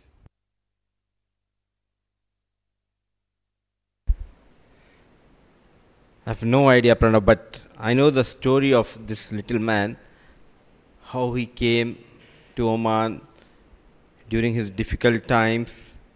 The man who supported this little dynamite to come here and represent Oman and also provide him the platform is none other than my fellow co-commentator Pranav Mehta. Not only Shakil Ahmed, but he has helped many players in this region, not only with its platform for playing cricket, but also he made sure that they are financially secured. He provided him jobs. He spoke to his well-wishers, his contacts, and he helped them. So always it feels great, Pranav, like people like you helping these cricketers who are struggling back home, not finding a way to break to the top level. So tell us about Shakil Ahmed's story and why you call him a courageous bowler. When he came here, credit to you as well, what you have done in UAE, a lot of big names, but coming to Shakil Ahmed, when he came here fresh, he was suffering with a little bit of an injury to his little finger in the bowling hand, because of which he wasn't able to field well. Now this injury went on for a few months because he never told anybody about it. He was worried that he would be labelled as not good enough at the circuit, despite performing at the best levels with the best cricketers in Pakistan. That fear made him hide his injury, because of which he was labelled as a bad fielder. But he continued to perform day after day, big performances, match-winning performances. And then, one fine day, he announced that injury to the people around him. And the way he was seen was completely different after that. 5 overs done. We will come back to that story. 11 for 1, Goa.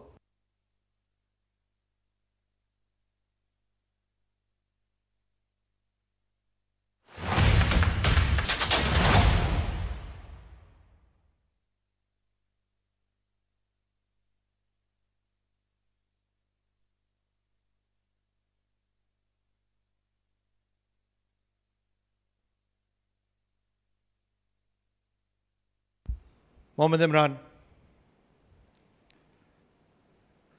Lovely drive. Hamad Mirza is like a wall through the covers. Who is this young lad? Oh, Bisht, sporting a well-maintained moustache, grown-up boy, played a lot of age group cricket here, came through the ranks of under 16, under 19, now regular with the Oman senior team. So much of talent, and good to see the mixture of youth and experienced players. Absolutely.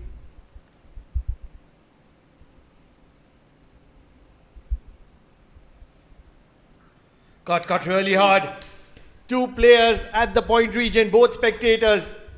Coming from the meat of the bat, the captain standing tall against Oman, just when Goa needs him. Oh, what a shot. Certainly it will disturb Muhammad Imran. It was a cracking shot from the blade of Kautankar. Slight width offered by Muhammad Imran. Quickly pounced onto it. Not much feet movement. Stand and delivered. Quick hand, strong wrist. And finds the gap. Lovely piece of batting by the captain of Goa. Look at that shape. Look at that shape that Mohammad Imran is achieving. Do you know what's the best part about commentating with you? Especially when the associate teams are involved. the number of stories that you know about different kinds of players, whether it is Oman, whether it is Nepal, whether it is UAE, whether it is Qatar, Kuwait, Saudi Arabia. You're a geek. There's an interesting story, Pranav, behind this. Because initially, when I started my career as a commentator, I was calling a game. It was on radio. We were calling IPL games. And Rohan Gavaskar was with us. And after listening to my commentary, I'll come back to that after this delivery. Another back foot shot, but this time straight towards Bisht. Rohan Gavaskar, after spending some days in the com box with me, he gave me an idea, an advice, which helped me a lot. He said, Mudassir, you never played a top level cricket, not even the first class. I understand that you know the game quite well, but if you want to make an impact, if you want to be different from others, try to tell the stories about the players. Because if I am going to talk about the technique of these players, it won't justify. Because I have never played at that level. So I took that advice seriously and it helped me a lot, Pranav. Oh, a little bit of a misfield. The youngster being the culprit on this occasion, Aryan Bisht. Very unfortunate. Such are the moments where you're looking to hide yourself somewhere. An awkward bounce for Bisht. After that boundary, he's trying to bowl too quick. One awkward bounce, nothing wrong. He made sure that he kept his body behind the ball. At lucky runs, and not happy is Mohammad Imran. We haven't seen those lethal bounces from Imran. Sticking to that good length and fuller delivery so far. Another back foot punch. Oh, excellent piece of running between the wickets. Overall, excellent cricket. Good work by J.O. Dedra. 6 gone, 20 for the loss of 1.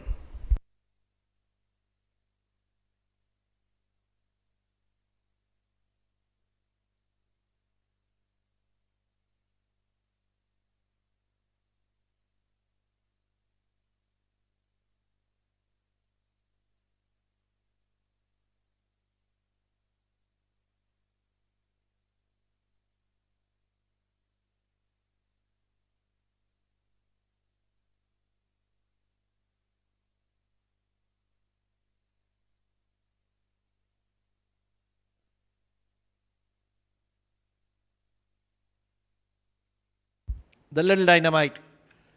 The number 9 for Oman. Oh, this is a big one. This is going to be a goner. Kautankar was looking destructive. He was looking impactful. But even more impactful is the little dynamite. He's known for picking up wickets early, especially with the new ball in the power play. And he continues to do that. Shakil Ahmed, take a bow. You need to do your preparation against Shakil Ahmed. He's a left-arm orthodox, but he tends to get the ball into the right-hand batter. It was an arm delivery from Shakil Ahmed. Kautankar managing just 12 of 18. Both the openers back in the hut for Goa. With that angle, a quicker delivery forced him on the back foot and completely missed the line. And good decision by Saghir, the on-field umpire. Straight away on the back foot, Goa. Shakil strikes for the first time.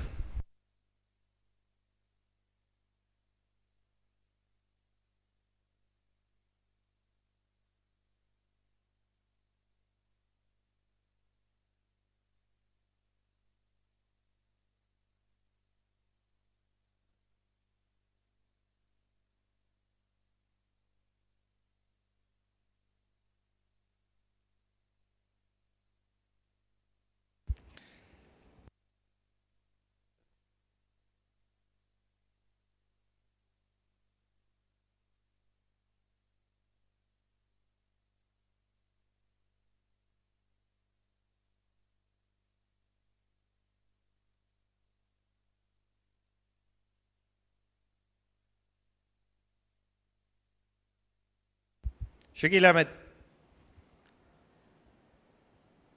You have to play him cautiously on the front foot.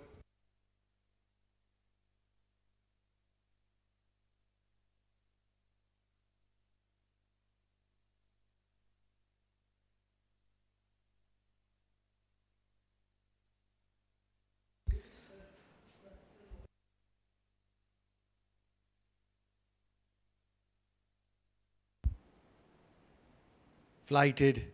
Quick single. Good running between the wickets. And a brilliant backup to avoid the overthrows.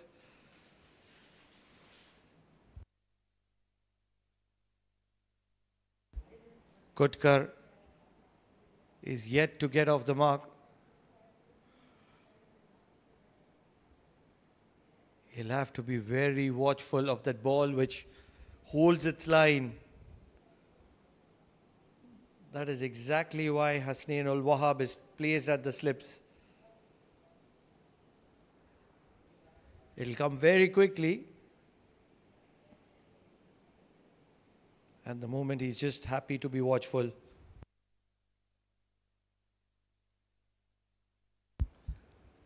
Direct hit was required. Probably it was safe.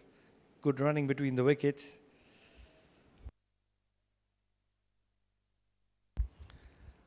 Kutkar dancing down the wicket. Will play it down the ground for a single.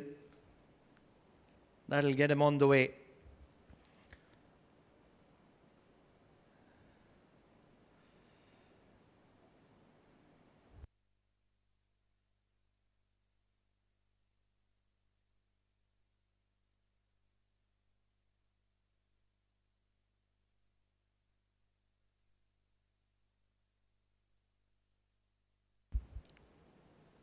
Two runs and a wicket. Shakil Ahmed in this over is looking for a wicket. Big turner. That's the ball which turns. The round arm. Could have very well been the second wicket of the over. But it's going to be winded up as 2 runs and a wicket of the over. 22 for the loss of 2. Goa are in a little bit of a bother at the 7th over mark.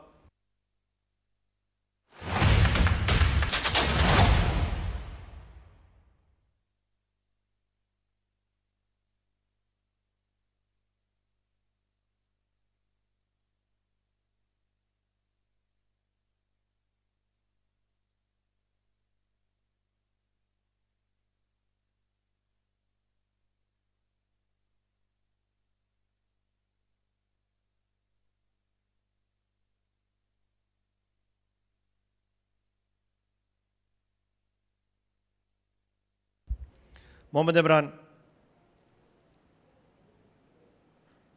Great bit of movement. The ball will get past the circle. It will travel to the boundary as well. The outfields are really quick here at the Oman Cricket Academy. Kutkar will get a boundary for himself. Mohammad Imran won't mind it. It's his wicket-taking delivery. Very full and angling into the left-hander. Not from the meat of the bat, but just good enough from Kutkar to get it past the bowler and bisect mid-on, mid-off to get a boundary for himself. He's a talented player, Kutkar. Both these players, Suyash Prabhudesai and Kutkar, will have to stitch a good partnership here to keep Goa in the game. Slower delivery. Quick single. Needs a directed, gets a directed, but probably not in time.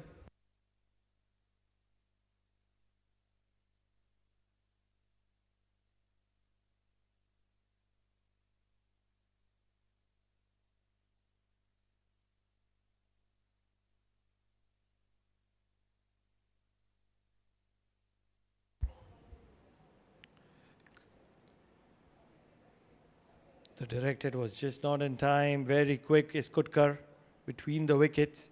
This is very good running between the wicket. Muzahir Raza. He's a young talent.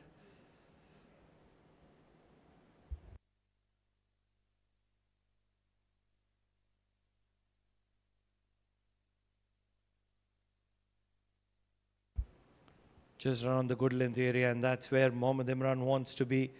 But every now and then he will go a little fuller, and that's his wicket-taking delivery. He does like to go short as well, but at the moment he is finding a little bit of purchase under lights here.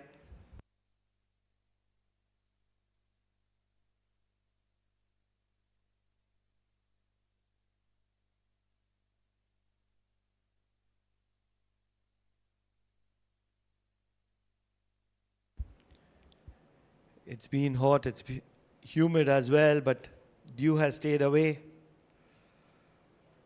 Very watchful at the moment is Suyash Prabhudesai. Does realize his importance in this game, especially after 2 quick wickets falling. Not very easy to bat in the second innings after you have been drained through the 3.5 hour or probably 4 hours of first innings in the heat of probably around 38 degrees, which feels like 42, 43, maybe 44 degrees. Looking for a wicket here, Mohammad Imran. Slower delivery, Yorker. Gets the inside part of his bat. Not very comfortable is Suyash Prabhudesai at the moment.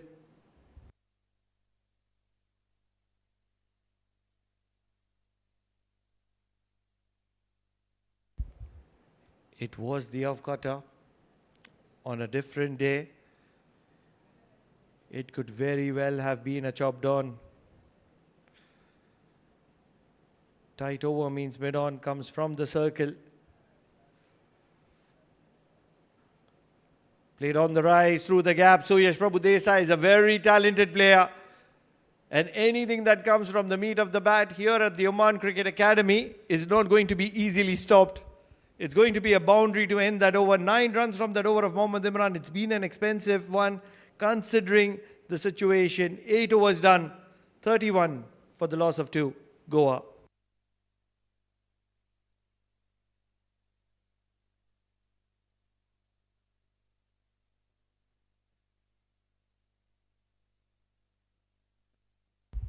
Lovely, gorgeous drive on the up, just past covers. Once it goes into the gap, it's so difficult to stop a boundary here.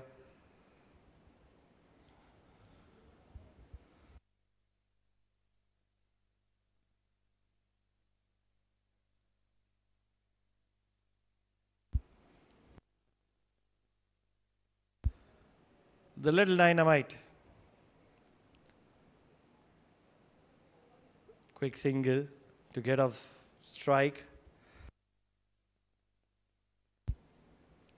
And that's very likely Shakil Ahmed. He doesn't like a lot to waste his deliveries against the left-hander. He wants to attack the right-handers. On most occasions, he'll quietly give the left-hander a single and get the right-hander back on strike. He creates a lot of uncertainty in the mind of the right-hander.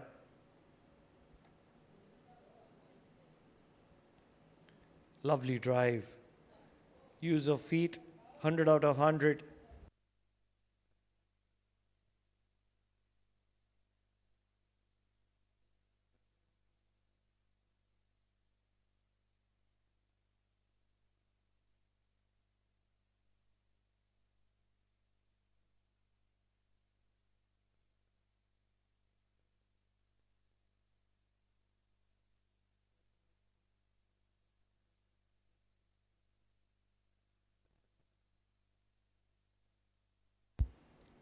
Shakil Ahmed.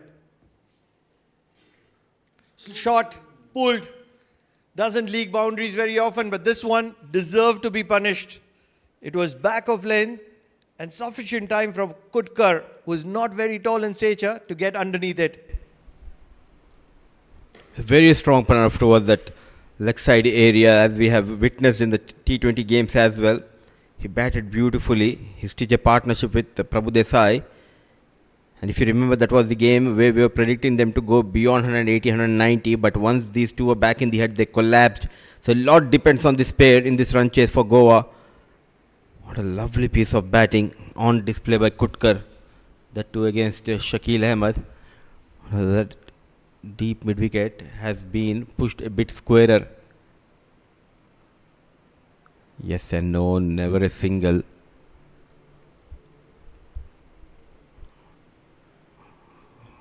Prabhu Desai, he needs to score big tonight.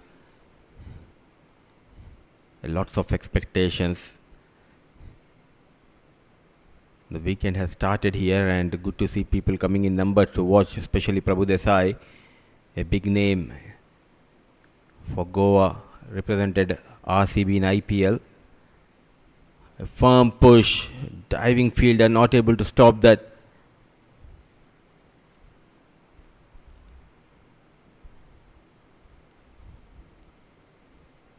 A stylish batter, Kutka, always busy taking singles and scoring those boundaries, believes in running hard between the wickets.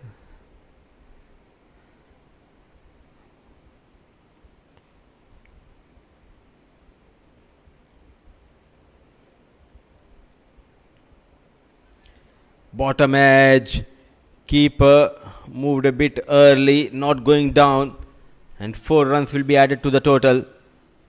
Unlucky is Shakil Ahmed, and fortunate enough is Kutkar. Run a ball 17 for him, 9 gone, 43 for the loss of 2.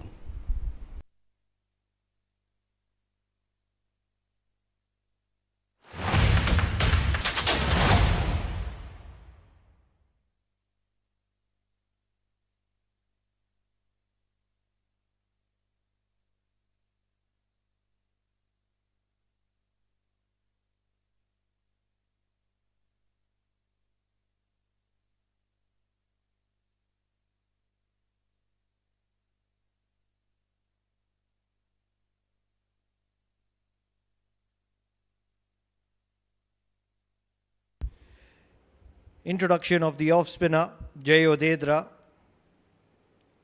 As soon as we talk about Goa, we talk about their participation in the Ranji circuit. And every time you talk about Jay Odedra, he also comes from the participation in the Ranji circuit, probably towards the western India. I'm not sure whether it is Gujarat or Baroda. I'll have to recollect that. But he's been a name to recognize.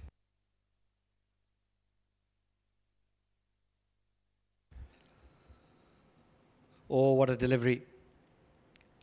That's the other one which holds the line. He's a fierce off spinner. Big name in the domestic circuit, in the international circuit for Oman as well.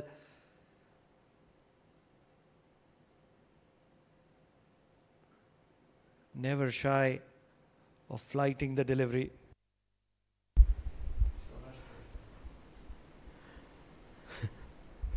I was just looking at his profile, Pranav. We were thinking he's from Gujarat or Baroda, but not so the case when we talk about Jay Odedra. Born on November 5th, 1989, the birthplace shows Porbandar, Saurashtra, India. So the lad comes from the land of Saurashtra. Played good amount of cricket back home in India, then came to Oman in maybe 2016 or 17. Spent a lot of time here. There is a healthy competition between Jay Odedra and Siddharth Bukapatnam. Siddharth Bukapatnam represented Andhra Ranji team way back in 2017. Now regular with Oman national side. What a wonderful player he is when we talk about Jay Odedra. The way he bowled, and he forced his way back into the side, which helped him to cement a place in the T20 World Cup. He's a fighter for me, Pranav. The way I see is that Jay Odedra in the longer format is worth the price of gold. Absolutely priceless. Incredible. with his variations, with his loop, with his flight, with the way he reads the game. What a glorious shot. Just when we were appreciating Jay Odedra, the quality and class of Kutkar has come to the party. Doesn't like us appreciating Jay Odedra. He wants us to share time for himself. 10 overs done. 48 for the loss of 2. Goa.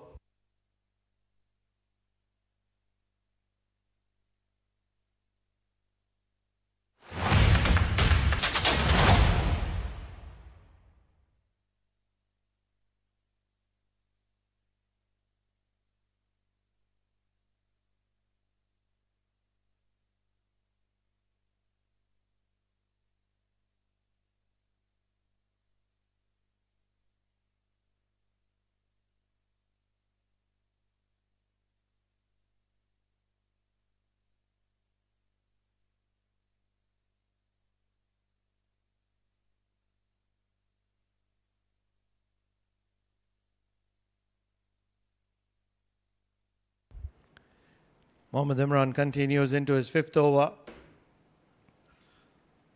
He's here to pick up a wicket. He can be very deceptive with his change in pace as well. Thinking Captain Vinayak Shukla, and I'm pretty much sure a message from the dugout that you need to change the end for Mohammad Imran, because he looks very lethal whenever he has a ball in hand running from the other end. He picked up plenty of wickets bowling from that end. It doesn't matter which way the wind is blowing. Some players has the liking to bowl from one end, and Imran is one of them. He enjoyed a lot of success bowling from this end.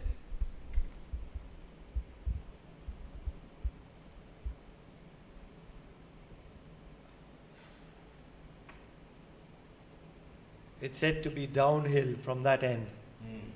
And that's what allows the pacer to charge in even more quicker than what he does.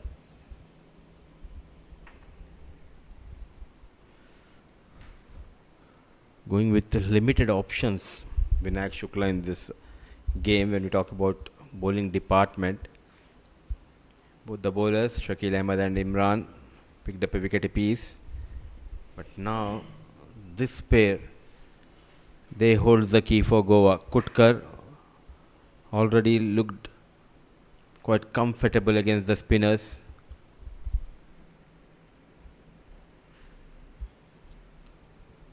He's breathing fire at the moment. Almost feels like as if it is vengeance towards himself. He wants to prove himself, not to the world, but to himself. And he's a fighter. And once this tour is done, I believe these Goan players, they'll go back home and they'll tell their close one, yes, we faced Shoaib Akhtar, a lookalike of Shoaib Akhtar in Oman. Not only the action, but also the aggression, the way he bowls. Change of pace, beautifully done. Invited him to go for the drive. The last second, he checked his shot. Watch out. One of these deliveries is going to be a bumper. And it's a wicket-taking delivery for him.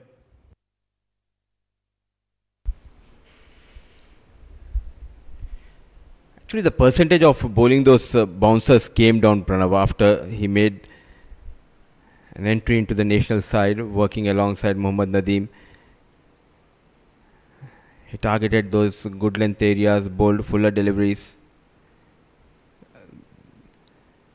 But he's known for bowling those bouncers. He troubled a lot of batters bowling those bouncers. And the best thing about him, whenever he bowls a bouncer, he always makes sure to target their helmets, not giving much room to the batters to play those big shots. This will be an interesting phase of this game, Imran versus Prabhu Desai. You're right. This is going to be the battle to watch out for, because what you get with Kutkar is soft hands, elegance. But the hard hands of Prabhu Desai, the big power hitting capabilities of Prabhu Desai, can be the one to watch out for. 50 up for Goa. Short. This has gone high up in the air. It's traveling straight to the comp box. Just below it. What an incredible strike. Are we looking at Premier League here or what? 11 overs done, 56 for the loss of 2 Goa.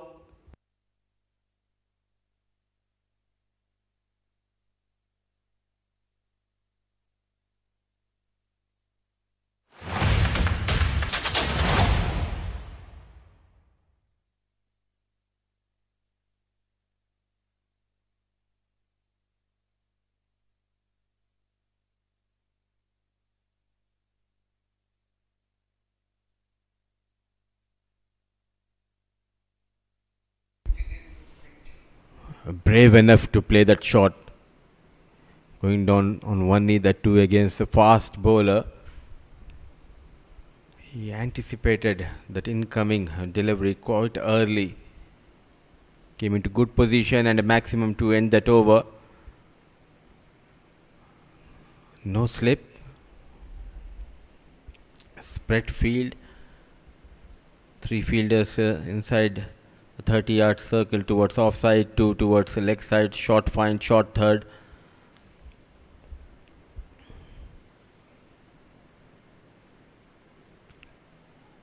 Sanju Sajeev on field. A change in the field. The point fielder Hassan Al-Wahab has been asked to patrol that long off region. Hamad Mirza comes inside the circle from covers. Sanju moves to point. So plenty of changes in the 30-yard circle by Captain Vinayak Shukla.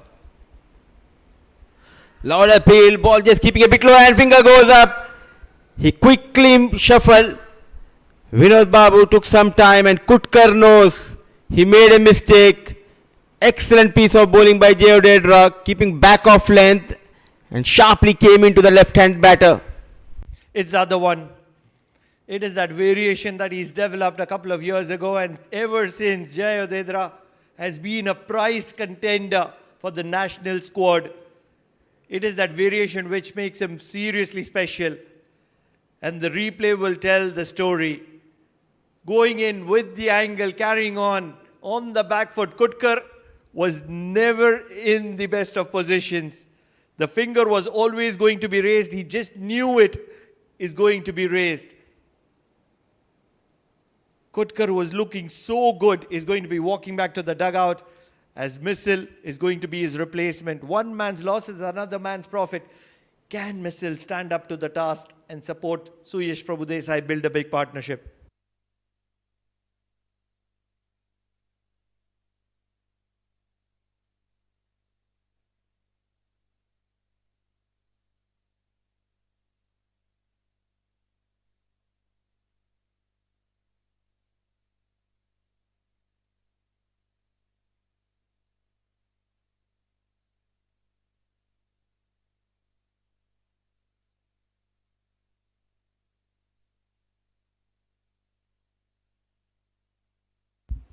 We are back to the power play. Oops, it's a fall of a wicket. Everybody inside the circle. Look at the attacking instincts of Oman. Everybody. Just one sweeper in the deep and one deep square leg. There's a slip to add on to that. Super Sanju.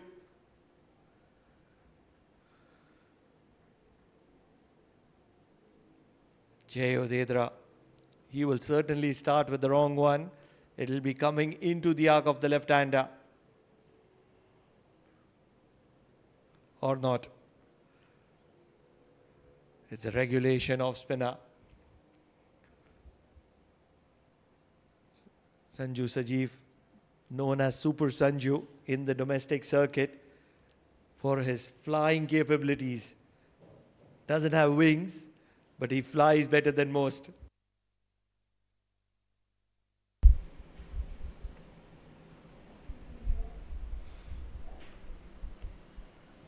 Some 35 years ago, a player got selected for his national side because of his fielding brilliance. Jonty Rhodes. Jonty Rhodes. Superb, Pranav. And after 35 years in associate cricket, it's Sanju Sajeev. Yes, he can bat, but he's mostly known for his acrobatic on the field. And I came to know the head coach Sulakshan Kulkarni is a big fan of Sanju Sajeev, and he wants these youngsters. He wants quick legs on the field. He knows the importance of fielding. Who isn't a big fan of Super Sanju? Have you seen him fielding at the backward point?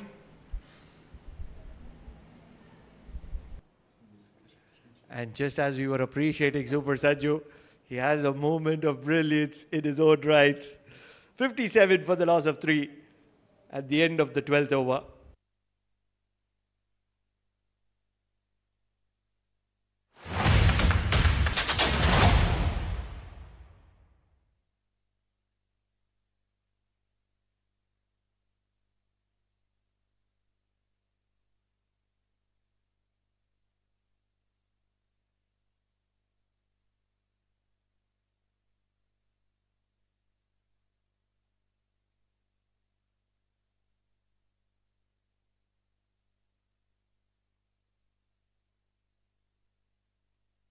In comes Nadeem Khan.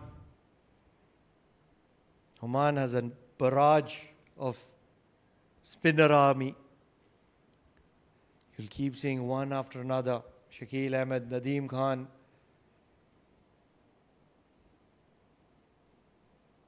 You obviously have Jay Odedra who's bowling. Aryan Bisht can turn the ball as well.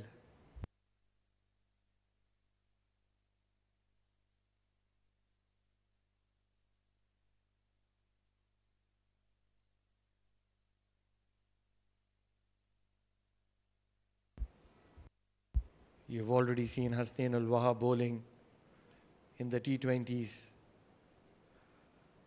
So ample of options with the spin. And then you have yet to see Muzahir Raza with the ball in hand. He's a pacer.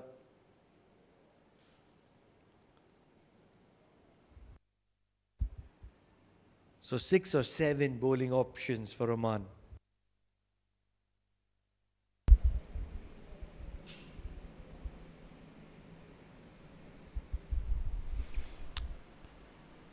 This team of Oman reminds me of the Indian team of 83 and 2011 winning World Cup team, where they have almost 6 to 7 all-rounders in their side.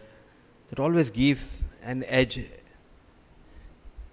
to the team when you have 3-4 spinners who can bowl, who can bat, couple of fast bowlers, someone like Hasnain Ali and Shah Faisal, who won the game the previous T20 against Goa.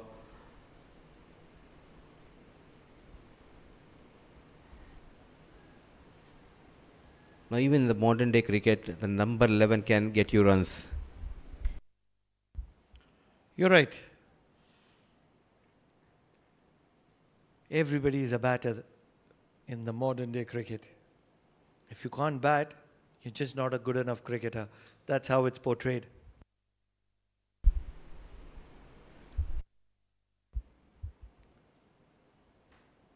It's going to be a maiden to start off for Nadeem Khan. 13 overs done. The score continues to stand at 57 for the loss of 3.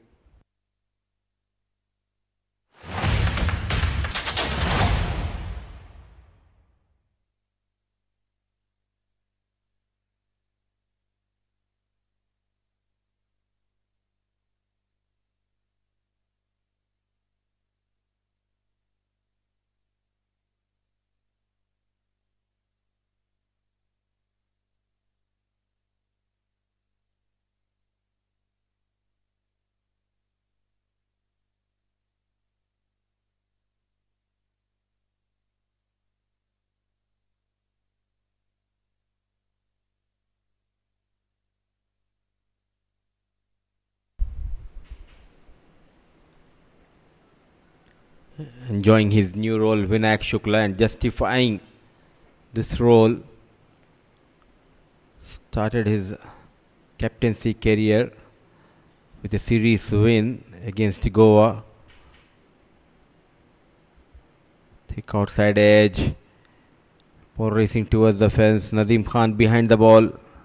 What an effort, but just not able to pull the ball back into the play. And 4 runs will be awarded to Prabhu Desai.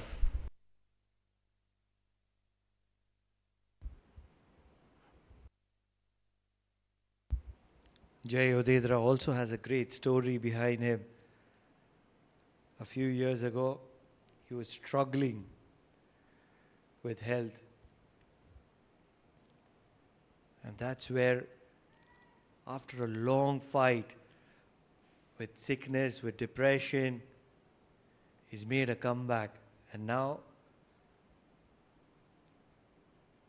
he fought into the domestic circuit as a prime performer, made his way into the World Cup.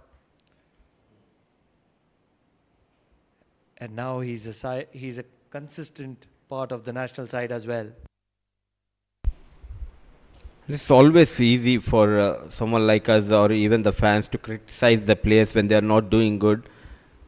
But we don't know behind the scenes what's going on in their personal life. And staying away from home, that's a big fight for these players. So much of stress for these players, but still playing for their team. And flighted deliveries. Before this delivery, Mohammad Imran was called up inside the 30-yard circle, taking full advantage. Missile deliberately played over the mid-on fielder. A couple of bounces for 4 runs. A productive over in progress for Goa. Extra bit of flight in the arc of Missile. And he was never going to be missing out on an opportunity like that. 9 runs of this over. Still 3 balls to spare. Fired in. This is much more like Jay Odedra. Even then, when you talk about Jatinder Singh, he was going to be looking to end his career probably 3 years back. His wife inspired him to push him play an extra season. In that season, he got an opportunity to make a comeback to the national side as the captain. And the number of runs that he's piled on in the last 3 seasons, if you see his career graph, his initial 10-15 years on one side and the last 3 years on one side. That's how effective these 3 years have been for him. 14 overs done. 67 for the loss of 3. Goa.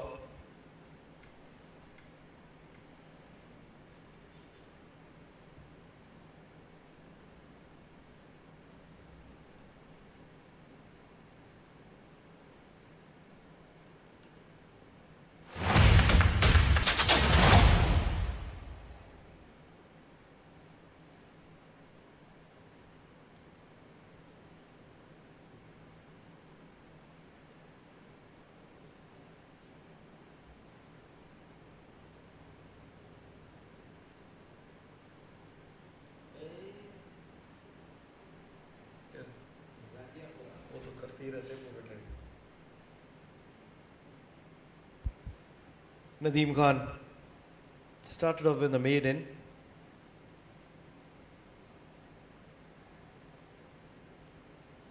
He'll continue to bowl in that good length area. That's what makes Nadeem Khan special.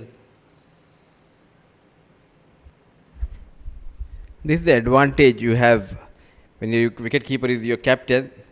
He has a good view of the field and straight away changing the field. The short square leg has been moved towards point. Yet to concede a run here.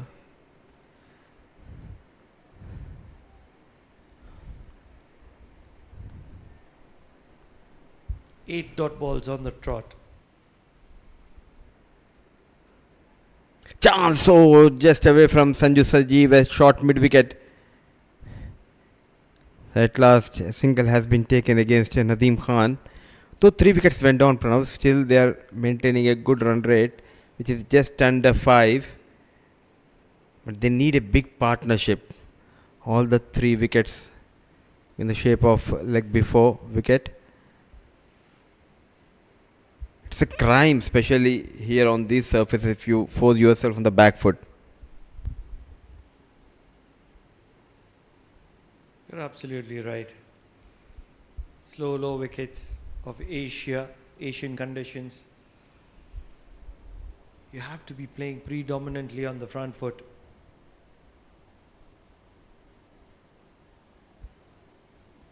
You will see most of these bowlers of Oman targeting the stumps, waiting for one of the batters like a hawk, expecting them to play cross-batted. And they have tested a lot of success. 4-0 CWC League 2. No one gave them a single chance against the touring Netherlands and UAE team. What a strike! The front leg coming out, and there you go towards deep mid wicket. A huge maximum to end the over number 15. It's 75 for the loss of 3.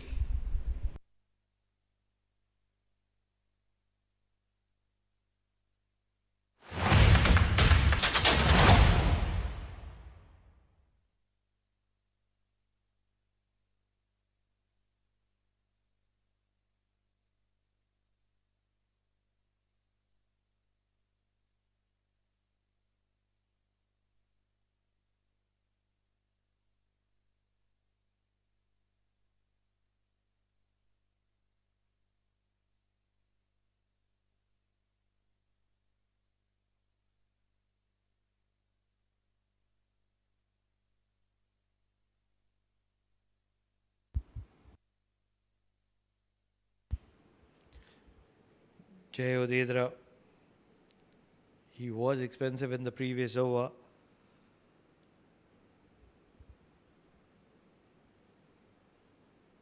Flighted. Was in a little bit of a bother, Suyash Prabhudesai. What a tonk. What a tonk. Last ball of the previous over. In his arc. Never looked to keep it down. A talk across the line. Suyash Prabhudesai looks a little bit rusty at the moment. It's very difficult to read the variations of Jay Odedra. He has 2 or 3 of them and they look almost similar.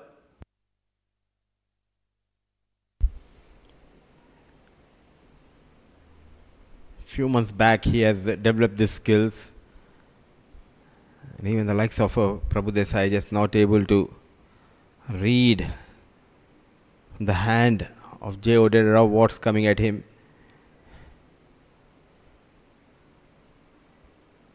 Such a calm personality, Jay Odedra. Doesn't talk much. Always make sure to work hard. A team player.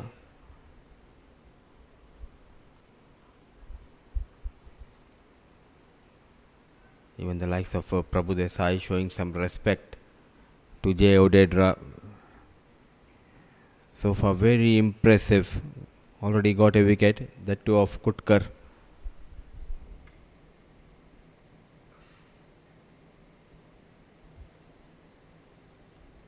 Trying to be a wall of his own bowling and get the sight.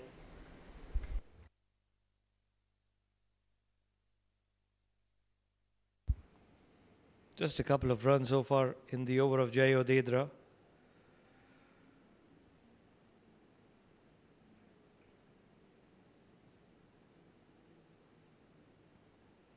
Outside edge. Will go to the boundary. Has to be disappointed. Jay Odedra, the final delivery of a very tight over, leaks a boundary. And Suyash Prabhudesai continues to look a little rusty. 81 for the loss of 3 at the end of 16.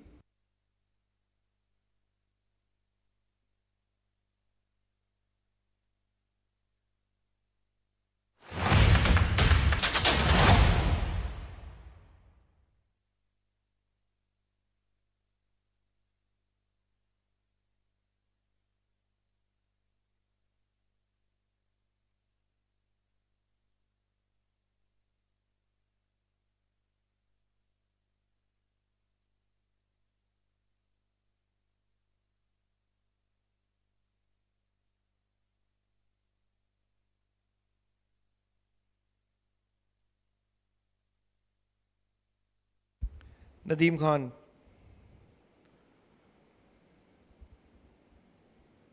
Playing on the edge at the moment is Goa. This is what happened on the final delivery, just outside of the outside edge. I'll have to reload that. Mudiba, it's working in favor of Goa at the moment for the past few overs. Two experienced batters, Pranav. And also, as a captain, Vinayak Shukla did everything right, but he's just missing a trick. Keep the slip. Because most of the time they are trying to play on the back foot, not coming behind the ball. Chance and taken. Poor ordinary piece of batting by Missile. Exactly, the fielder was moved just before this delivery. He was not fine. A good catch taken by Muhammad Imran. Oh my goodness gracious me. What have you done here, Missile?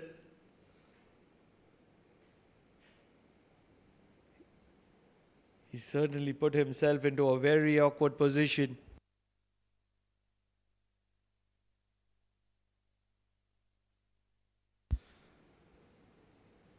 It was the arm ball.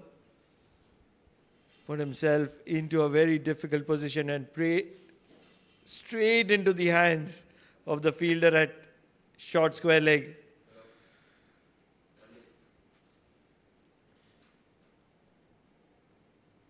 Soft dismissal for Goa. Mohammad Imran was never going to be dropping that. Fourth wicket down for Goa just as the partnership was building. 81 is on the board.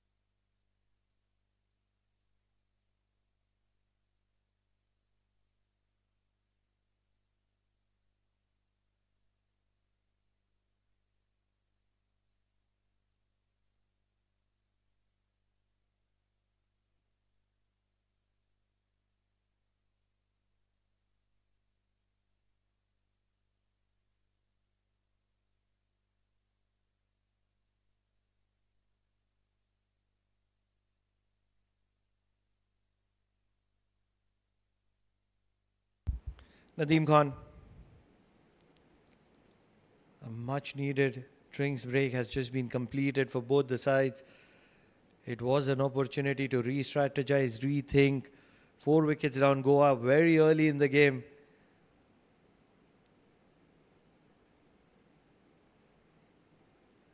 Misfield penetrates, might just not get to the fence, but Still a couple of runs.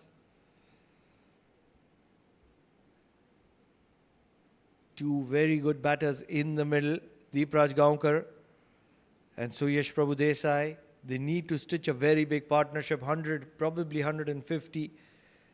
Take the game deep so that there is an opportunity for Goa. Because at the moment, the way things are proceeding, Goa just out of context. 17 overs gone, 83 for the loss of 4.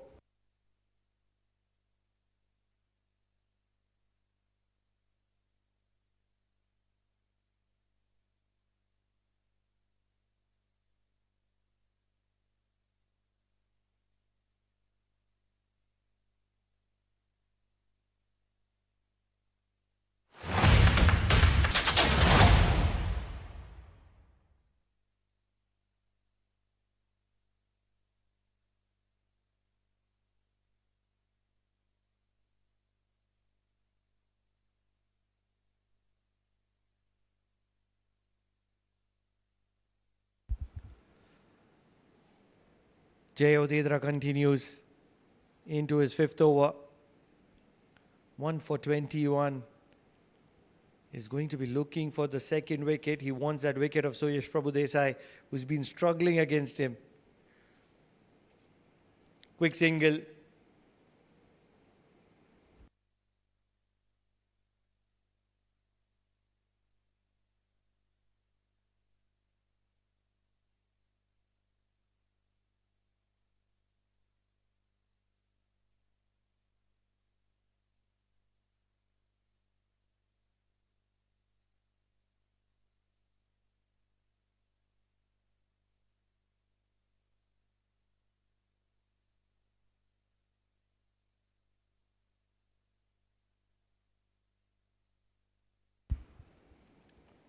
Flighted.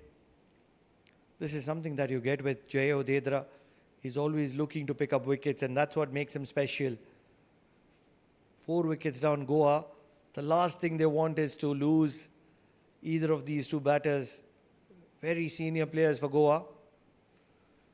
Oh, living dangerously at the moment. Did it get any part of the bat? Was it an opportunity? It looks like as if it was from the emotions. Oh, yes, it was. Probably it was an outside edge. Very disappointed is Jay Odedra. Vinayak Shukla, the captain behind the stumps.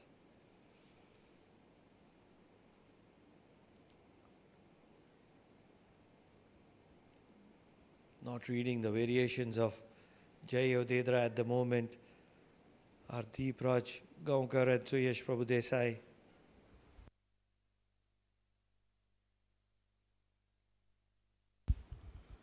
Flighted and driven down the ground for a single of the last delivery. So just a couple of runs from that over of Jay Odedra. Very effective. 18 overs done, 85 for the loss of 4 Goa.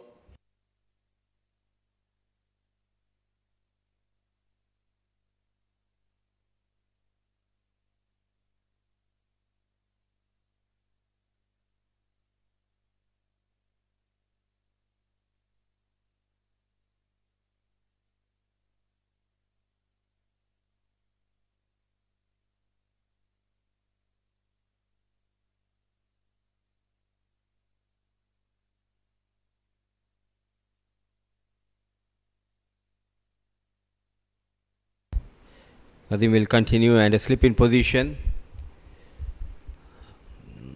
Not an ideal delivery for a batter who just arrived at the crease, giving him free runs here, trying to angle into Gaonkar.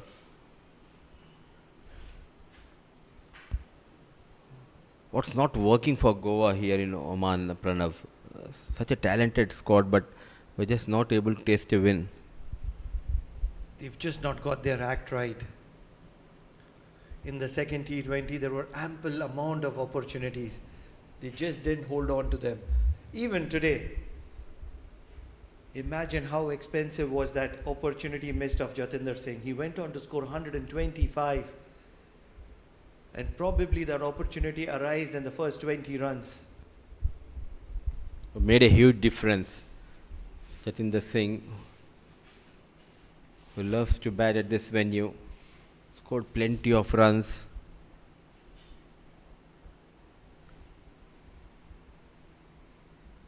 So often we talk about professionalism, being professional. What is being professional all about? It's about doing the basics right. And what they have not been able to do is implement those basics right. And that's where the difference between Oman and Goa has been in this tournament, whether it is T20 or this 50 over so far. Absolutely, especially the fielding department that let them down. That is one department which you can control.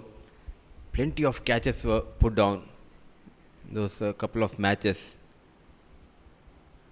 The first game they dropped 3 to 4 catches. In the second, they were in a comfortable position. Then back-to-back catches were put down of Ramanandi. Then a catch of Hasnain Ali Shah. And before that, couple of catches. Overall, 5 catches were put down in the second T20 by Goa fielders. And they are a young side. That's where they need to be even more effective. That's the major expectation from a young side.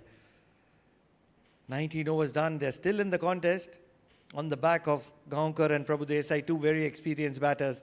91 for the loss of 4 at 19 overs.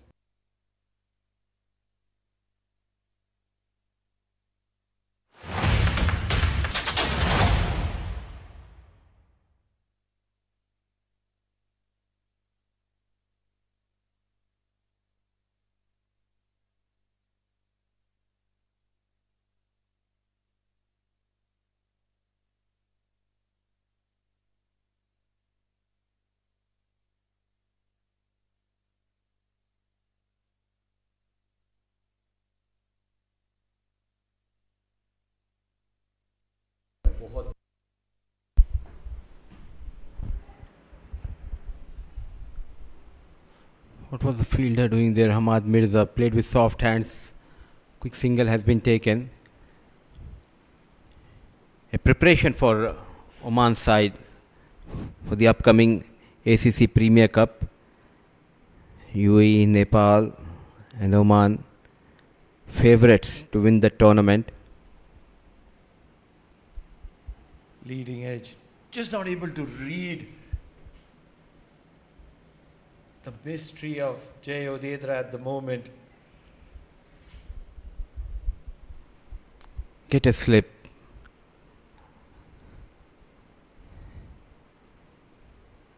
Under the lights is not easy for the spinners, but he has been excellent.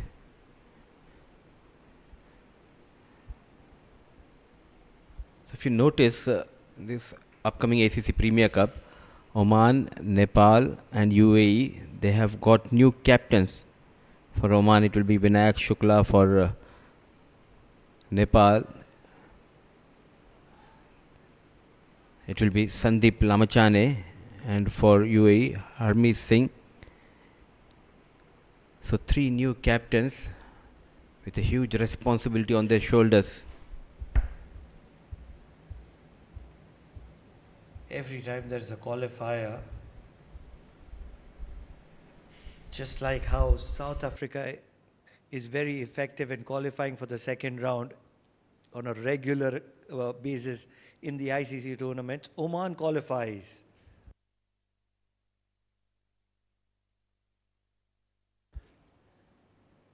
I think it is Harpreet Singh for UAE, right? If I'm not making a mistake. I made a mistake.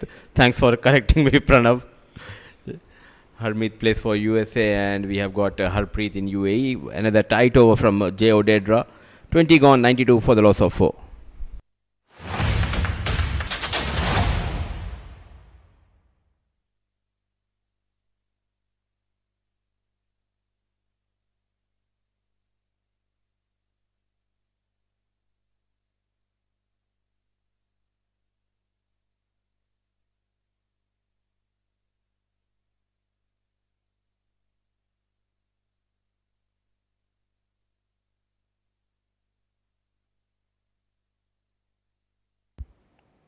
The spinner's trap.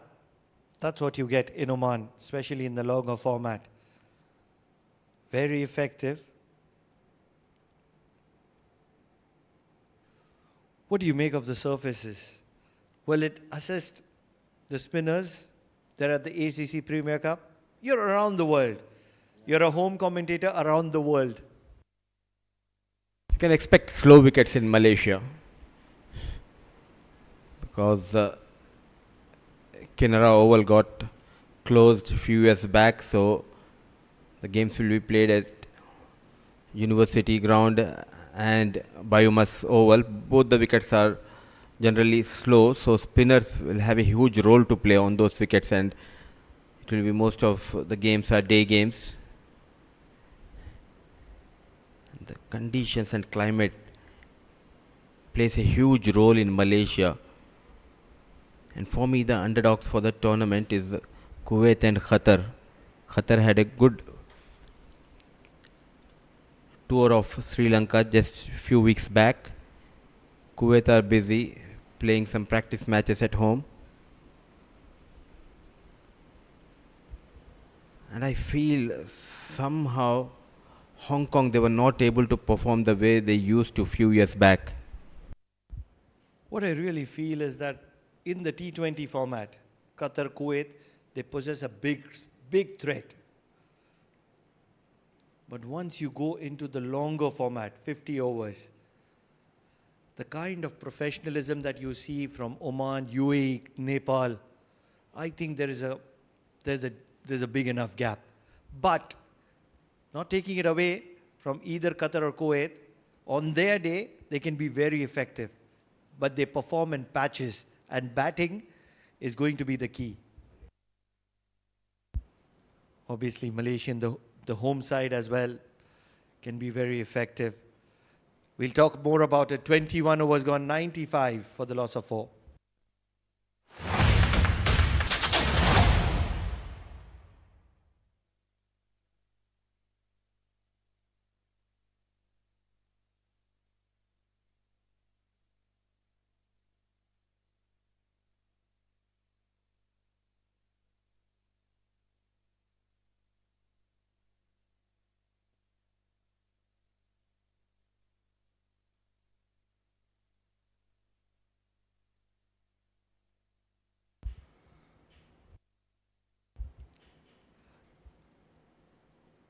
Not happy with the visuals of the commentator is Suyesh Prabhudesai, who is just above the side screen.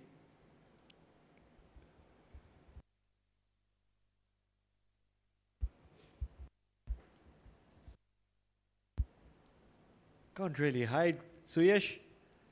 Oh, it's not the commentator. It's the ground staff.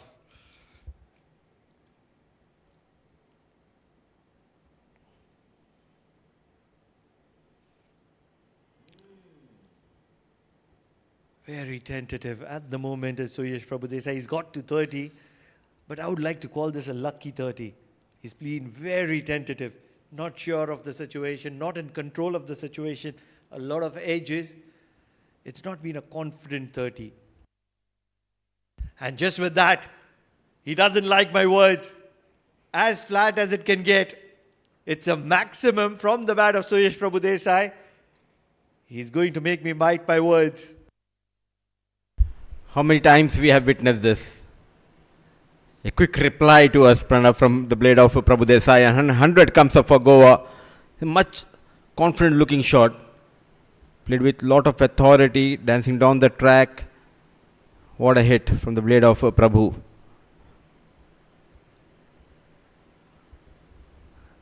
Lucky. Wanted to cut thick outside edge. The short third was a bit wide, 4 runs.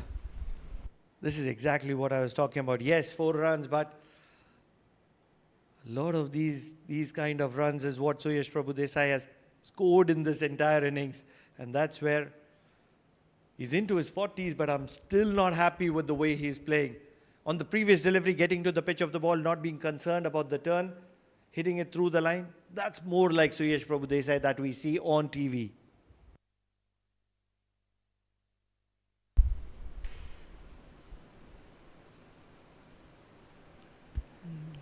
Once again, tentative.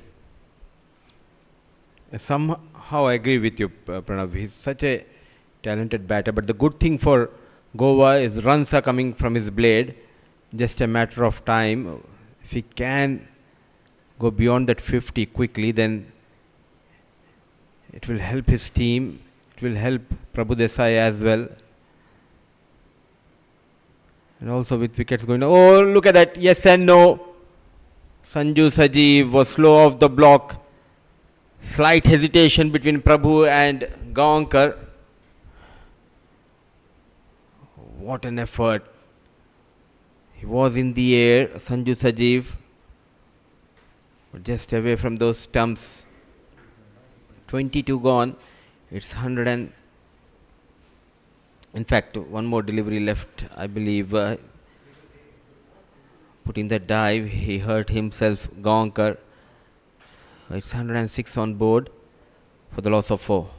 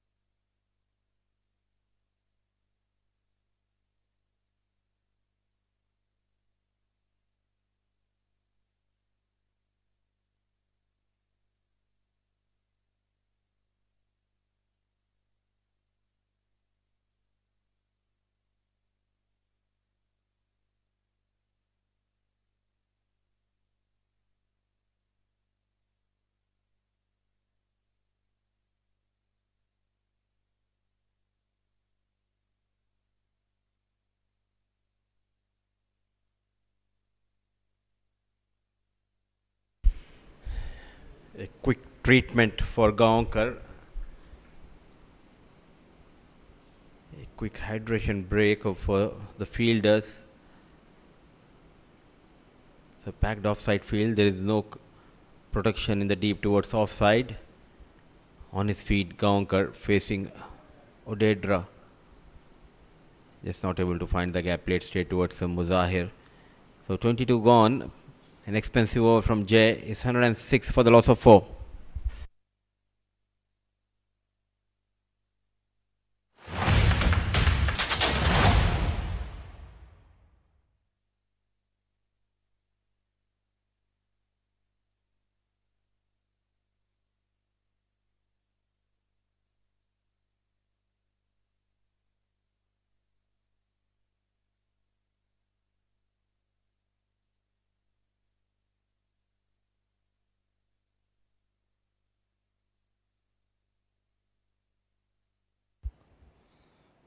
Nadeem Khan, 19 runs and a wicket in his 5 overs.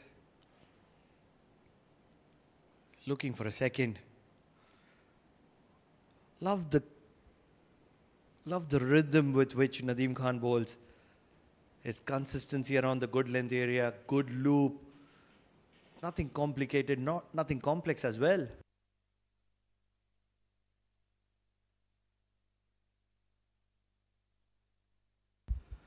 Sliding down the leg, not given as a wide. So Yash Prabhu Desai not really happy with it. In justification of the umpire, he was looking to play the paddle. Good work done by Vinayak Shukla there, certainly saving a boundary for his side. Completely different action and a different skill set he possesses compared to Shakil. Shakil, who loves to bowl wider off the wicket and creates an angle to get into the right hand batter. With Nadeem Khan, he has a big hop, not quicker in the air, plays with the line and length.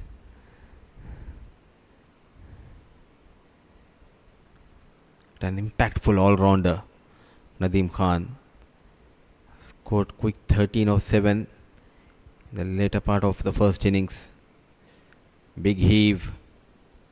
Some work for Mohammad Imran. It'll be a long run chase tonight for Goa. They need to believe in themselves.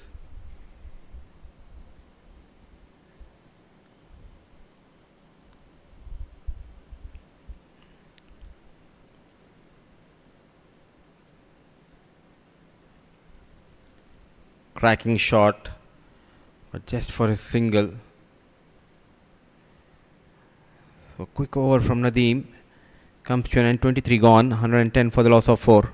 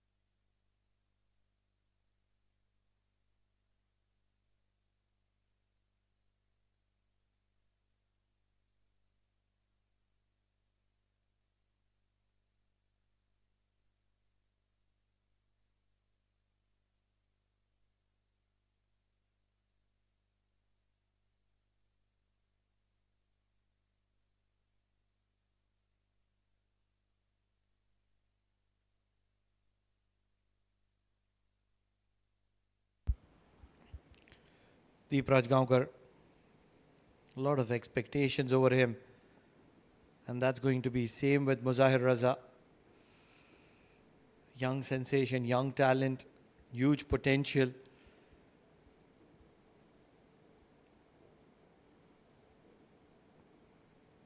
Gentle medium pace, Muzahir Raza, not express, but holds on to his line and length.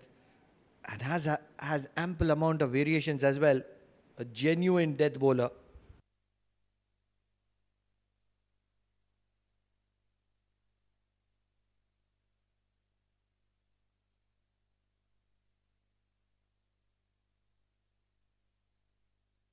Another dot ball.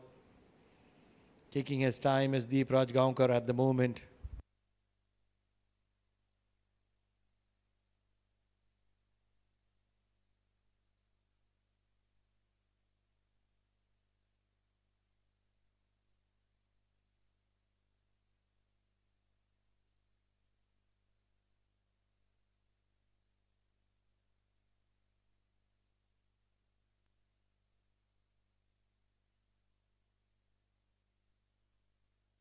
Shot and pulled straight to the fielder.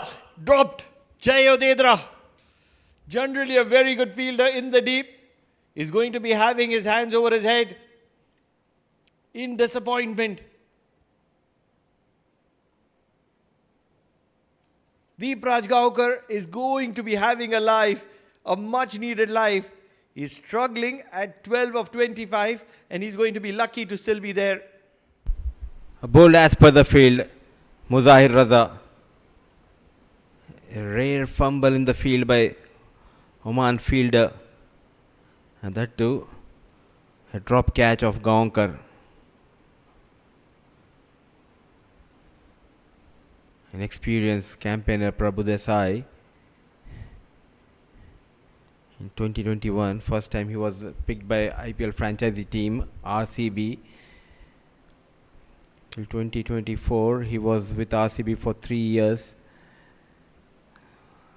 Last year did not feature, but has got plenty of experience in domestic circuit. All eyes will be on Prabhu Desai in this run chase for Goa.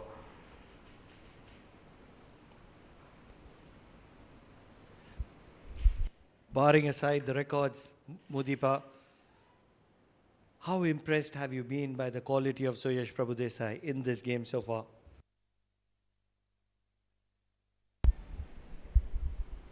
See, he has been lucky, Pranav. Got couple of edges going for the boundaries, but temperament and the grittiness, the way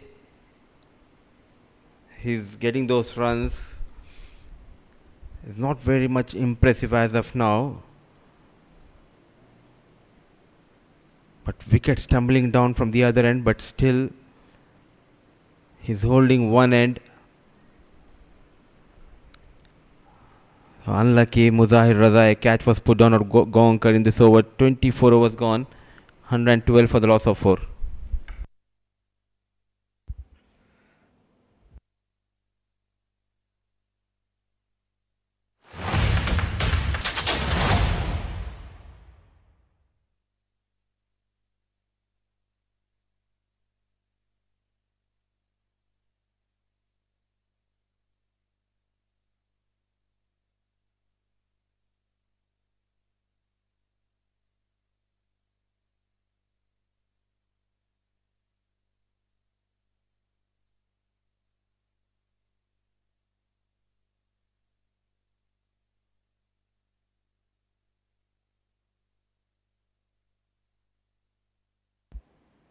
One thing is almost certain that Nadeem Khan is not going to be leaving that spot of his around the Goodland area. And that is what you get with Nadeem Khan.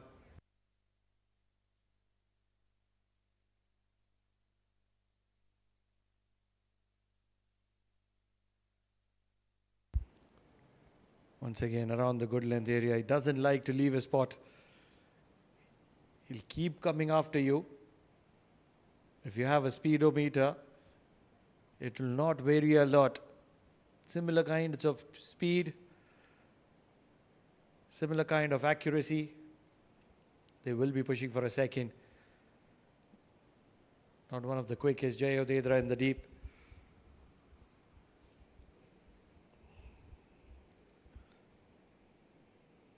But ever since Jay Odedra is out of the attack, Suyash Prabhudesai has been very comfortable against everybody else. Shot pulled. There is protection, so just a single. And just as Mudassir Ali Qureshi pointed out in the previous over, the grittiness of Suyash Prabhudesai, that's what defines him. It hasn't been one of those smoothest knocks of Suyash Prabhudesai. It's been a gritty one. He's hung in there. And that's what defines Suyash Prabhudesai. His experience. He would always understand that if he can hang in there for a while, he can make a big impact.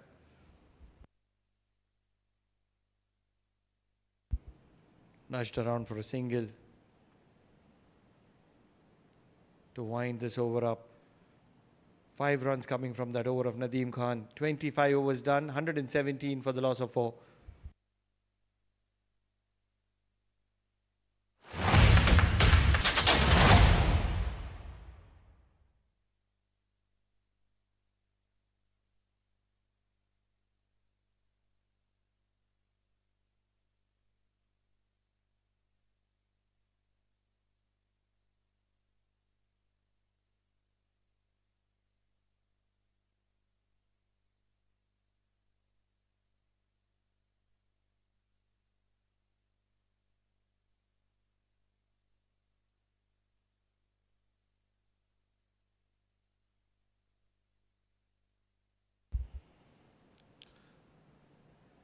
Muzahir Raza with his change of pace.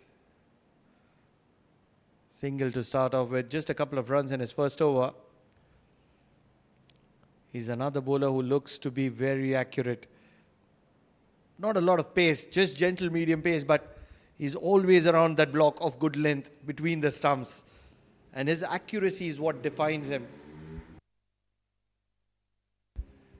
He's one of those specialist death bowlers with his variation, change of pace, that makes the batting difficult for the batters. And then he can move the ball as well. Good bit of shape on this occasion.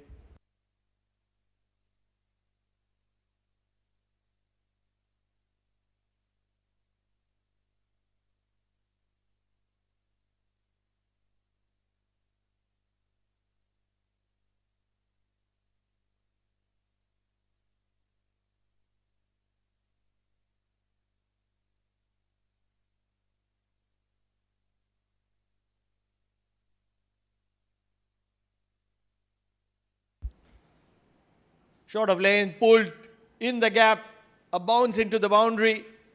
Deep Rajgaonkar, we do know he's an effective striker of the cricket ball. And you can't be bowling short to him. Misses his line, misses his length. On the body, half tracker. Pay the price was written all over that ball, and that's exactly what Deep Rajgaonkar has made Muzahir Raza do. Pay the price.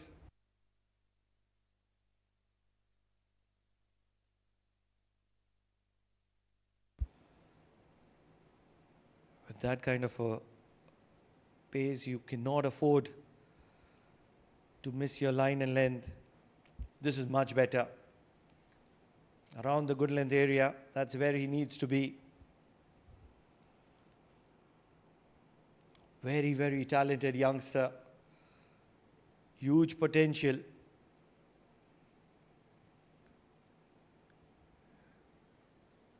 Pretty much effective with the new ball as well. Works very hard on his fitness. He will get stronger by every passing year, but till then he needs to hold his line and length. It's just early days for him. Much better. This is exactly what he needs to do.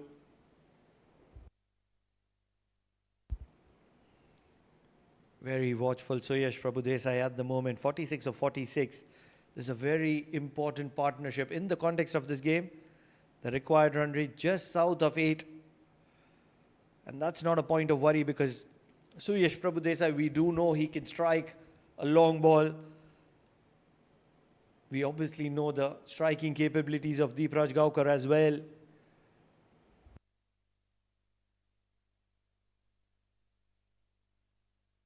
Slower delivery, quick single. 7 runs from this over of Muzahir Raza. 124 for the loss of 4 at the 26 over mark.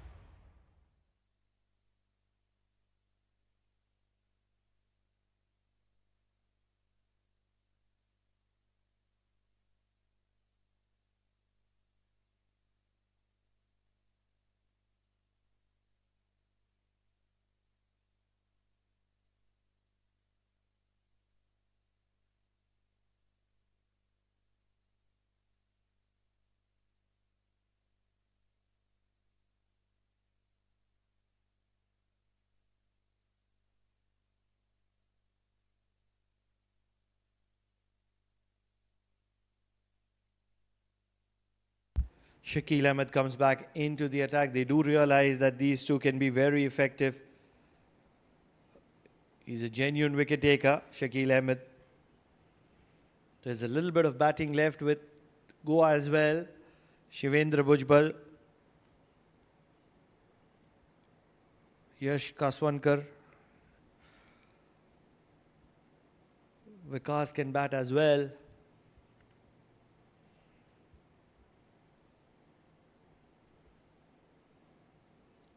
The problem is going to be the scoreboard pressure, and that's why these two need to take the game as deep as possible.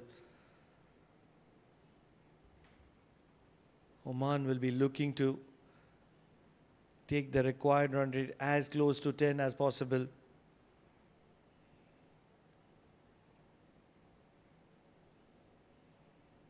Cut really well. This ball is traveling very quickly, but not quick enough. Another couple of runs.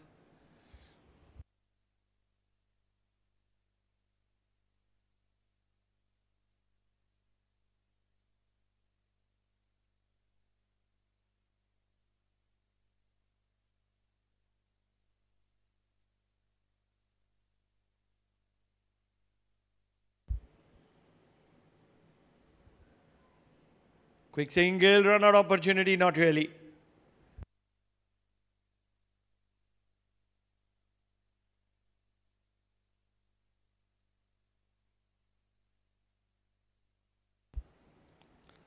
"182 runs required of 23.3 overs.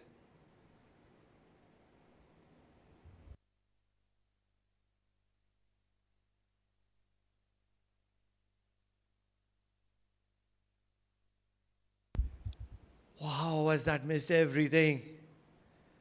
For a moment, I thought that it has found the gap between bat and pad. What a delivery was that from the little dynamite Shakil Ahmed. Don't really think Suyash Prabhu Desai had any idea what had happened there.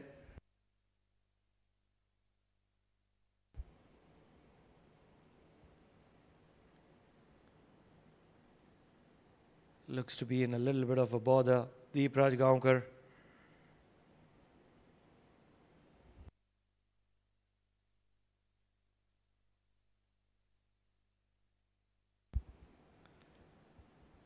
Suyash Prabhu Desai looking to get to his milestone, just a couple of runs away from it. And to stop him from doing that, Shakil Ahmed has been introduced back into the attack.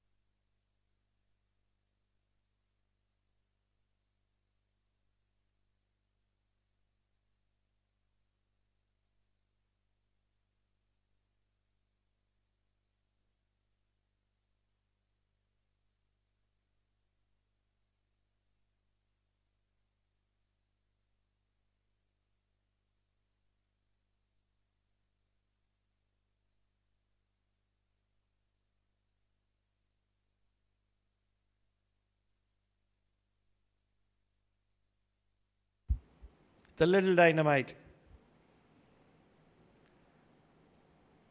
Leading edge from the bat of Suyash Prabhu Desai. He hasn't looked comfortable time and again in this innings of his. But he's been very, very gritty. He's hung in there.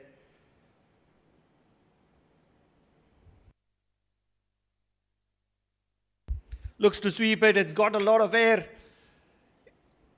Not the distance, but just good enough to get over the rope.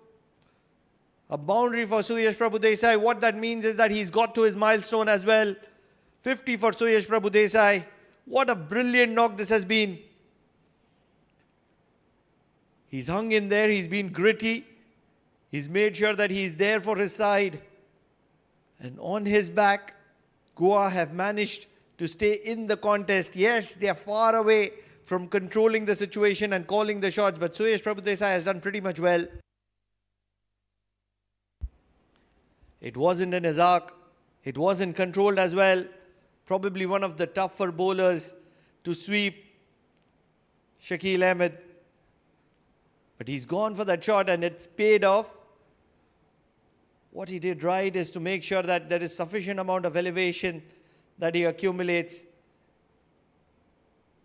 A much needed boundary should calm the nerves. Mozahir Raza continues from the media box end. A little bit of a shape. Oman needs a wicket here. Deep Rajgaonkar and Suyash Prabhudesai are stitching a much needed partnership.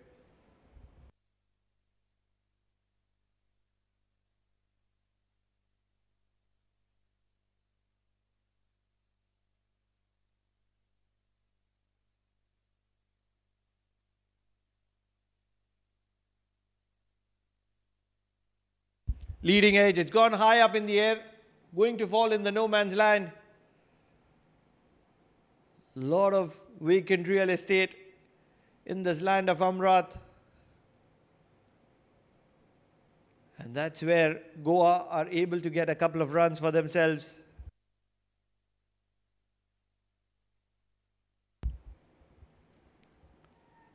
The current run rate just south of 5. It's not a sight of worry or bother because the required run rate has also stayed below 8. With the striking capabilities of these two, it's not a sight of worry. Late cut, played pretty well. Deep Rajgaonkar will get a boundary for himself. Mozahir Raza is all of a sudden becoming expensive.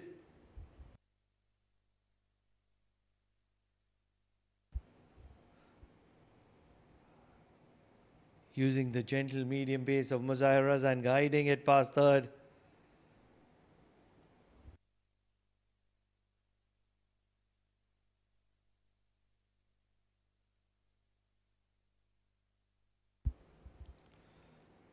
Six runs from this over.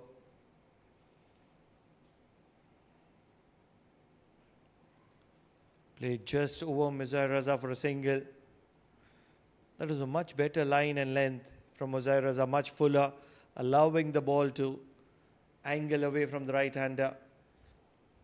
There is still a little bit of shape for Mozahir Raza.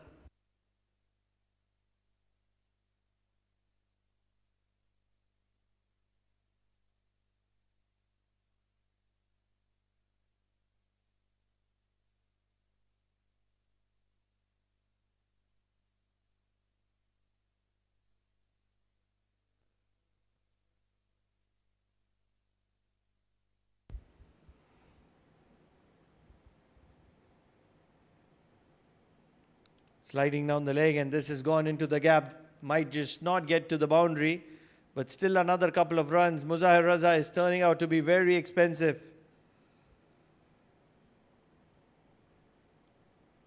Nine runs from this over. Still a ball to spare.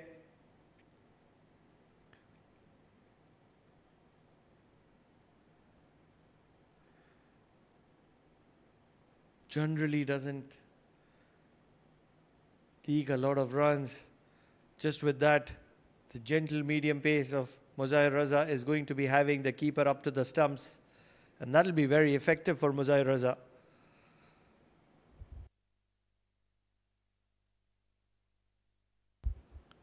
Much better. Finishes off with a dot ball. 9 runs from that over of Mozahir Raza. 141 for the loss of 4 at the 28 over mark.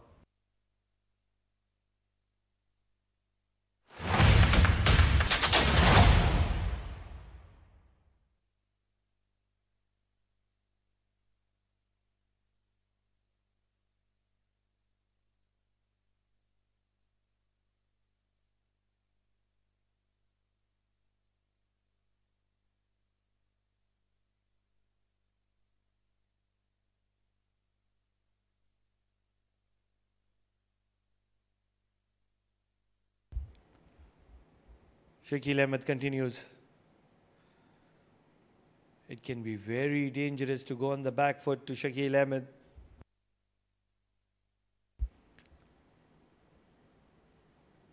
He's been expensive for his likings, 31 in 6 overs.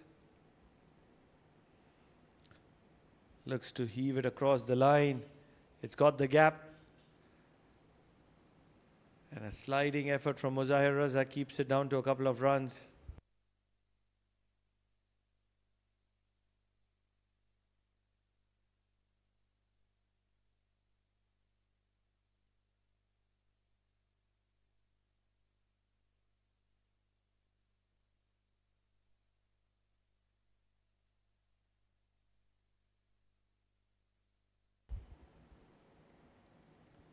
Laid down the ground for a single. With every passing run, this partnership between Suyash Prabhudesai and Deep Rajgaonkar is turning out to be very dangerous.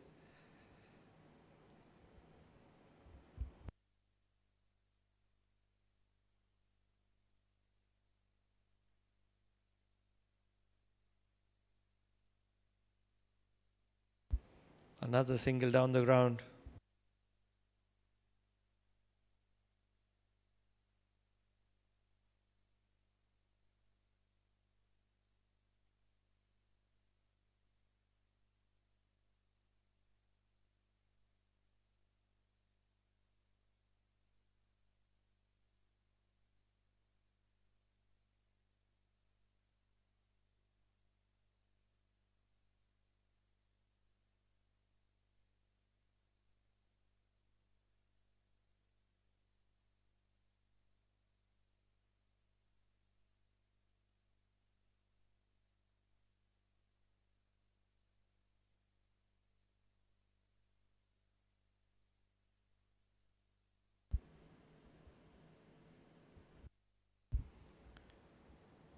He's been in a little bit of a bother, Deep Rajgaonkar.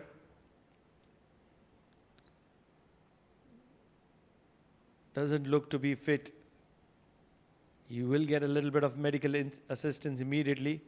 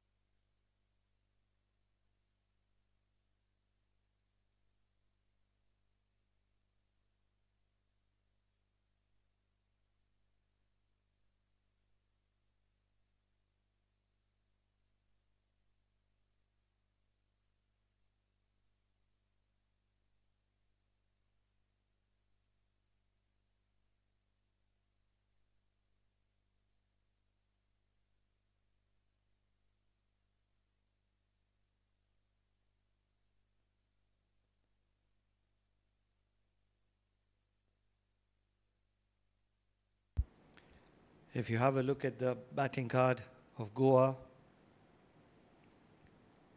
few starts for most of the batters. They've all got into double digits, but just not been able to capitalize. At the moment, Suyash Prabhudesai 55-54 and Deep Rajgaonkar 33 of 43 are looking very lethal, and that's where Deep Rajgaonkar is down on the ground, and that's trouble signs. Shivendra Bhujbal, the next man in. A lot of prospects for him. Very talented.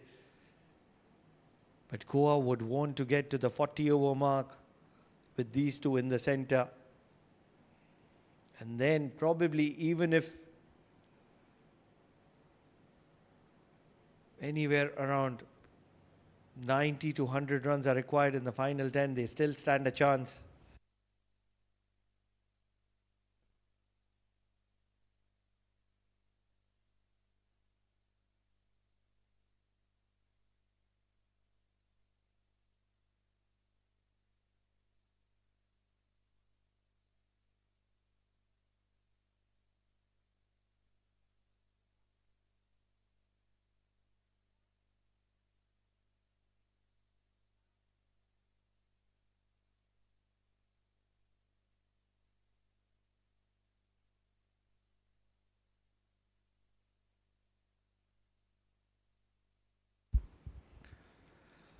This is how it has all panned out.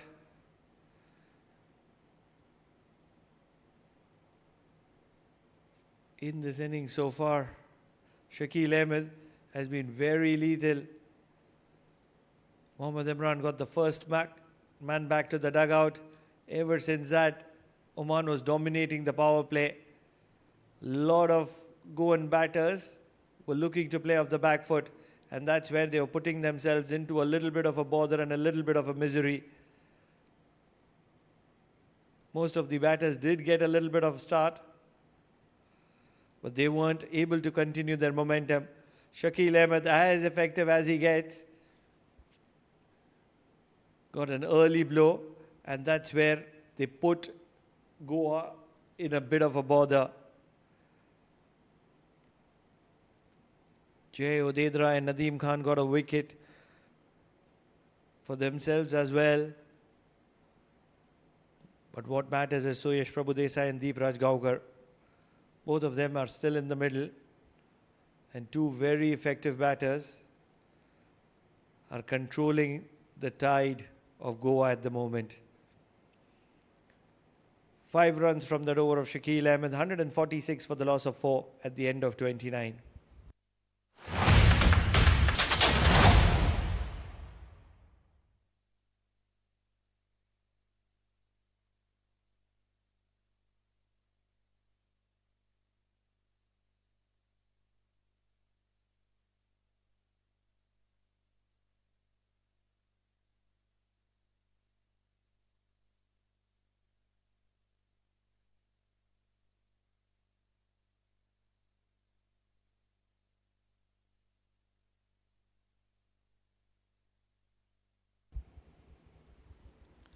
Muzahir Raza has been very expensive. 18 runs in his 3 overs, especially his last over, conceded 9 runs. He's once again back into the attack. He does get a little bit of shape, and that's where he can be very effective, just like that. Mudassir Ali Qureshi, Hasnain Ali Shah, enjoying their time here at the Oman Cricket Academy. Missing his duty, commentary duties. He's always talking about cricket.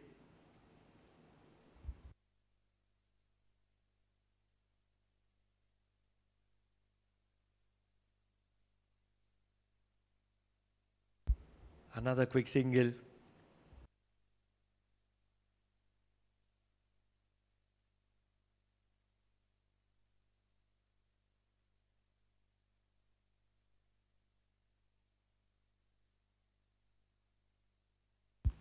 It's a weekend and a lot of people have come to enjoy their cricket here at the Oman Cricket Academy. They take their cricket very seriously here in Oman. If you get a visual of Mudassir Ali Qureshi, much straighter, played in the gap, should be looking for a couple of runs. Needs to be much fuller. And that's where the opportunity is.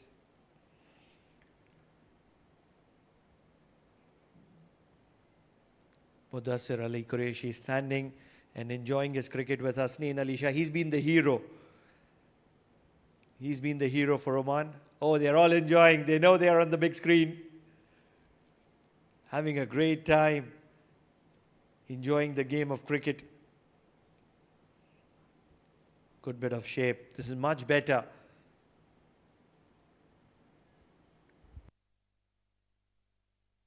$150 for Goa with that single.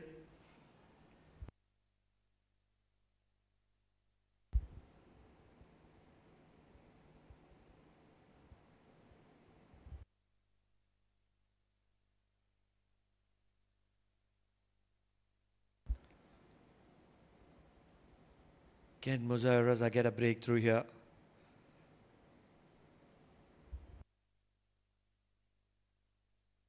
Oh, sliding down the leg. Great bit of keeping. He certainly saved 5 runs. Muzahir Raza is going to run and appreciate the captain's efforts down the leg, because this was a certain fiver. not doing justice to his selection at the moment is Muzahir Raza. He has to hold on the line.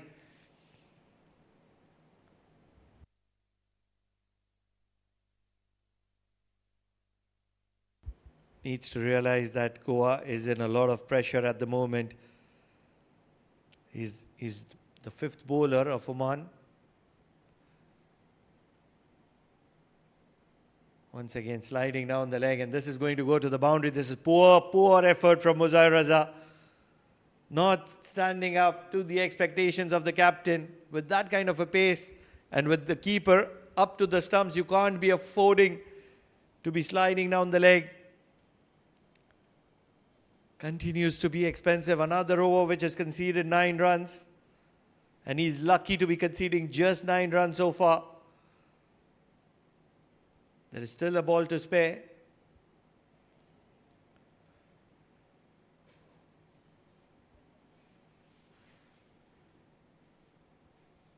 Much better.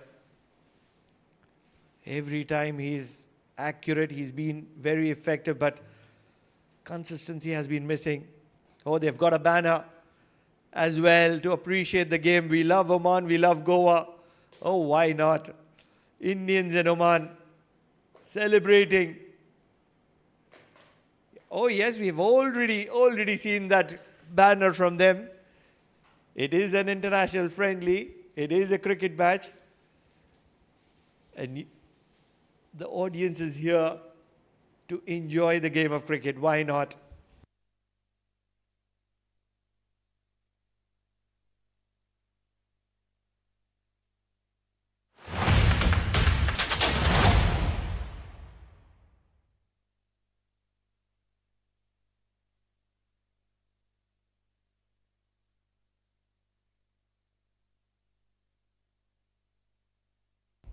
Suyash Prabhudesai, 58 of 56. Deep Rajgaonkar, he's into his 40s. 40 of 48. 154 in 20 overs. It's a game of T20 now. The problem is that the game of T20 hasn't worked in favor of Goa on the first 2 occasions. It's a game within a game. Rock solid Deep Rajgaonkar.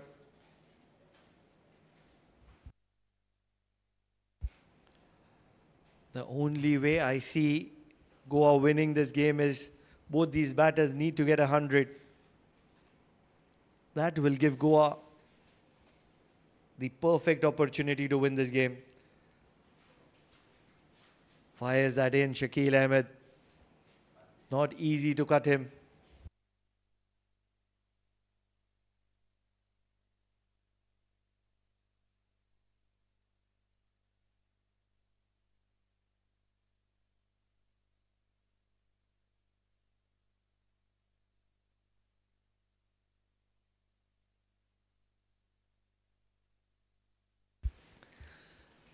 Shakil Ahmed pulls it just wide of mid-wicket.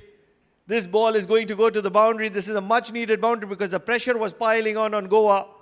3 dot balls in a row and the 4th one goes to the ropes. A calculative risk taken by Gaonkar. And tonight he doesn't look quite effective, Shakil Ahmed, though he has got a wicket. Trying to come into the right-hand batter.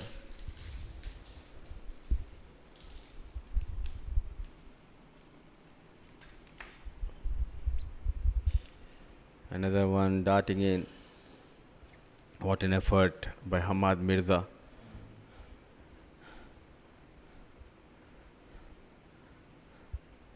We haven't seen Jiten Kumar Ramanandi on field.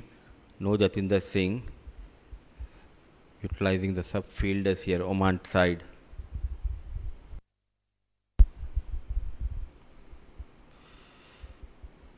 What a partnership between these two. But still, plenty of hard work needs to be done by Desai and Gaonkar.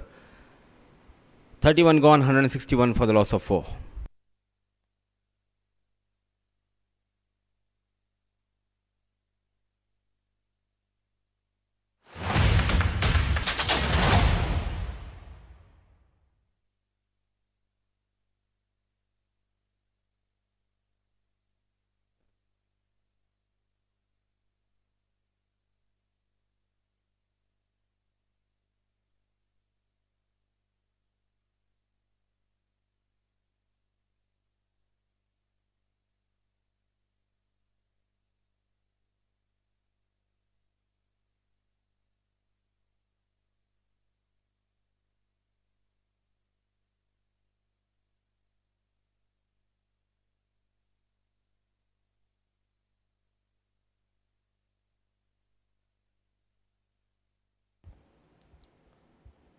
Nadeem Khan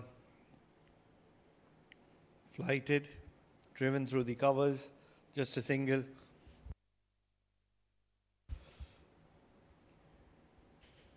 Mudibya, correct me if I'm wrong.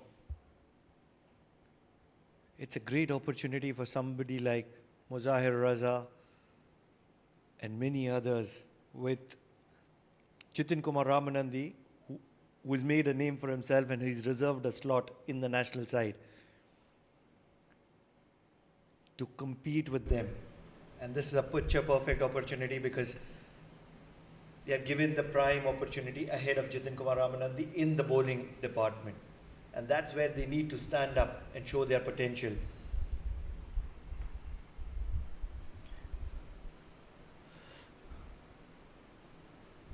Swept nicely. Poor effort from Shah Faisal. Why do you want to have one of your slow fielders in the deep? Should have been just a single. But ordinary stuff from Shah Faisal resulted in a boundary. He gets to his 50, a well-deserved 50 under pressure from the blade of Gaonkar. Still not able to understand why Shah Faisal didn't put in the dive. Wasn't too far away from him. Deep Raj Gaonkar with every passing delivery is looking more and more dangerous. And that's where trouble signs for Oman. Now coming back to Muzahir Raza's case, I feel for the boy. He created that opportunity. As a bowler, sometimes you want that early wicket. And that is how you grow in confidence. A catch was put down in his first over by Jay Odera. That too of Gaonkar. In the first inning we have seen, they dropped Jatinder Singh and he piled up runs. Now Gaonkar was put down on 6 or 7. Already got to his 50, so not a good sign for Oman side. And now Desai, he is looking much confident and playing with lot of authority. 142 of 109 balls. It's a kind of T20 score they need.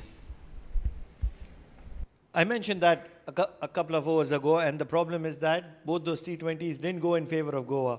So they don't want to be calculating the score in terms of a T20. But barring jokes aside, 168 on the board for the loss of 4. 32 overs done. I believe it's time for both the sides to get a little bit of a breather and re-strategize for the last 18 overs. Both these batters are looking very lethal and very dangerous, taking the game deep.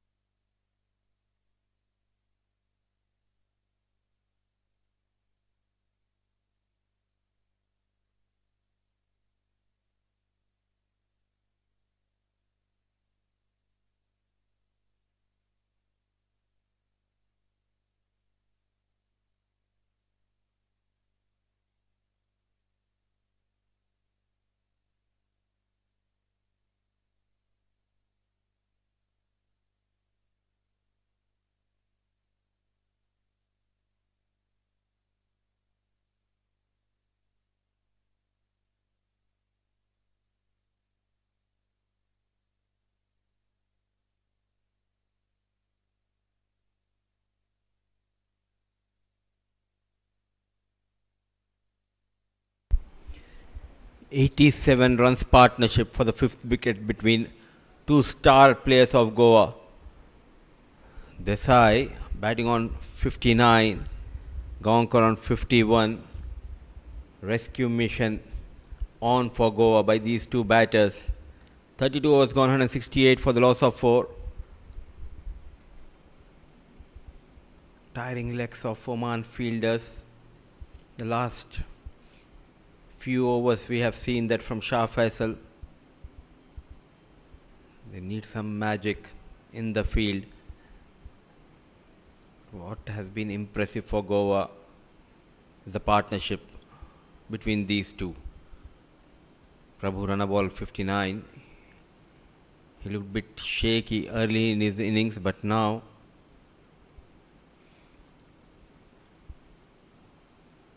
playing the merit of the ball, using the feet, charging down, chance, dropped.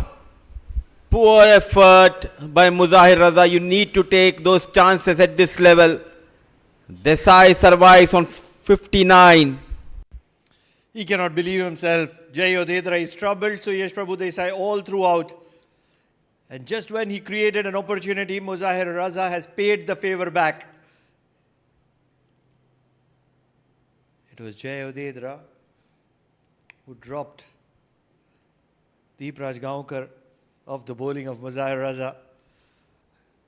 And now Suyash Prabhu Desai has an opportunity. Big appeal. It's only going to be a formality. So both these batters have an opportunity, have had in life now. Was it a top spinner, Pranav? Excellent piece of stuff. Gone for a maximum, did not got the support from the fielder. The very next delivery, he pulled his length back.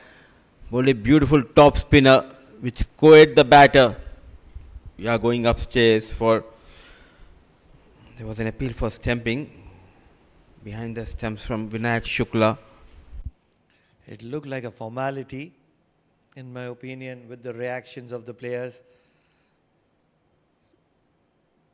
What you get with Jay Odedra, he bowls that fourth or fifth stump channel. And from there, one ball will turn into the stumps and one ball will carry on with the line.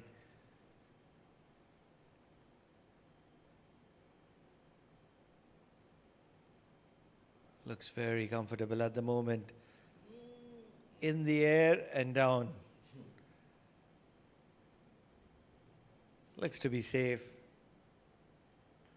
The reaction of a wicketkeeper generally leaks the verdict.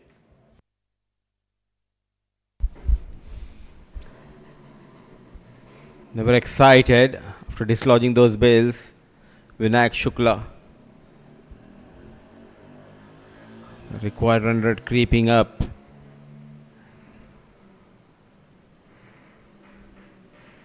Full and dive were just not able to save that single. Sanju Sajeev.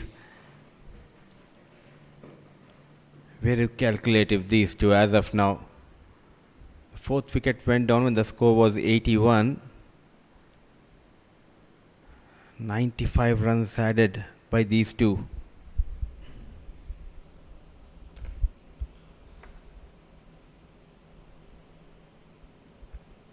Suyash Prabhu Desai. Jay Odedra has been a thorn to him. Struggled against Jay Odedra. Against everybody else, he's been decent. He hasn't been controlling and calling the shots, but he's hung in there. And what matters is the number on the board. 66 of 62. He's got the results for himself. On the other hand, look at the figures of Jay Odedra. Should have been easily 34. A couple of wickets more in his kitty.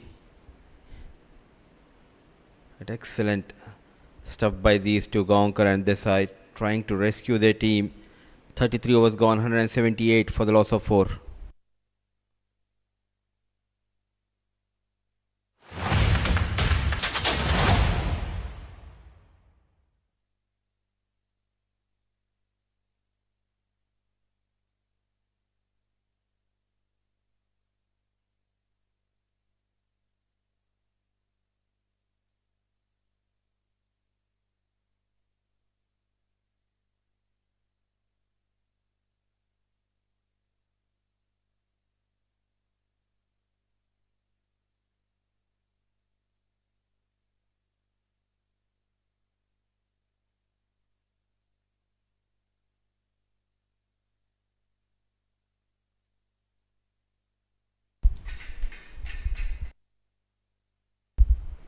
The back into the attack. Poor delivery and nicely managed. Not trying to hit it hard. Rolling his wrist. 4 runs to start the over number 34. They look restless at the moment. Tired and fatigued. Sliding down the leg. Haven't been accurate, and both these batters, very aggressive, very attacking, are always looking to make the bowlers pay the price.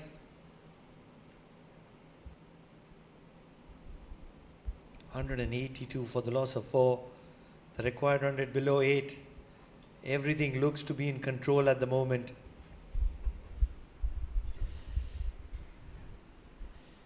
Would love Nadeem Khan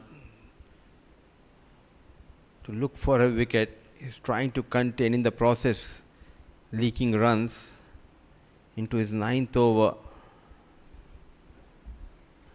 Much better. Invite him to go for the drive. This is the right stage for a spinner to give that flight. Still plenty of runs needed. You need to break this partnership. Another firm drive towards the long on by Desai. This is a sign of a good player, Pranav. Once he got to his 50, you can see the difference and the approach in his batting style. There's no two thoughts about his quality.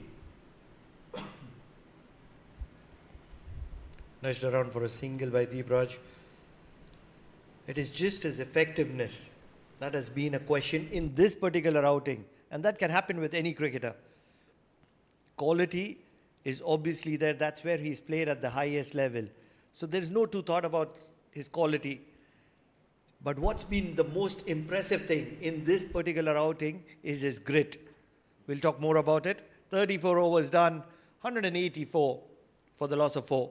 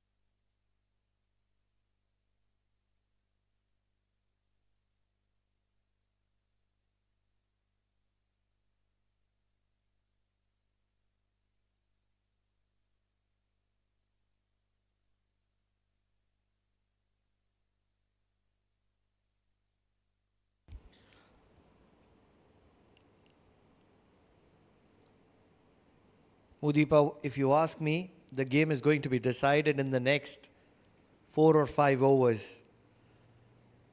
2 of those overs will probably come from Jay Odedra. If Jay Odedra can probably get a wicket here,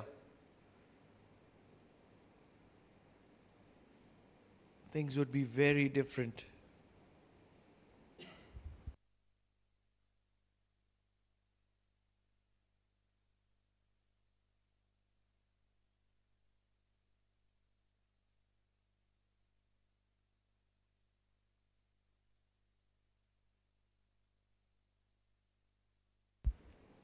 Oman needs to pull a rabbit out of the hat to create a little bit of pressure.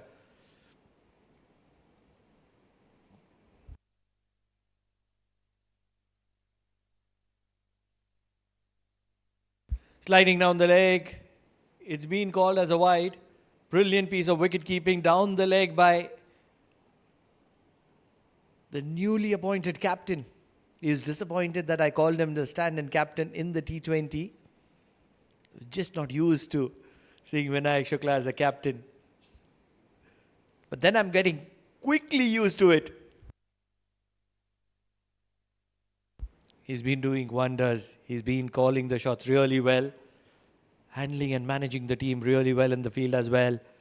A calm head over a shoulder does help. How have you liked his captaincy? This is a goner. This is a goner. You can't be playing a reverse sweep to somebody who bowls so straight. Jay Odedra troubled Suyash Prabhudesai all through the innings. And finally, Jay Odedra gets the back of Suyash Prabhudesai. The big wicket, the big fish, Suyash Prabhudesai is going to be walking back to the dugout. Will this be the final nail? Another batter caught right in front of the wickets. Was it needed? Dejected. Is Desai. He batted beautifully, but one wrong shot led to the fall of Desai here. Odedra tried and tried and tried. He was put on in his previous over. But what a comeback by Odedra. A quicker delivery, targeting those stumps. A big blow for Goa. Things were looking good. All of a sudden, Desai departs. 5 wickets down. Trying to go for that switch hit. Easy decision for Sagir. He exposed himself, played early, trying to go hard, lost his shape. It's 186 for the loss of 5.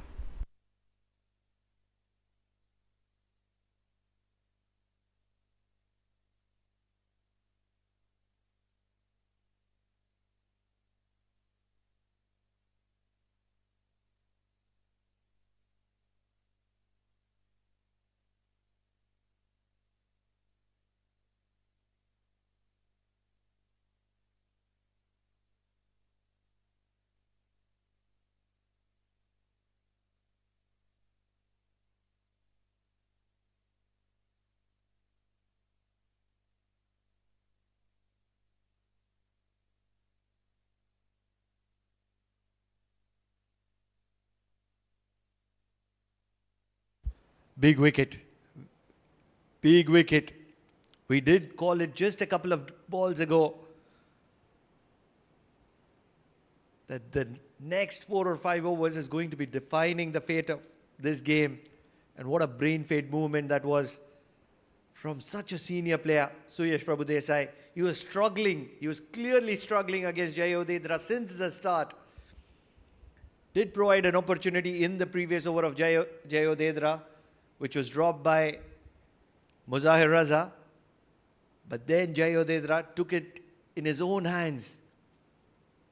Right in front of the stumps. No brainer. What a moment in this game. Goa was calling the shots, controlling the game. And all of a sudden, Suyash Prabhudesai is back to the dugout.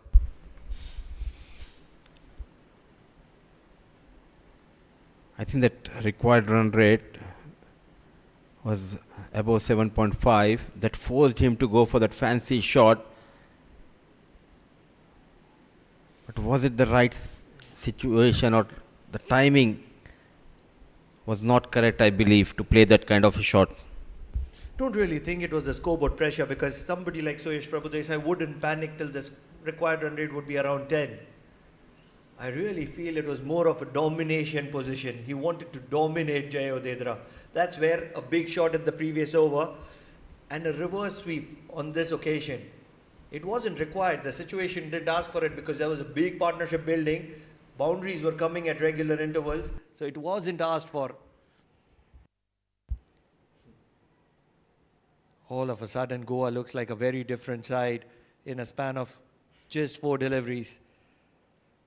3 runs and that big wicket of Suyash Prabhudesai in this over of Jay Odedra. 35 overs gone, 187 for the loss of 5.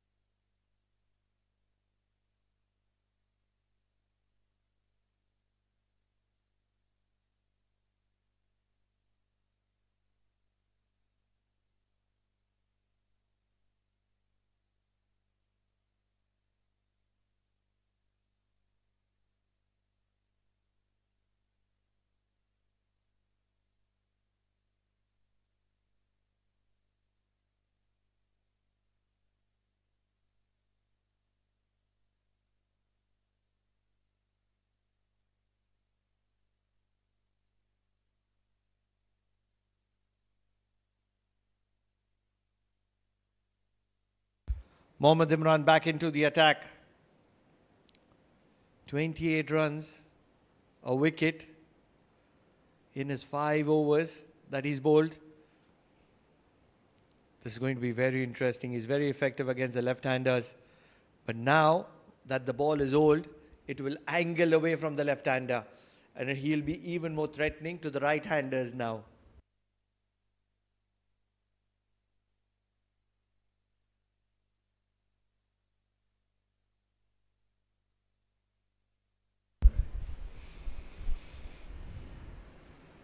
And top of that, can he make the ball to reverse?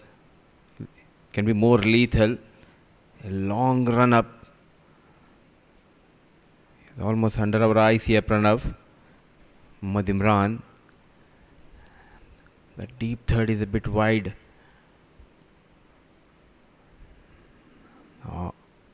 Extra responsibility on the shoulders of Gaonkar.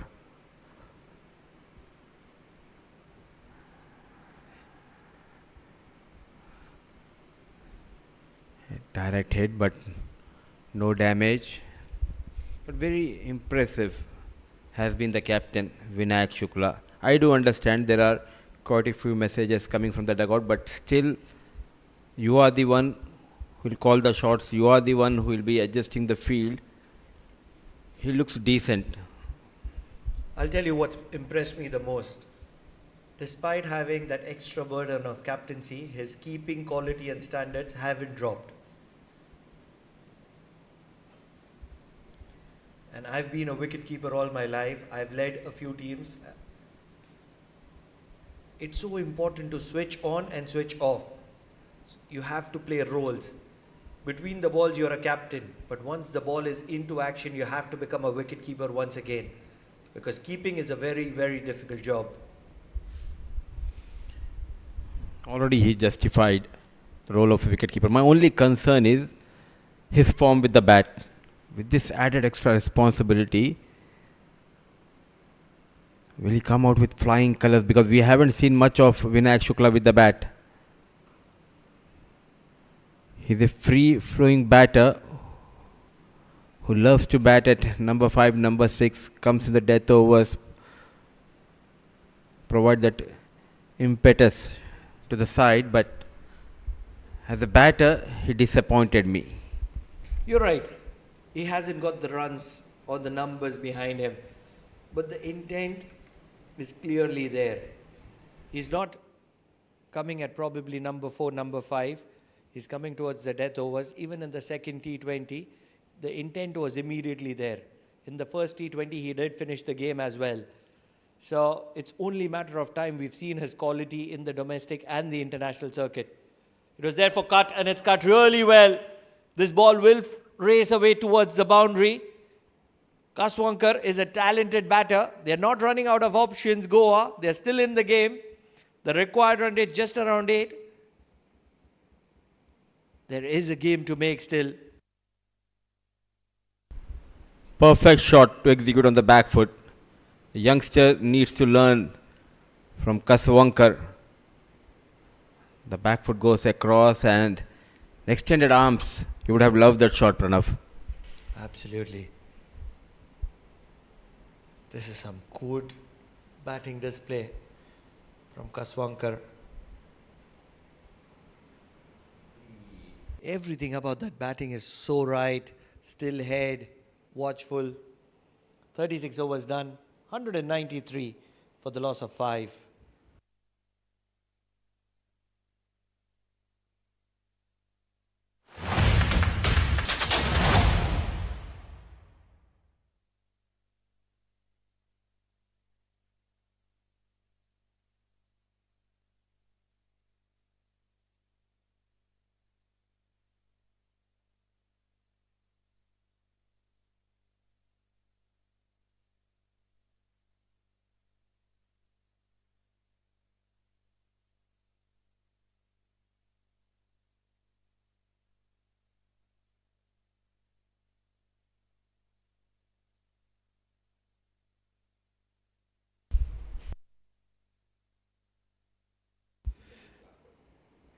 The final over for Jay Odedra. 2 for 48.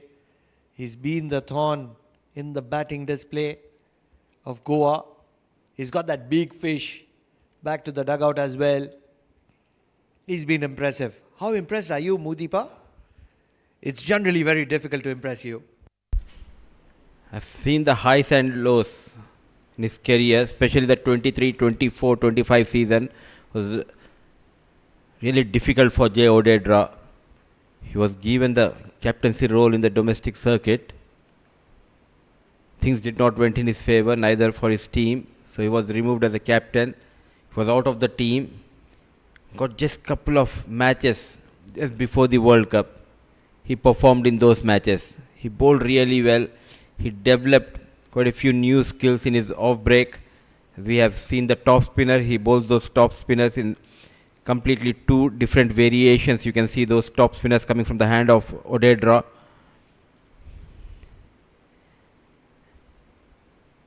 And recently you had covered a story about his journey as well. So tell us more about Jay Odedra's cricketing journey. Jay Odedra comes from the land of Porbandar, where he and his elder brother played really good quality cricket in the junior circuit. They've played the age group category. They've played with a lot of big names in Gujarat. And after the under 23, because of the high quality competition that is there in Gujarat, especially Porbandar, he didn't get a lot of opportunities, and that's where he opted to travel to Oman. The initial few years, because my house was pretty much close to his, where he stays, he used to struggle. A hardcore pure vegetarian.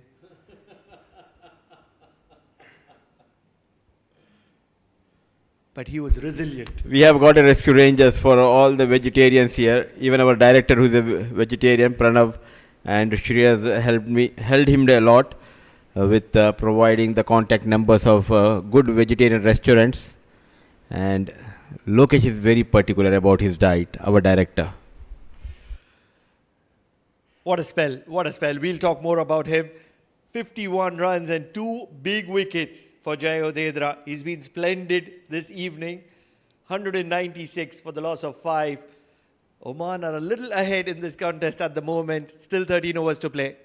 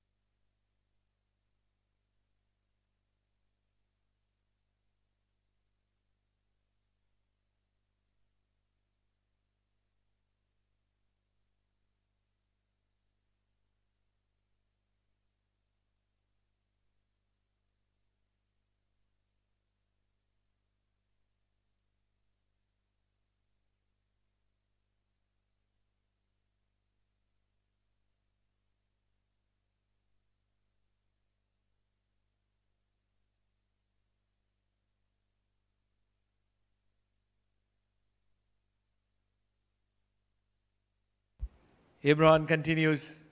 Slower delivery. It's gone past everything. It's going to go to the boundary.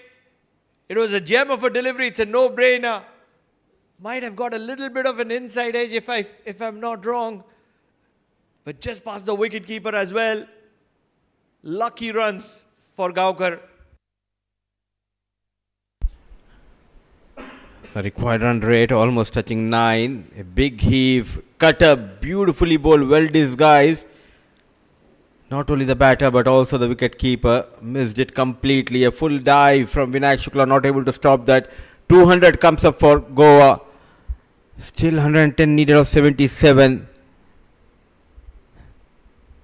A crucial spell from Mohammad Imran. He needs to get rid of Gaonkar here.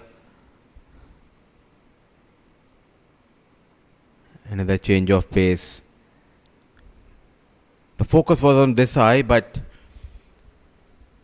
We should not forget the way Gaonkar has studied the ship in those middle overs when things were not looking good. Even the likes of Desai was a bit rusty. Then came Gaonkar. He provided that support to Desai. Now, once Desai is back in the hut, all eyes on Gaonkar. All Kaswankar needs to do is now he needs to provide his support, play that second fiddle role to Gaonkar. Still gettable 109 because the surface is really good to bat. And don't forget Bujbal. He's still available in the ranks. An opener in the T20 format. Bats deep down the order as a finisher. He has some good quality striking capabilities. So they have some resources left in the tank. This is pretty much gettable.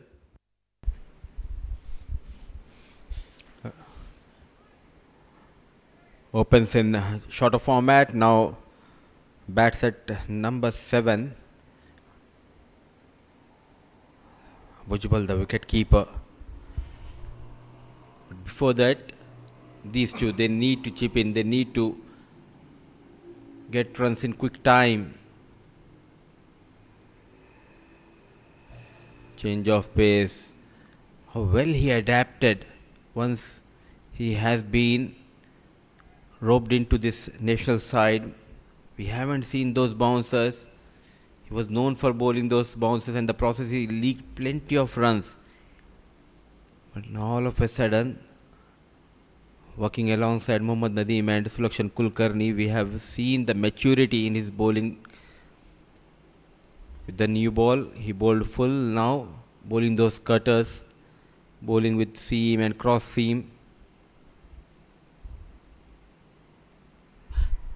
Loud appeal, I believe, just pitching outside the leg, and that is what Vinod Babu thinks as well. Or was there a bat involved? An inside edge maybe? Can we have a replay? What a wonderful delivery.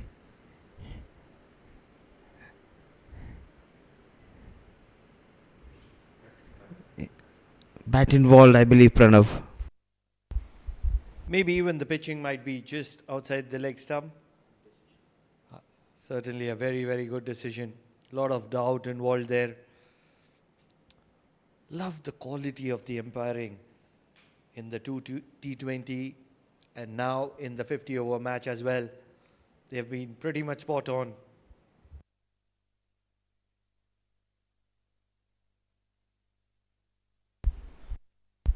Absolutely, Pranav, and good to see they're doing a wonderful job. 38 gone, still Gaonkar out there in the middle. Hopes are alive. The likes of Kaswankar also in the middle. 202 for the loss of 5.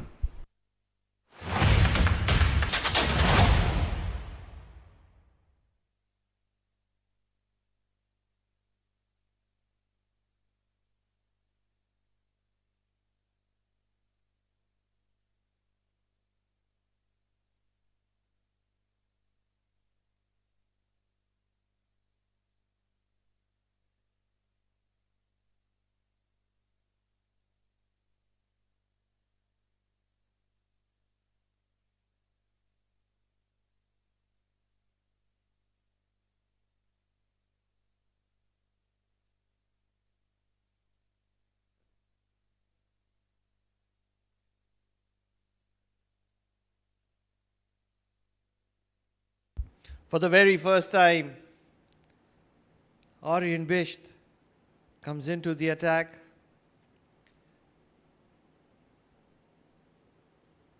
Generally, he's a very accurate bowler,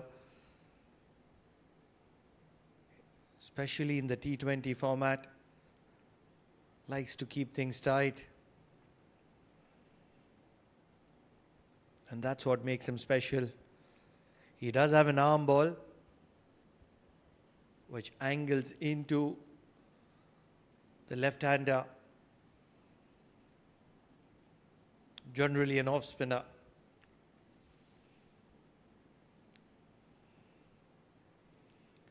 This is going to be interesting. Aryan Bisht versus Deep Raj Gaonkar. Big shot, slog. Not able to get underneath it, and that's why just a single. He's going to be targeted. It's a no-brainer. A very different look for Aryan Bisht.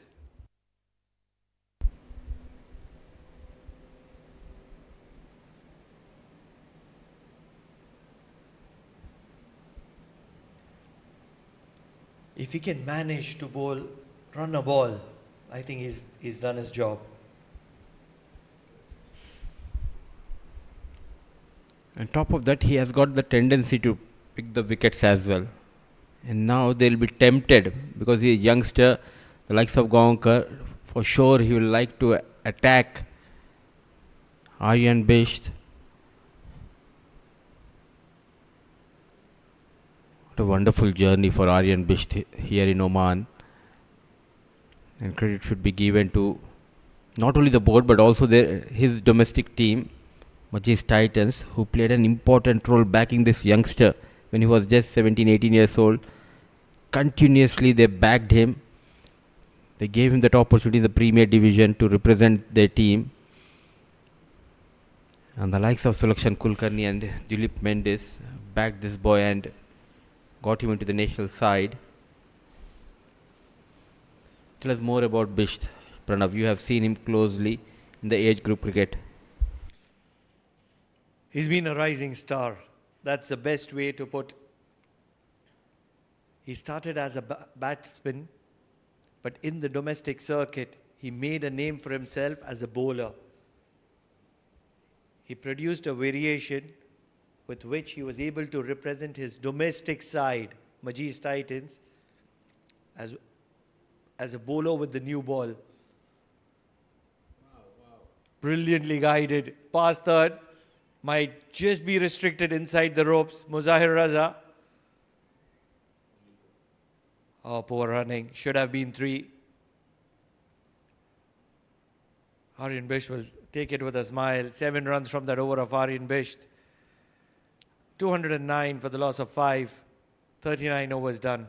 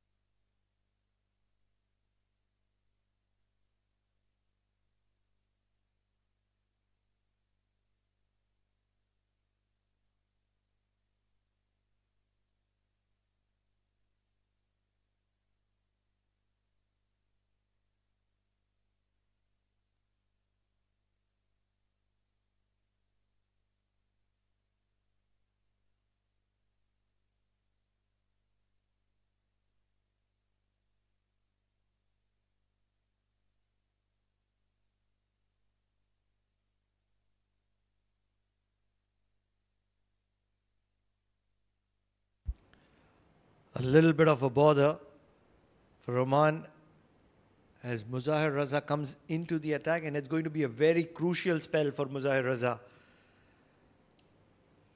They have to bowl 5 overs between Muzahir Raza and Aryan Bisht. Shakil Ahmed has a couple of overs left. He's going to be completing his quota. Mohammad Imran has 3 overs left, so he's also going to be continuing his quota. 1 over for Nadeem Khan. Catching opportunity, and it's taken. Muzahir Raza strikes. The young sensation has penetrated through the gap. Kaswankar, who was looking so good in the middle, we were appreciating his quality, is going to be walking back to the dugout as the 6th victim. Stop your calculation. It's a Raza show here. What a comeback. It was away from Kaswankar, and the young lad, he provided a breakthrough here. Muzahir Raza,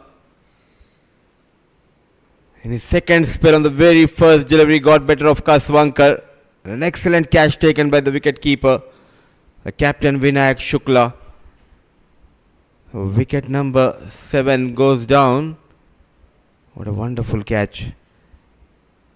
Played away from the body, and look at that, it was going away from the initial movement. As a keeper, you need to describe me this, Pranav. Just following the path of the ball, that's so important. Setting your base to get into the dive. And it was a reaction catch because that ball was traveling. It was slashed and slashed really hard. So that ball was really traveling very quickly. Vinayak Shukla has done a fantastic job behind the stumps. Big wicket picked up by Muzahir Raza, the young sensation, the talent.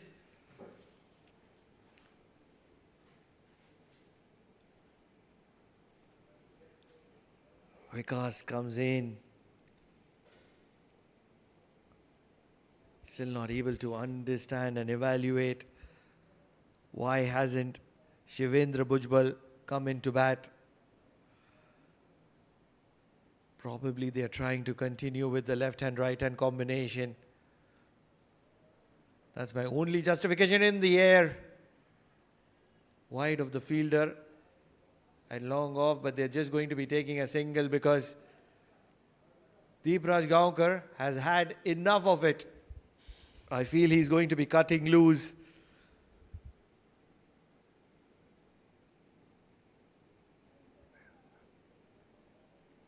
Those 5 overs between Muzahir Raza and Aryan Bisht are going to be very crucial because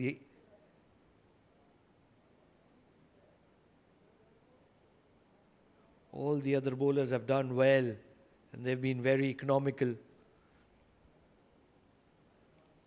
Beautifully disguised slower delivery. Muzahir Raza is a different bowler when he bowls in the death. Reads the situation really well and understands that Deepraj Gaonkar is looking to play a big shot here.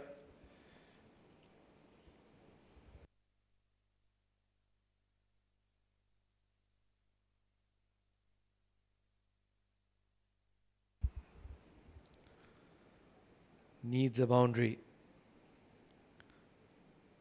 For Goa, they will have to attack Muzahir Raza and Aryan Bisht.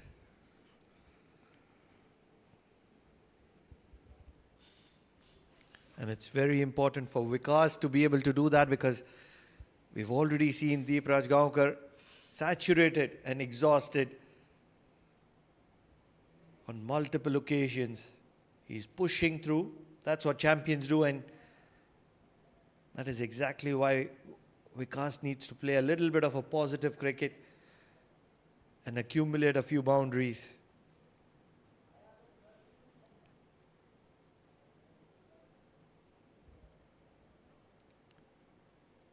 Does swing the ball both ways. Muzahir Raza is a tricky customer.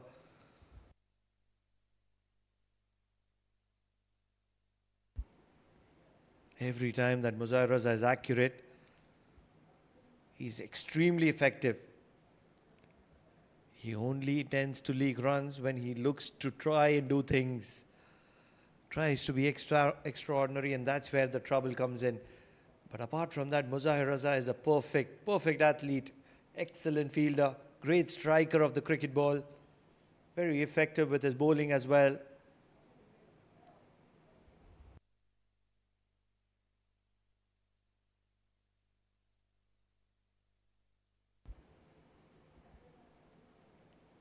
Looking and hunting for a wicket is Muzahir Raza. In the arc, this has gone high up in the air. Is there a fielder there? It is. Is it Aryan Bisht? Because that's a fantastic catch.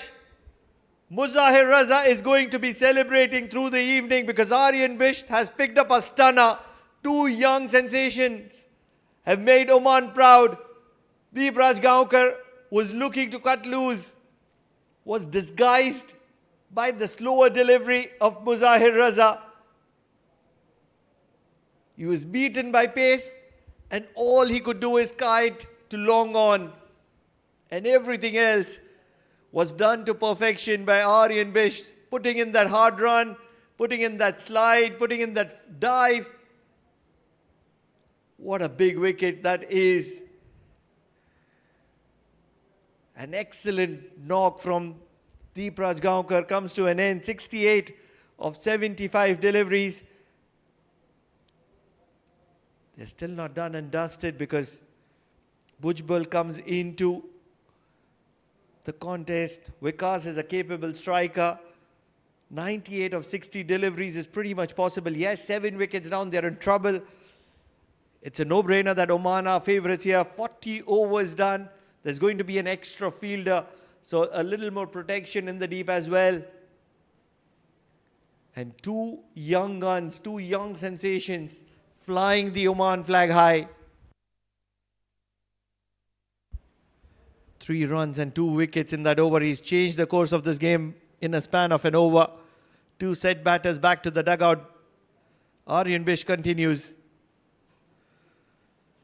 looking to keep it out of the arc of Vikas. Ends up in a dot ball. Rather a wide, I beg your pardon.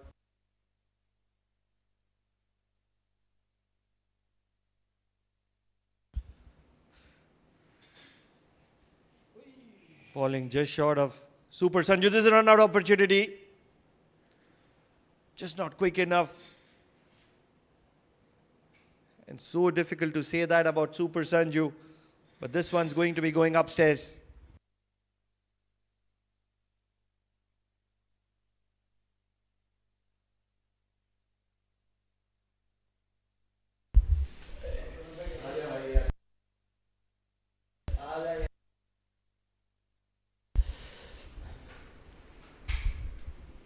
Change by Vinayak Shukla to get Muzahir, and he struck twice. And now, what a throw. But basics were right. A full stretch. A quick single. So, lot depends on Bhujbal now. As you have said earlier, that he has that ability to play in the death overs. But someone needs to provide him that support. They have already lost 7 wickets. Fresh at the crease. Facing his first delivery. Bisht to Bhujbal.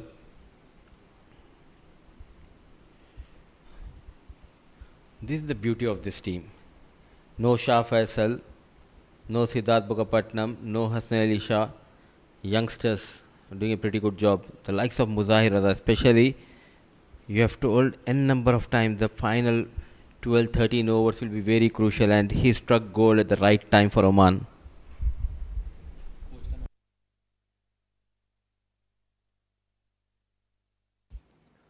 A lot of credit has to go to Mr. Sulakshan Kulkarni as well, giving opportunity to the youngsters, and the youngsters have risen to the occasion when it matters the most.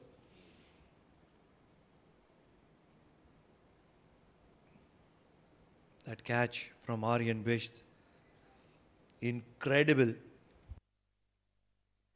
It means I need to request our director to show us that wicket after this over. Young Bisht bowling his second over. Excellent stuff. 2 youngsters in tandem bowling those crucial overs. One got a couple of wickets. He played the big role, Bisht getting rid of Gaonkar. Now with the ball, bowling those tight line and lengths. Slashed and slashed really hard. It's in the cap and a wonderful effort. Mohammad Imran giving it everything. They're going to be pushing for the third in my understanding. But this is a spirited Omani side.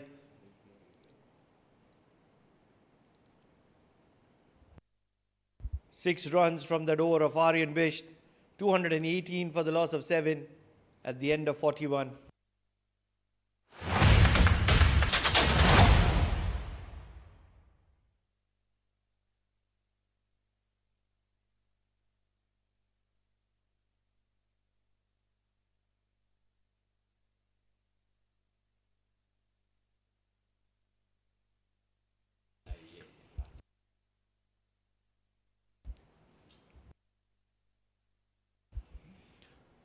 That was a fantastic effort from Super Sanju, but the running between the wicket is something that we need to appreciate. The quality, the basics being implemented, and that's what matters. Dragging the bat, another quick single. I've been mighty impressed with the running between the wicket of Goa. The way they call, the way they run between the wickets, the way they take a little bit of advantage with the starts, timely starts. It has been pretty much accurate.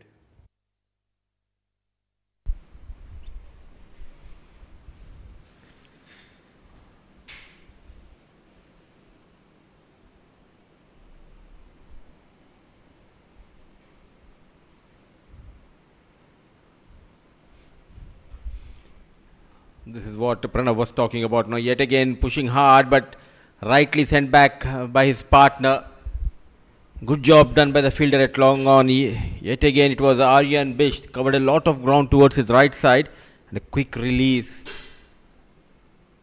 So two youngsters are doing a pretty good job for Oman as of now with the ball. Raza, and in the field young Bisht.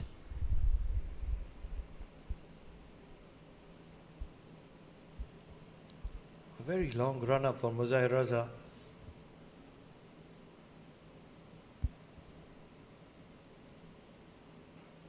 Catching opportunity, not really. Just wide of Muzahir Raza. The reason he is very effective in the depth is that his change of pace makes it very difficult to evaluate the kind of pace that he's going to be bowling with. The range is what makes the difference. And he has mastered the art of bowling slower deliveries. Not afraid to bowl those cutters even in the shorter format. Length is key for Raza. If anything fuller, he'll be sent out of the park, keeping it away from the batters. Bowling on the good length channel. Back of hand delivery. Just a single.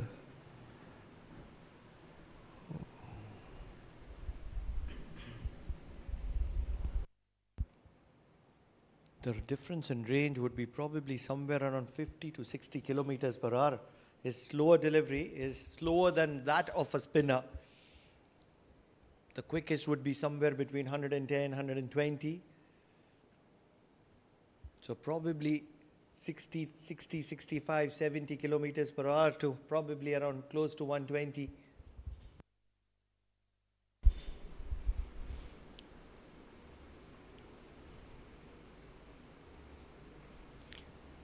Well spotted, Pranav. Maybe between 115 to 120 his quicker delivery. Then once from 120 when he bowls that slower ones, it almost hits around 80 to 90, I believe. He goes way slow because his back of hand is really slow. And that's where at this level the players aren't used to playing that slow deliveries. If you see Shakil Ahmed or you see any of the spinners bowling for Goa as well, they're pretty much quicker through the air. They don't want to give any loop, room, any opportunity for the batter to get underneath it.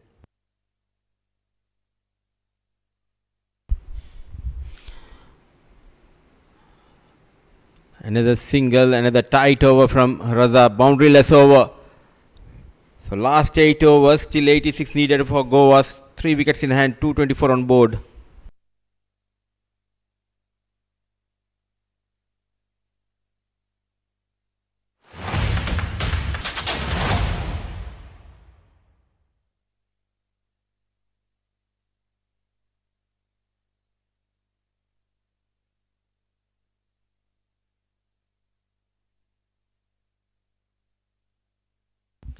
Talking about Aryan Bisht, Mudipa, you have to be accepting the fact that Aryan Bisht, as a player of the national side of Oman, the most important factor is his fielding to start off with. That's the most important. A youngster needs to be an athletic, agile fielder.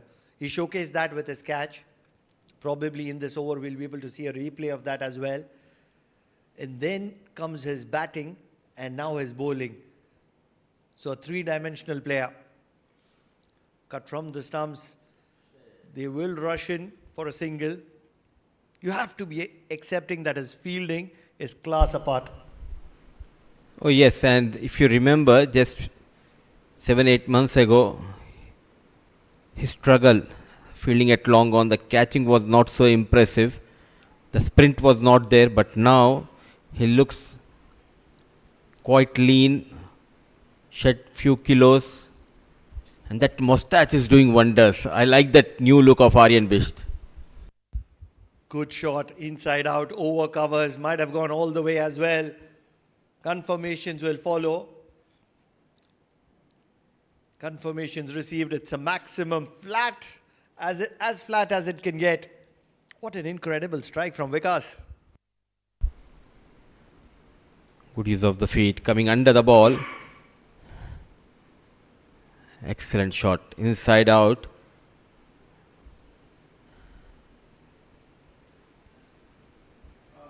Sanju Sajeev, what's expected from this boy at that position?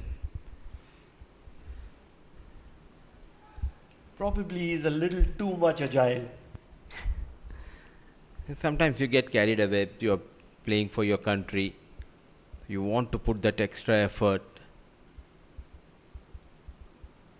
Cleaned him up. Oh, just sharp turn. Somehow he manages to put the wood. He was forced on the back foot by Bisht. Deserves a wicket.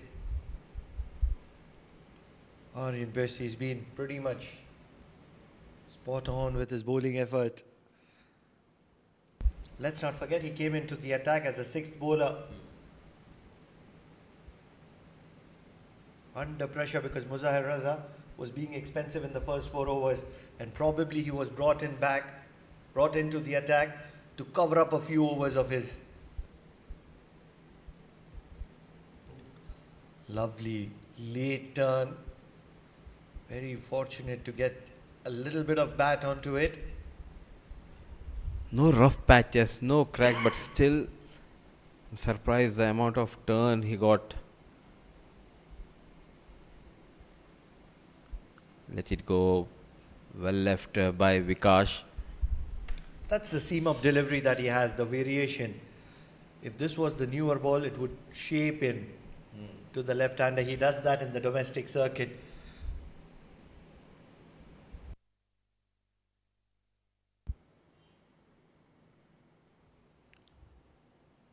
Nudged around for a single. 235 on the board for the loss of 7 at the end of 43. 42 balls, 75 runs. The game is in control of Oman at the moment.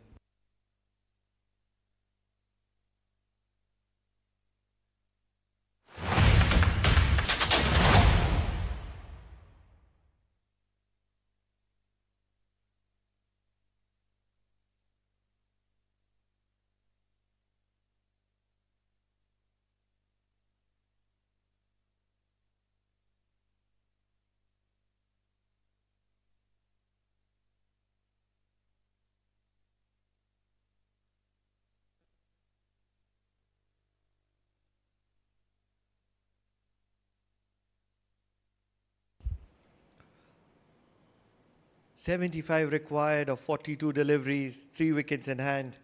Does it remind you a couple of days ago Oman was in a similar kind of a situation. And clearly, I remember that I said no chance for Oman. Then that cameo from Hasnain. Can we witness something special from the blade of Bhujbal and Vikash for Goa? It's quite gettable. But slowly under the lights, spinners are getting some grip from the and purchase from the surface.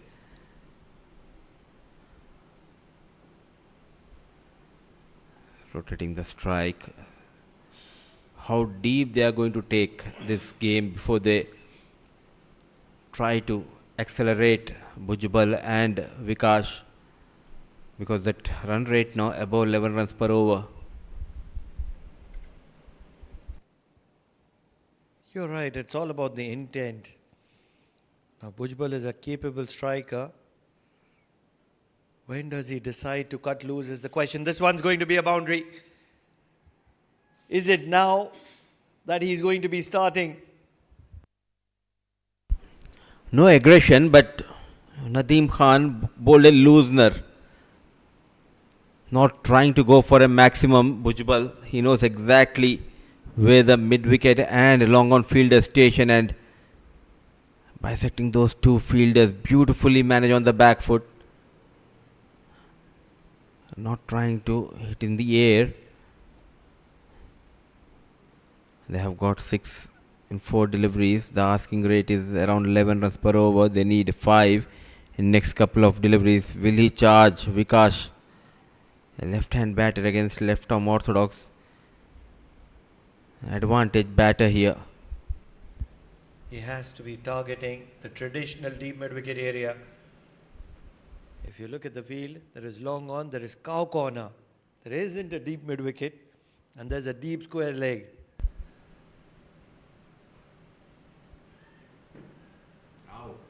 Turns out to be a dot ball. Can Vikas be courageous enough to play a predetermined slog sweep through the mid-wicket region? 70 meters boundary. More than that, Pranav? Or is 70 yards, so 60, 64, 65 meters. Slog sweep.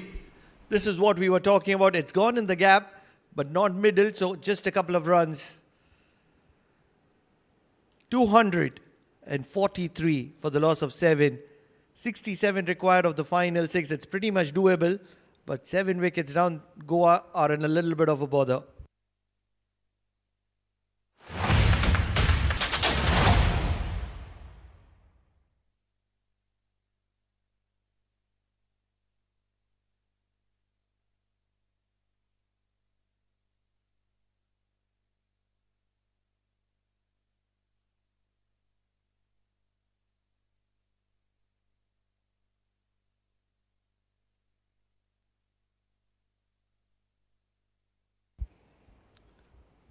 This is the over.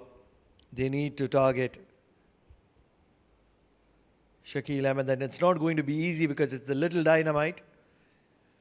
Doesn't like to leak a lot of runs.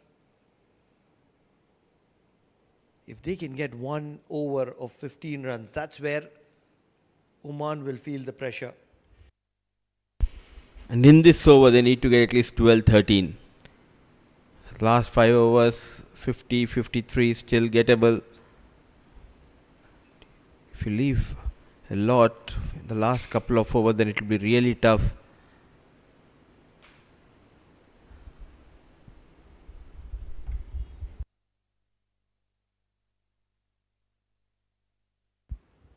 Cow corner. Fired in. Certainly, Shakil Ahmed has to be quicker than Jatin Kumar Ramanandi. Quicker than Muzahir Raza as well. He's clocked 125. We are talking about Muzahir Raza at best 120. He's clocked at an ICC event. Not a big turner of a ball.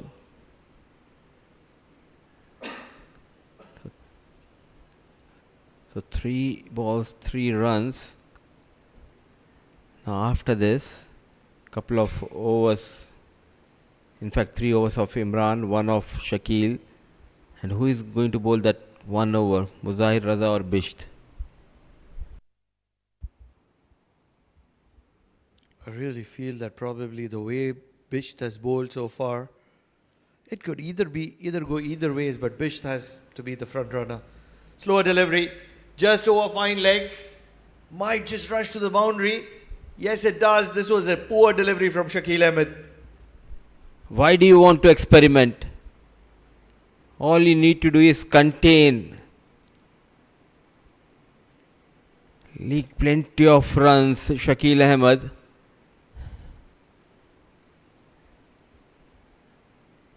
And 4 runs, 250 comes up for Goa.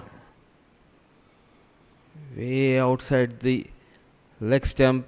No chance. No chance at all for Imran. He tried his best. Right in the block hole. This is trademark Shakil. Where is the speedometer?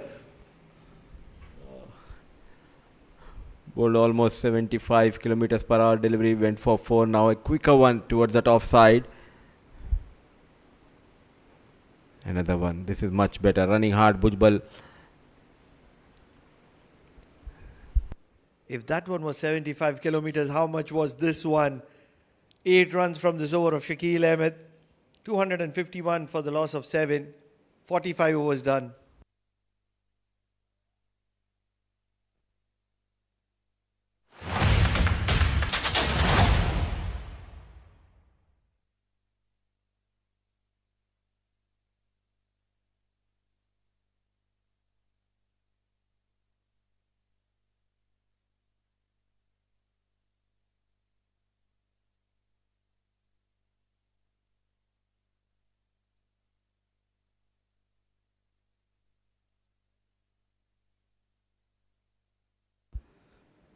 The answer has been answered. Muzahir Raza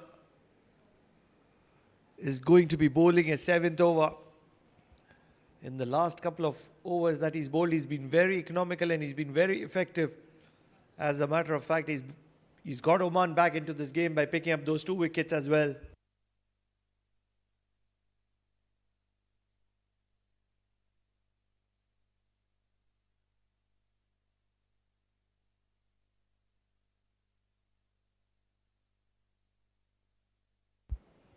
"59 required of 30 deliveries."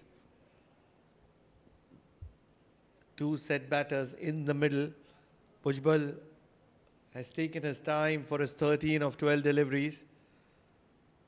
Vikas, 26 of 21. They need to cut loose.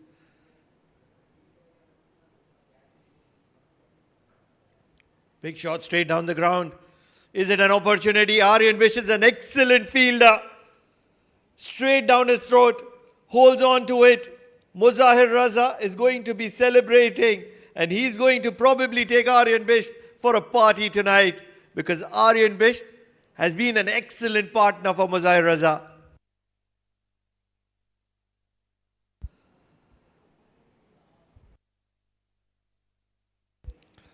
Third wicket for Muzahir Raza.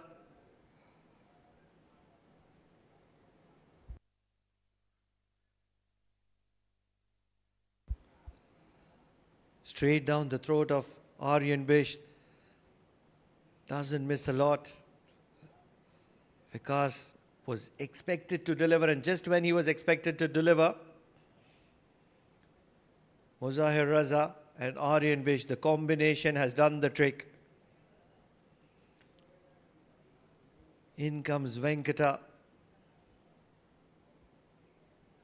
the homegrown kid of Oman, representing Goa. Proud moment for all those young talents, young sensations. Venkata is an inspiration to all of them. Back of length and caressed on the offside for a single.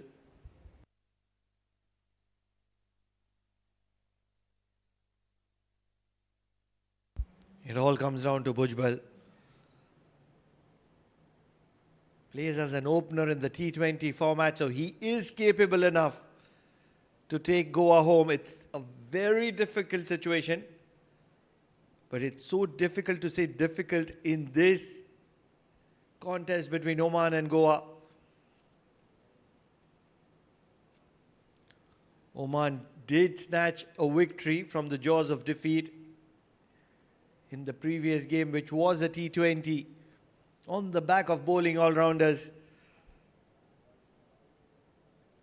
A very, very similar kind of opportunity for Goa on this occasion. Bowling all-rounders.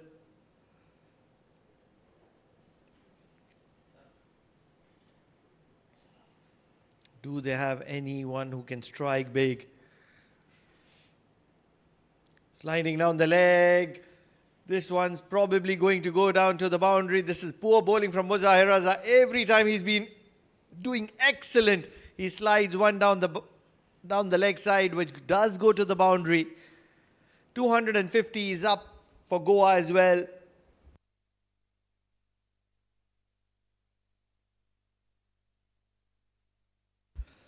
.250 for 7, 53 required of 26. Mudipa, do you still think that Goa stands a chance here? Why not? To a number 10 batter, you need to attack his stumps. Bowl fuller, Yorker.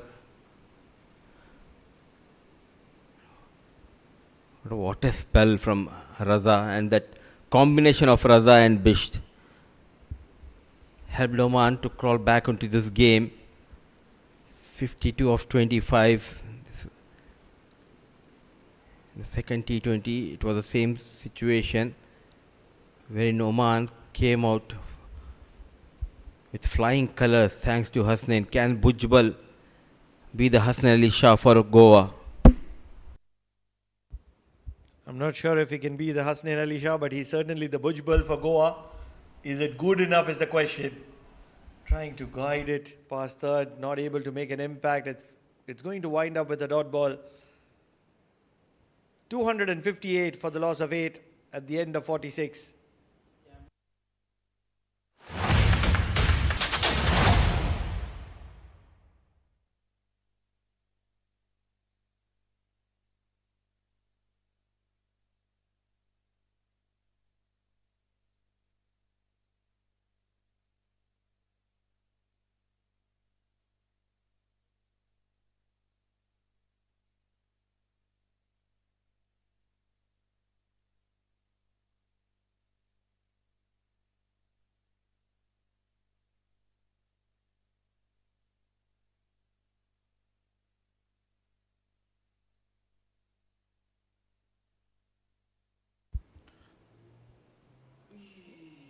How quick was that? How quick was that? Where is the speedometer, Mudipa? Are there any changes in the rule book of cricket? Shakil Ahmed appealing hard. It was clearly bat involved. He's an animated character. You haven't seen him celebrate so far. He's a proper entertainer. Look at the pace on that ball. We haven't seen that Ronaldo kind of a celebration from Shakil Ahmed yet. This is a very good opportunity for Shakil. It's a number 10 batter.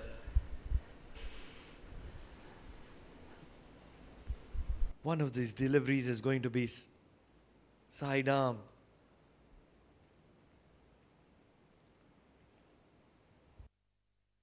He's getting rid of the thigh pad.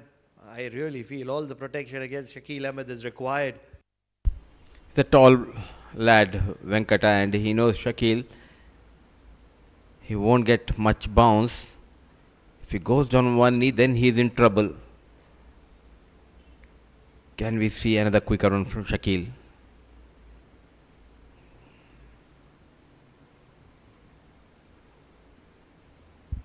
Do you think he'll have the time to go down on one knee with the kind of pace that Shakil is generating here? Rotate the strike, take a single. You have got Bujbal on the other end. Let him take the charge. 50 of 21 balls. Nicely managed by Venkata. We are used to see Shakil Ahmed going at around 3 or 4 runs per over, though still it's very economical keeping in mind it's a batting surface, but for us it looks like it has been an expensive spell with the standards of Shakil. You're absolutely right. He has been expensive, and this one's probably going to get to the boundary as well. It does. Umair Shakil puts in a full stretch drive, but not able to cut it out. Make it 56 runs in his 9.5. Now 45 needed, it means they need 7 maximums. That was pretty much practical when Oman was batting because that's how they play. A lot of tape ball cricket.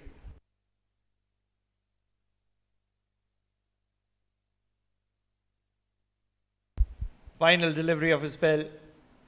Looking for a big one, inside edge, onto the thigh pad. It's going to be a dot ball. 47 overs done. 45 more runs required. 18 deliveries to spare.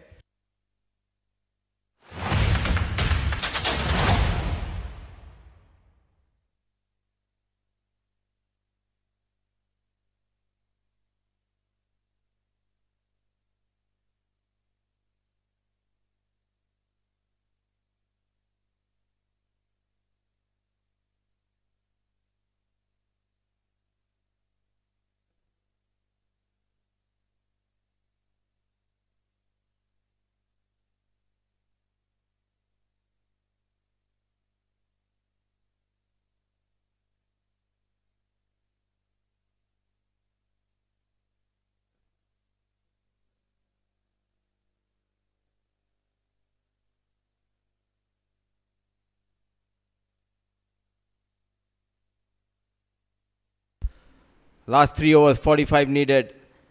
A man in form with the ball, Raza runs in.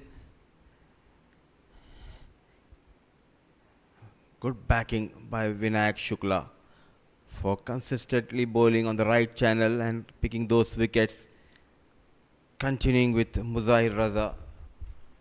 Very impressive, Pranav, the way he came back after going for runs in his first spell. Then the second spell has been magical. You're absolutely right. He's bowled a gem of a spell right now, picking up those 2 wickets. And he's well ably supported by Aryan Bisht. Big appeal, the finger goes up. 4th wicket for Muzahir Raza. He's enjoying the surface here at the Oman Cricket Academy and he is celebrating in style. Raza is the new Raja for Oman. What a spell. Wicket number 4 and another batter caught right in front of the wicket. A last hope. He departs. Bhujbal. 266 on board. They have lost their 9th wicket here. Change of pace. Yet again. Bowling at the right channel. Big swing ball just keeping a bit low. The tall Bhujbal not able to come under the ball. It's 266 for the loss of 9.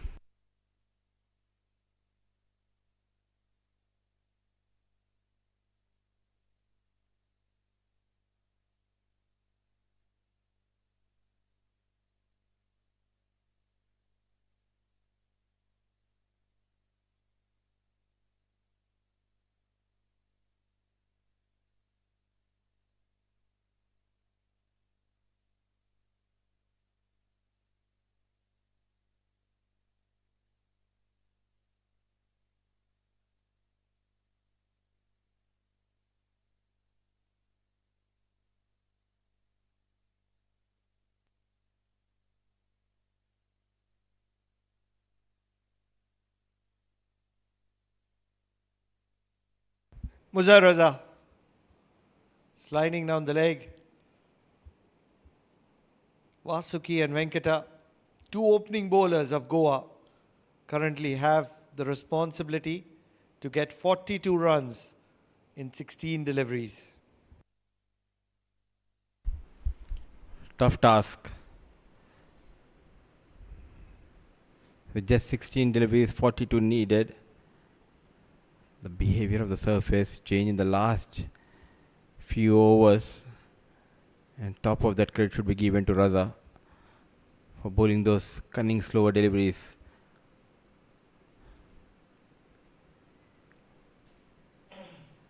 It's a good sign for Oman's side. They rested Shah Faisal, no Hasnain, no Jiten Kumar Ramanandi. He batted, but they have opted to rest him in the second innings. And that is where it was so important for someone like Raza to perform and deliver for his side. An impactful performance we are witnessing from Raza. Almost feels as if Mr. Sulakshan Kulkarni is preparing an army, not a team. He's taking the bench preparation of the bench along as well. And that's so good. Last 14-15 years, it was Sir Dilip Mendes who did wonders with the team. During that phase in 2014 till 17, no one knew about Oman cricket team. The rise was impeccable when we talk about Oman cricket team. Everything changed in 2019 once they got the ODI status, then regular in the T20 World Cup, always remain the top 4 of CWC League 2 tournaments. And it's not easy. Believe me, it's not easy, keeping in mind they don't have n number of cricketers in this region. They have got limited resources, but still to manage and get best out of those resources, kudos to the management. Matched around for a single.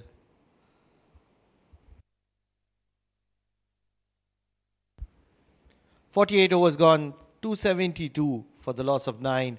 38 still required of the final 2.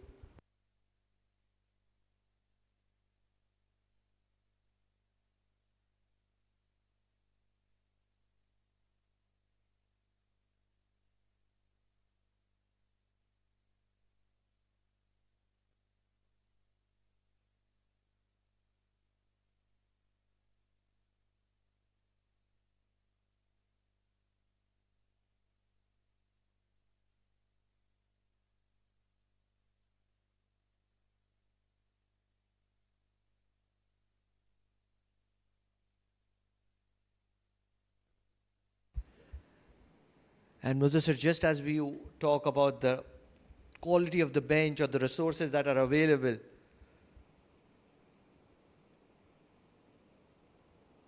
right in the block hole, Imran. Are you aware that Oman qualified for the Asian Games? They sent probably the 10th best team in Oman, and they still qualified, an all Omani side. And that's the quality of cricket that is available in Oman. Majority of those players haven't even performed in the Premier League. That's the highest level of competition in Oman. But they're so passionate about their cricket. The world used to ask, where are the locals? The locals came and conquered the world. Full toss, just past fine leg. Quickly traveling towards the boundary, will get to the boundary. It's been a high-scoring encounter, 277 on the board. And Goa are still wagging their tail. More than 580 runs scored on the surface. Played with one hand. Not in control, but he will take those 4 runs.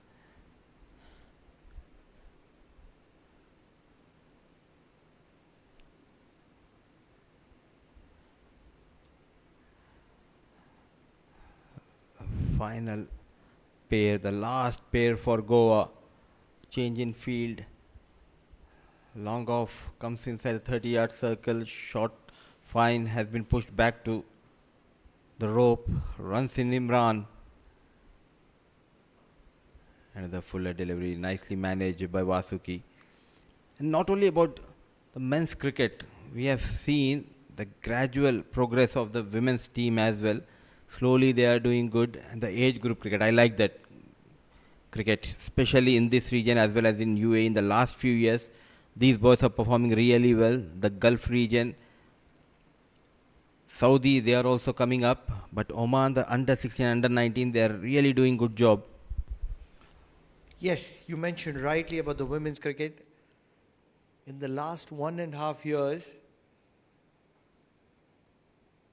they have had some unbelievable growth in the women's cricket, especially when you see the rankings.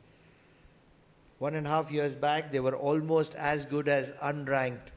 And now, 1.5 years later, the number of games that they have won, they have climbed by a big margin in the rankings. I don't know the exact numbers, but I did make a video about the rise of women's cricket, and that's when I knew the numbers.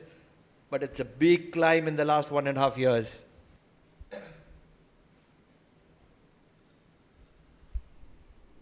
This time he has got a protection. Absolutely, Pranav, and good to see. Keeping in mind, we have got just 2 turf grounds here in Oman. But the quality and the quantity, the Oman cricket never compromise on that. Even the likes of Muhammad Isa, who used to play for under 16, few months back, he represented under 19 side in ACC Premier Cup. Now he is in the squad of this 50 over for Oman. Total 23 players were drafted in. 7 are in reserve, 15 we have got the squad list. So Isa is in that reserve list. So is Jeet Shah, the captain of under 19 team.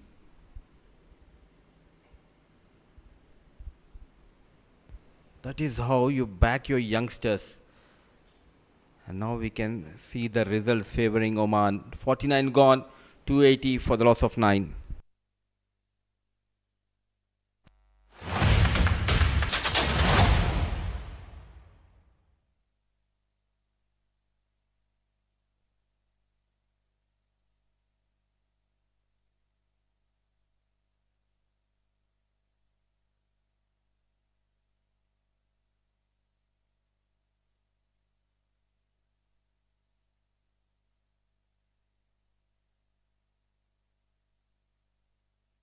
Muzahir Raza is going to be having an opportunity to get his 5th. He's going to be bowling the final over of the second innings, and that gives him the best chance to pick up the 5th. Slower delivery to start off with.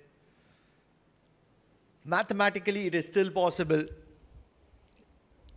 Yes, close to impossible, but mathematically still possible.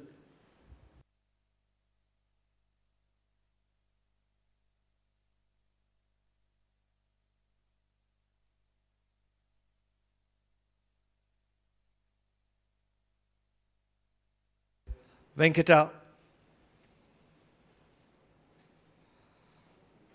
looking for a big shot. This is skied up. Who's going to take it? Catching opportunity, gone down begging. Nadeem Khan not able to hold on to this one. In the process, they do take a single. And now is when mathematically it is not possible. 28 of 4 deliveries. If you ask me, it's all about, can Muzahir Raza pick up his 5th wicket? Sliding down the leg.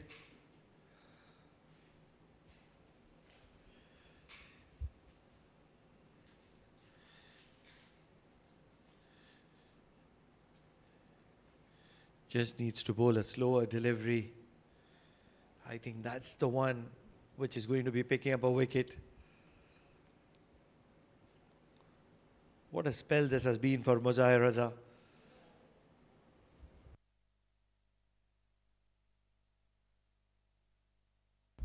Slower delivery and nudged around for a single.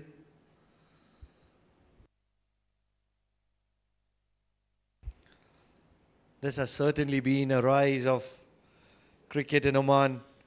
Women's cricket, junior cricket, the nationals, the senior team. A lot of credit has to go to Sir Dilip Bendis. Obviously, the entire committee is there to support him, and all happens under the leadership of His Excellency Pankaj Khimji.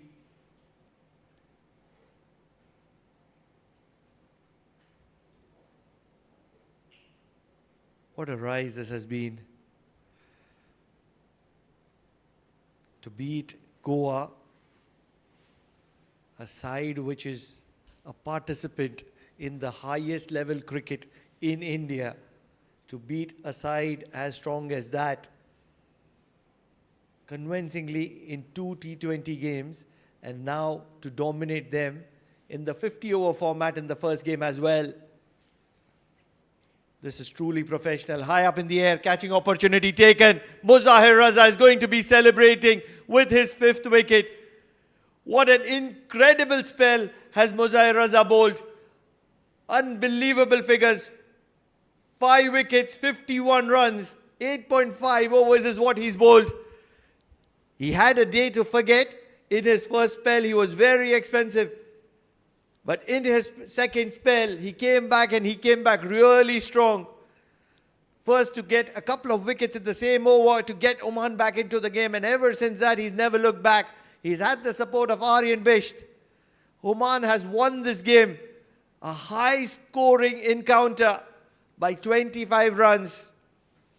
309 is what Oman had posted in the stipulated 50 overs. 8 wickets is what they had lost. And now, while defending it, 284 all out with the ball to spare. Oman have certainly dominated the affairs against the touring Goan team. The umpiring standards have been pretty much spot on in the both T20s and in this 50 over. Mr. Vinod Babu and Mr. Sajir, 2 umpires for the evening. Pleasantries being exchanged by both the sides. It's been a very professional approach from both the sides. They've grinded hard in the heat of Oman. Season openers for both these sides, who are going to be going into an important tournament in probably days from now. And that's where a lot of positives for the Goan side and the Omani side. Both the coaches will be mighty happy with the kind of performances, individual performances that have been achieved. Jatinder Singh, what a knock has he played today. 125.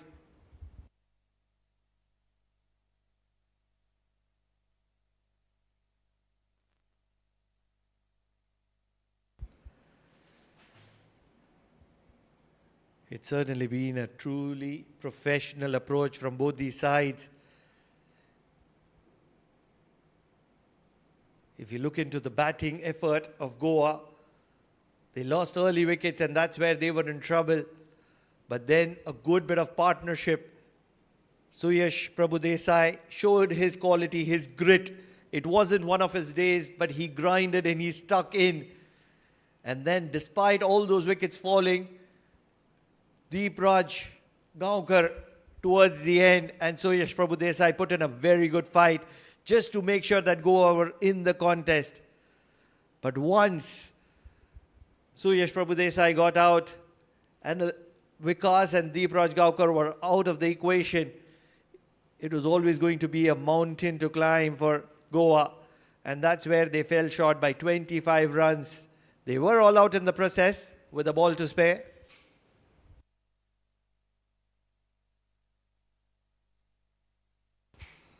If you talk about the bowling efforts, one name which stands out is Muzahir Raza, but apart from that, it was a truly professional approach from Shakil Ahmed right at the top. Mohammad Imran was pretty much aesthetic. Both got a wicket in this first spell. Jai Odedra grinded and he kept asking difficult questions to Suyash Prabhudesai and finally got his back as well. Couple of wickets for him as well. Nadeem Khan was very accurate. He got a wicket to his name. Aryan Bisht did bowl those 3 overs to fill the quota up. But Muzahir Raza was the star of the day. 8.5 overs. The first spell was one to forget. But then he came back picked up 5 wickets. Yes, he conceded 51 runs, majority of which came in the first spell. But in the second spell, he was unplayable. And that's where he was the difference between win and lose between Goa and Oman.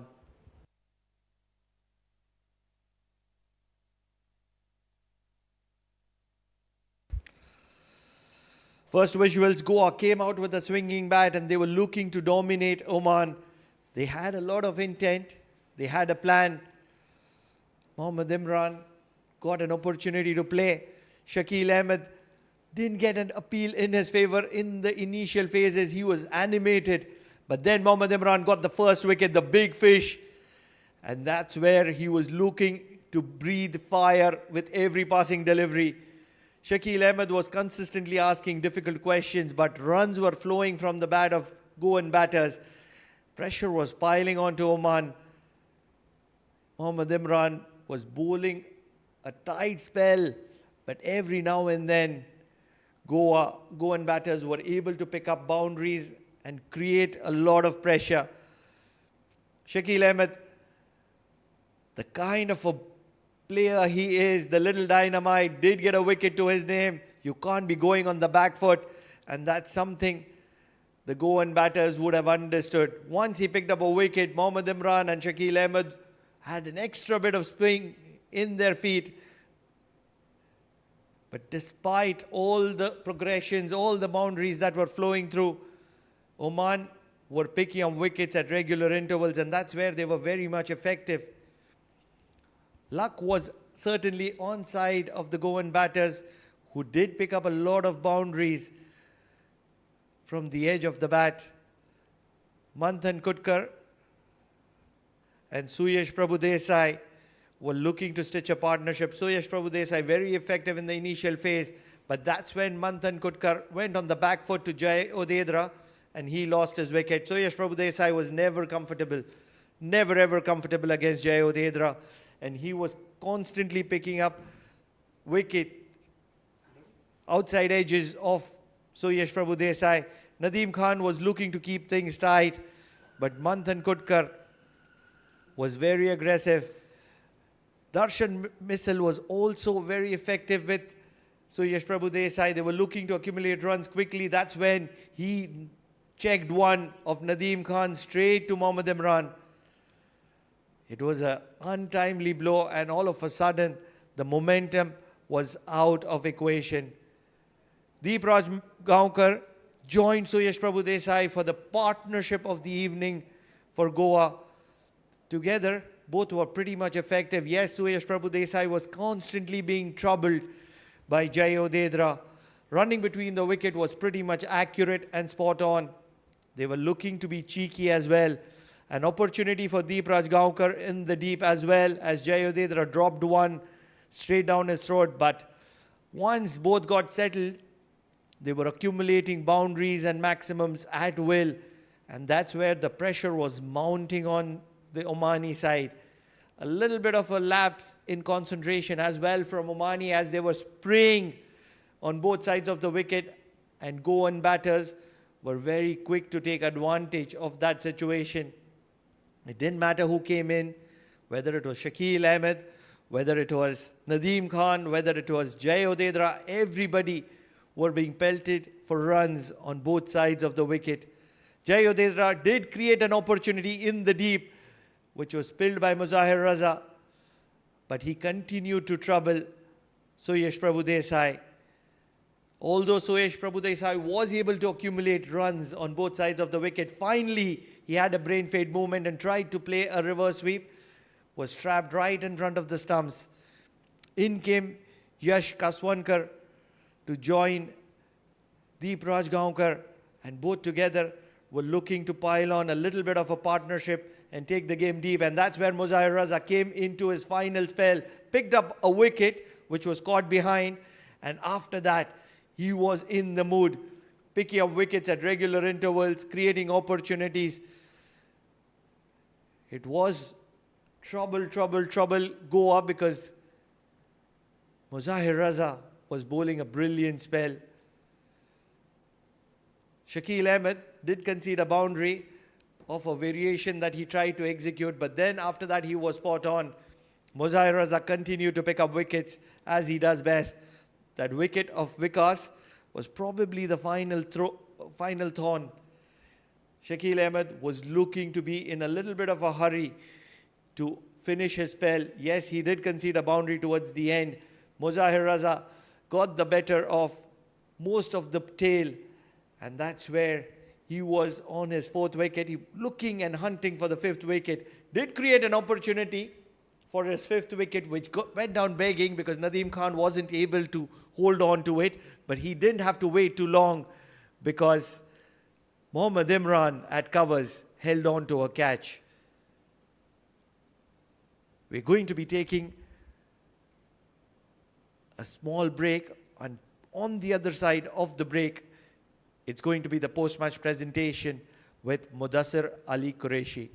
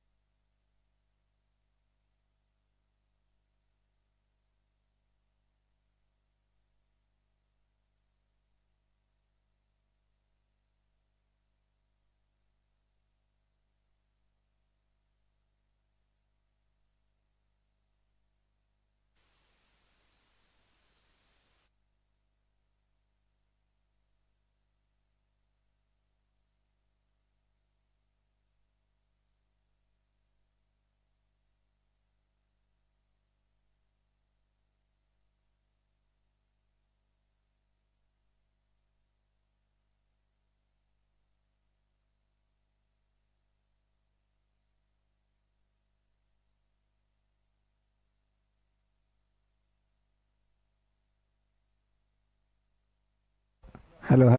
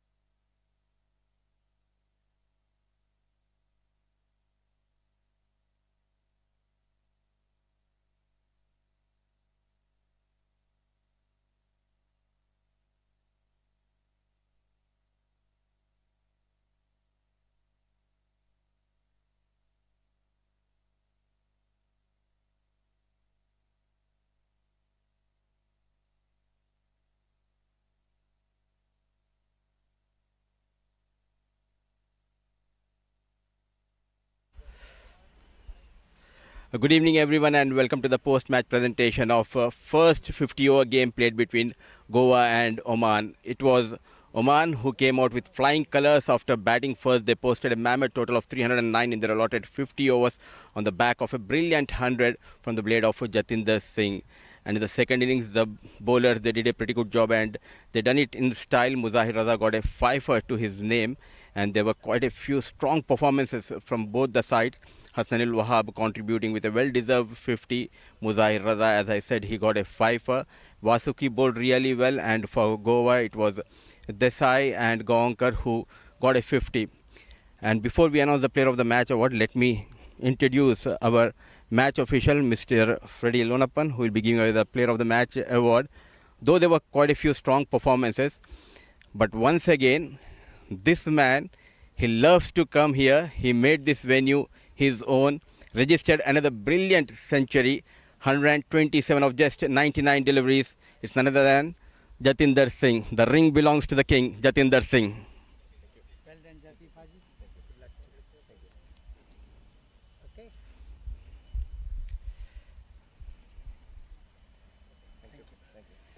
Singh Saab, first of all, congratulations. A well-deserved 100 was much needed, keeping in mind ACC tournament coming up. How is the feeling? Absolutely great feeling when you get 100 and you're on the winning side. So nothing like it. I think the credit goes to the support staff. They've been working really hard with the players, and we are getting the full result. I know you always enjoy being out there in the middle, whether you are a captain. Now you have been relieved of those duties. Tell us more about your experience and the way you're guiding Vinayak Shukla and the other youngsters. Well, absolutely. Whenever I step onto the field, I try to bring my A game, as I always say, and it becomes my duty, since being the experienced most player, to guide the guys, and at the same time they should enjoy the journey too. So everybody, they're loving the sport, how the way they are playing, the way they are training. I think it is commendable to see, because they are all really talented guys. Absolutely well said. And what is that one factor which changed in the 50-over format for you? Because we saw that in the first two T20 games, there was a bit of struggle. We haven't seen that free flow of Jatinder Singh, but 50 overs, all of a sudden, it got completely changed. Absolutely, it's just the mindset, because from past couple of weeks we've been training for the 50-over format. So it is just that the mindset, and staying at the crease, playing longer innings, and going through the tough situations, going through the tough phases, and sailing through. So these are the small challenges, because we've been training for the 50-over format. So the T20 came in our way, and we just took it with the positive attitude. Rightly said. And talking about the bowlers especially, no Shah Faisal, no Hassan Ali Shah. A youngster like Muzahir Raza stepped up at the right time. A 5 for him. Few words for Raza. Absolutely. He's a very talented guy and a hard-working boy who really thinks a lot about his game, about the improvements. And I'm so happy that he got the fifer, and he utilized the conditions so well. Really happy the way he has chipped in the crunch situation. A team like Goa, they are all experienced campaigners. I'm really happy the way he has shown his character. Jatinder, once again, congratulations. It's always lovely talking to you, and all the best for the upcoming games. Same here. Thank you so much. A well-deserved player of the match award for Jatinder Singh. That's all we do have from the sidelines. See you day after tomorrow. Second 50-over game between Oman and Goa. Till then, take care. Good night.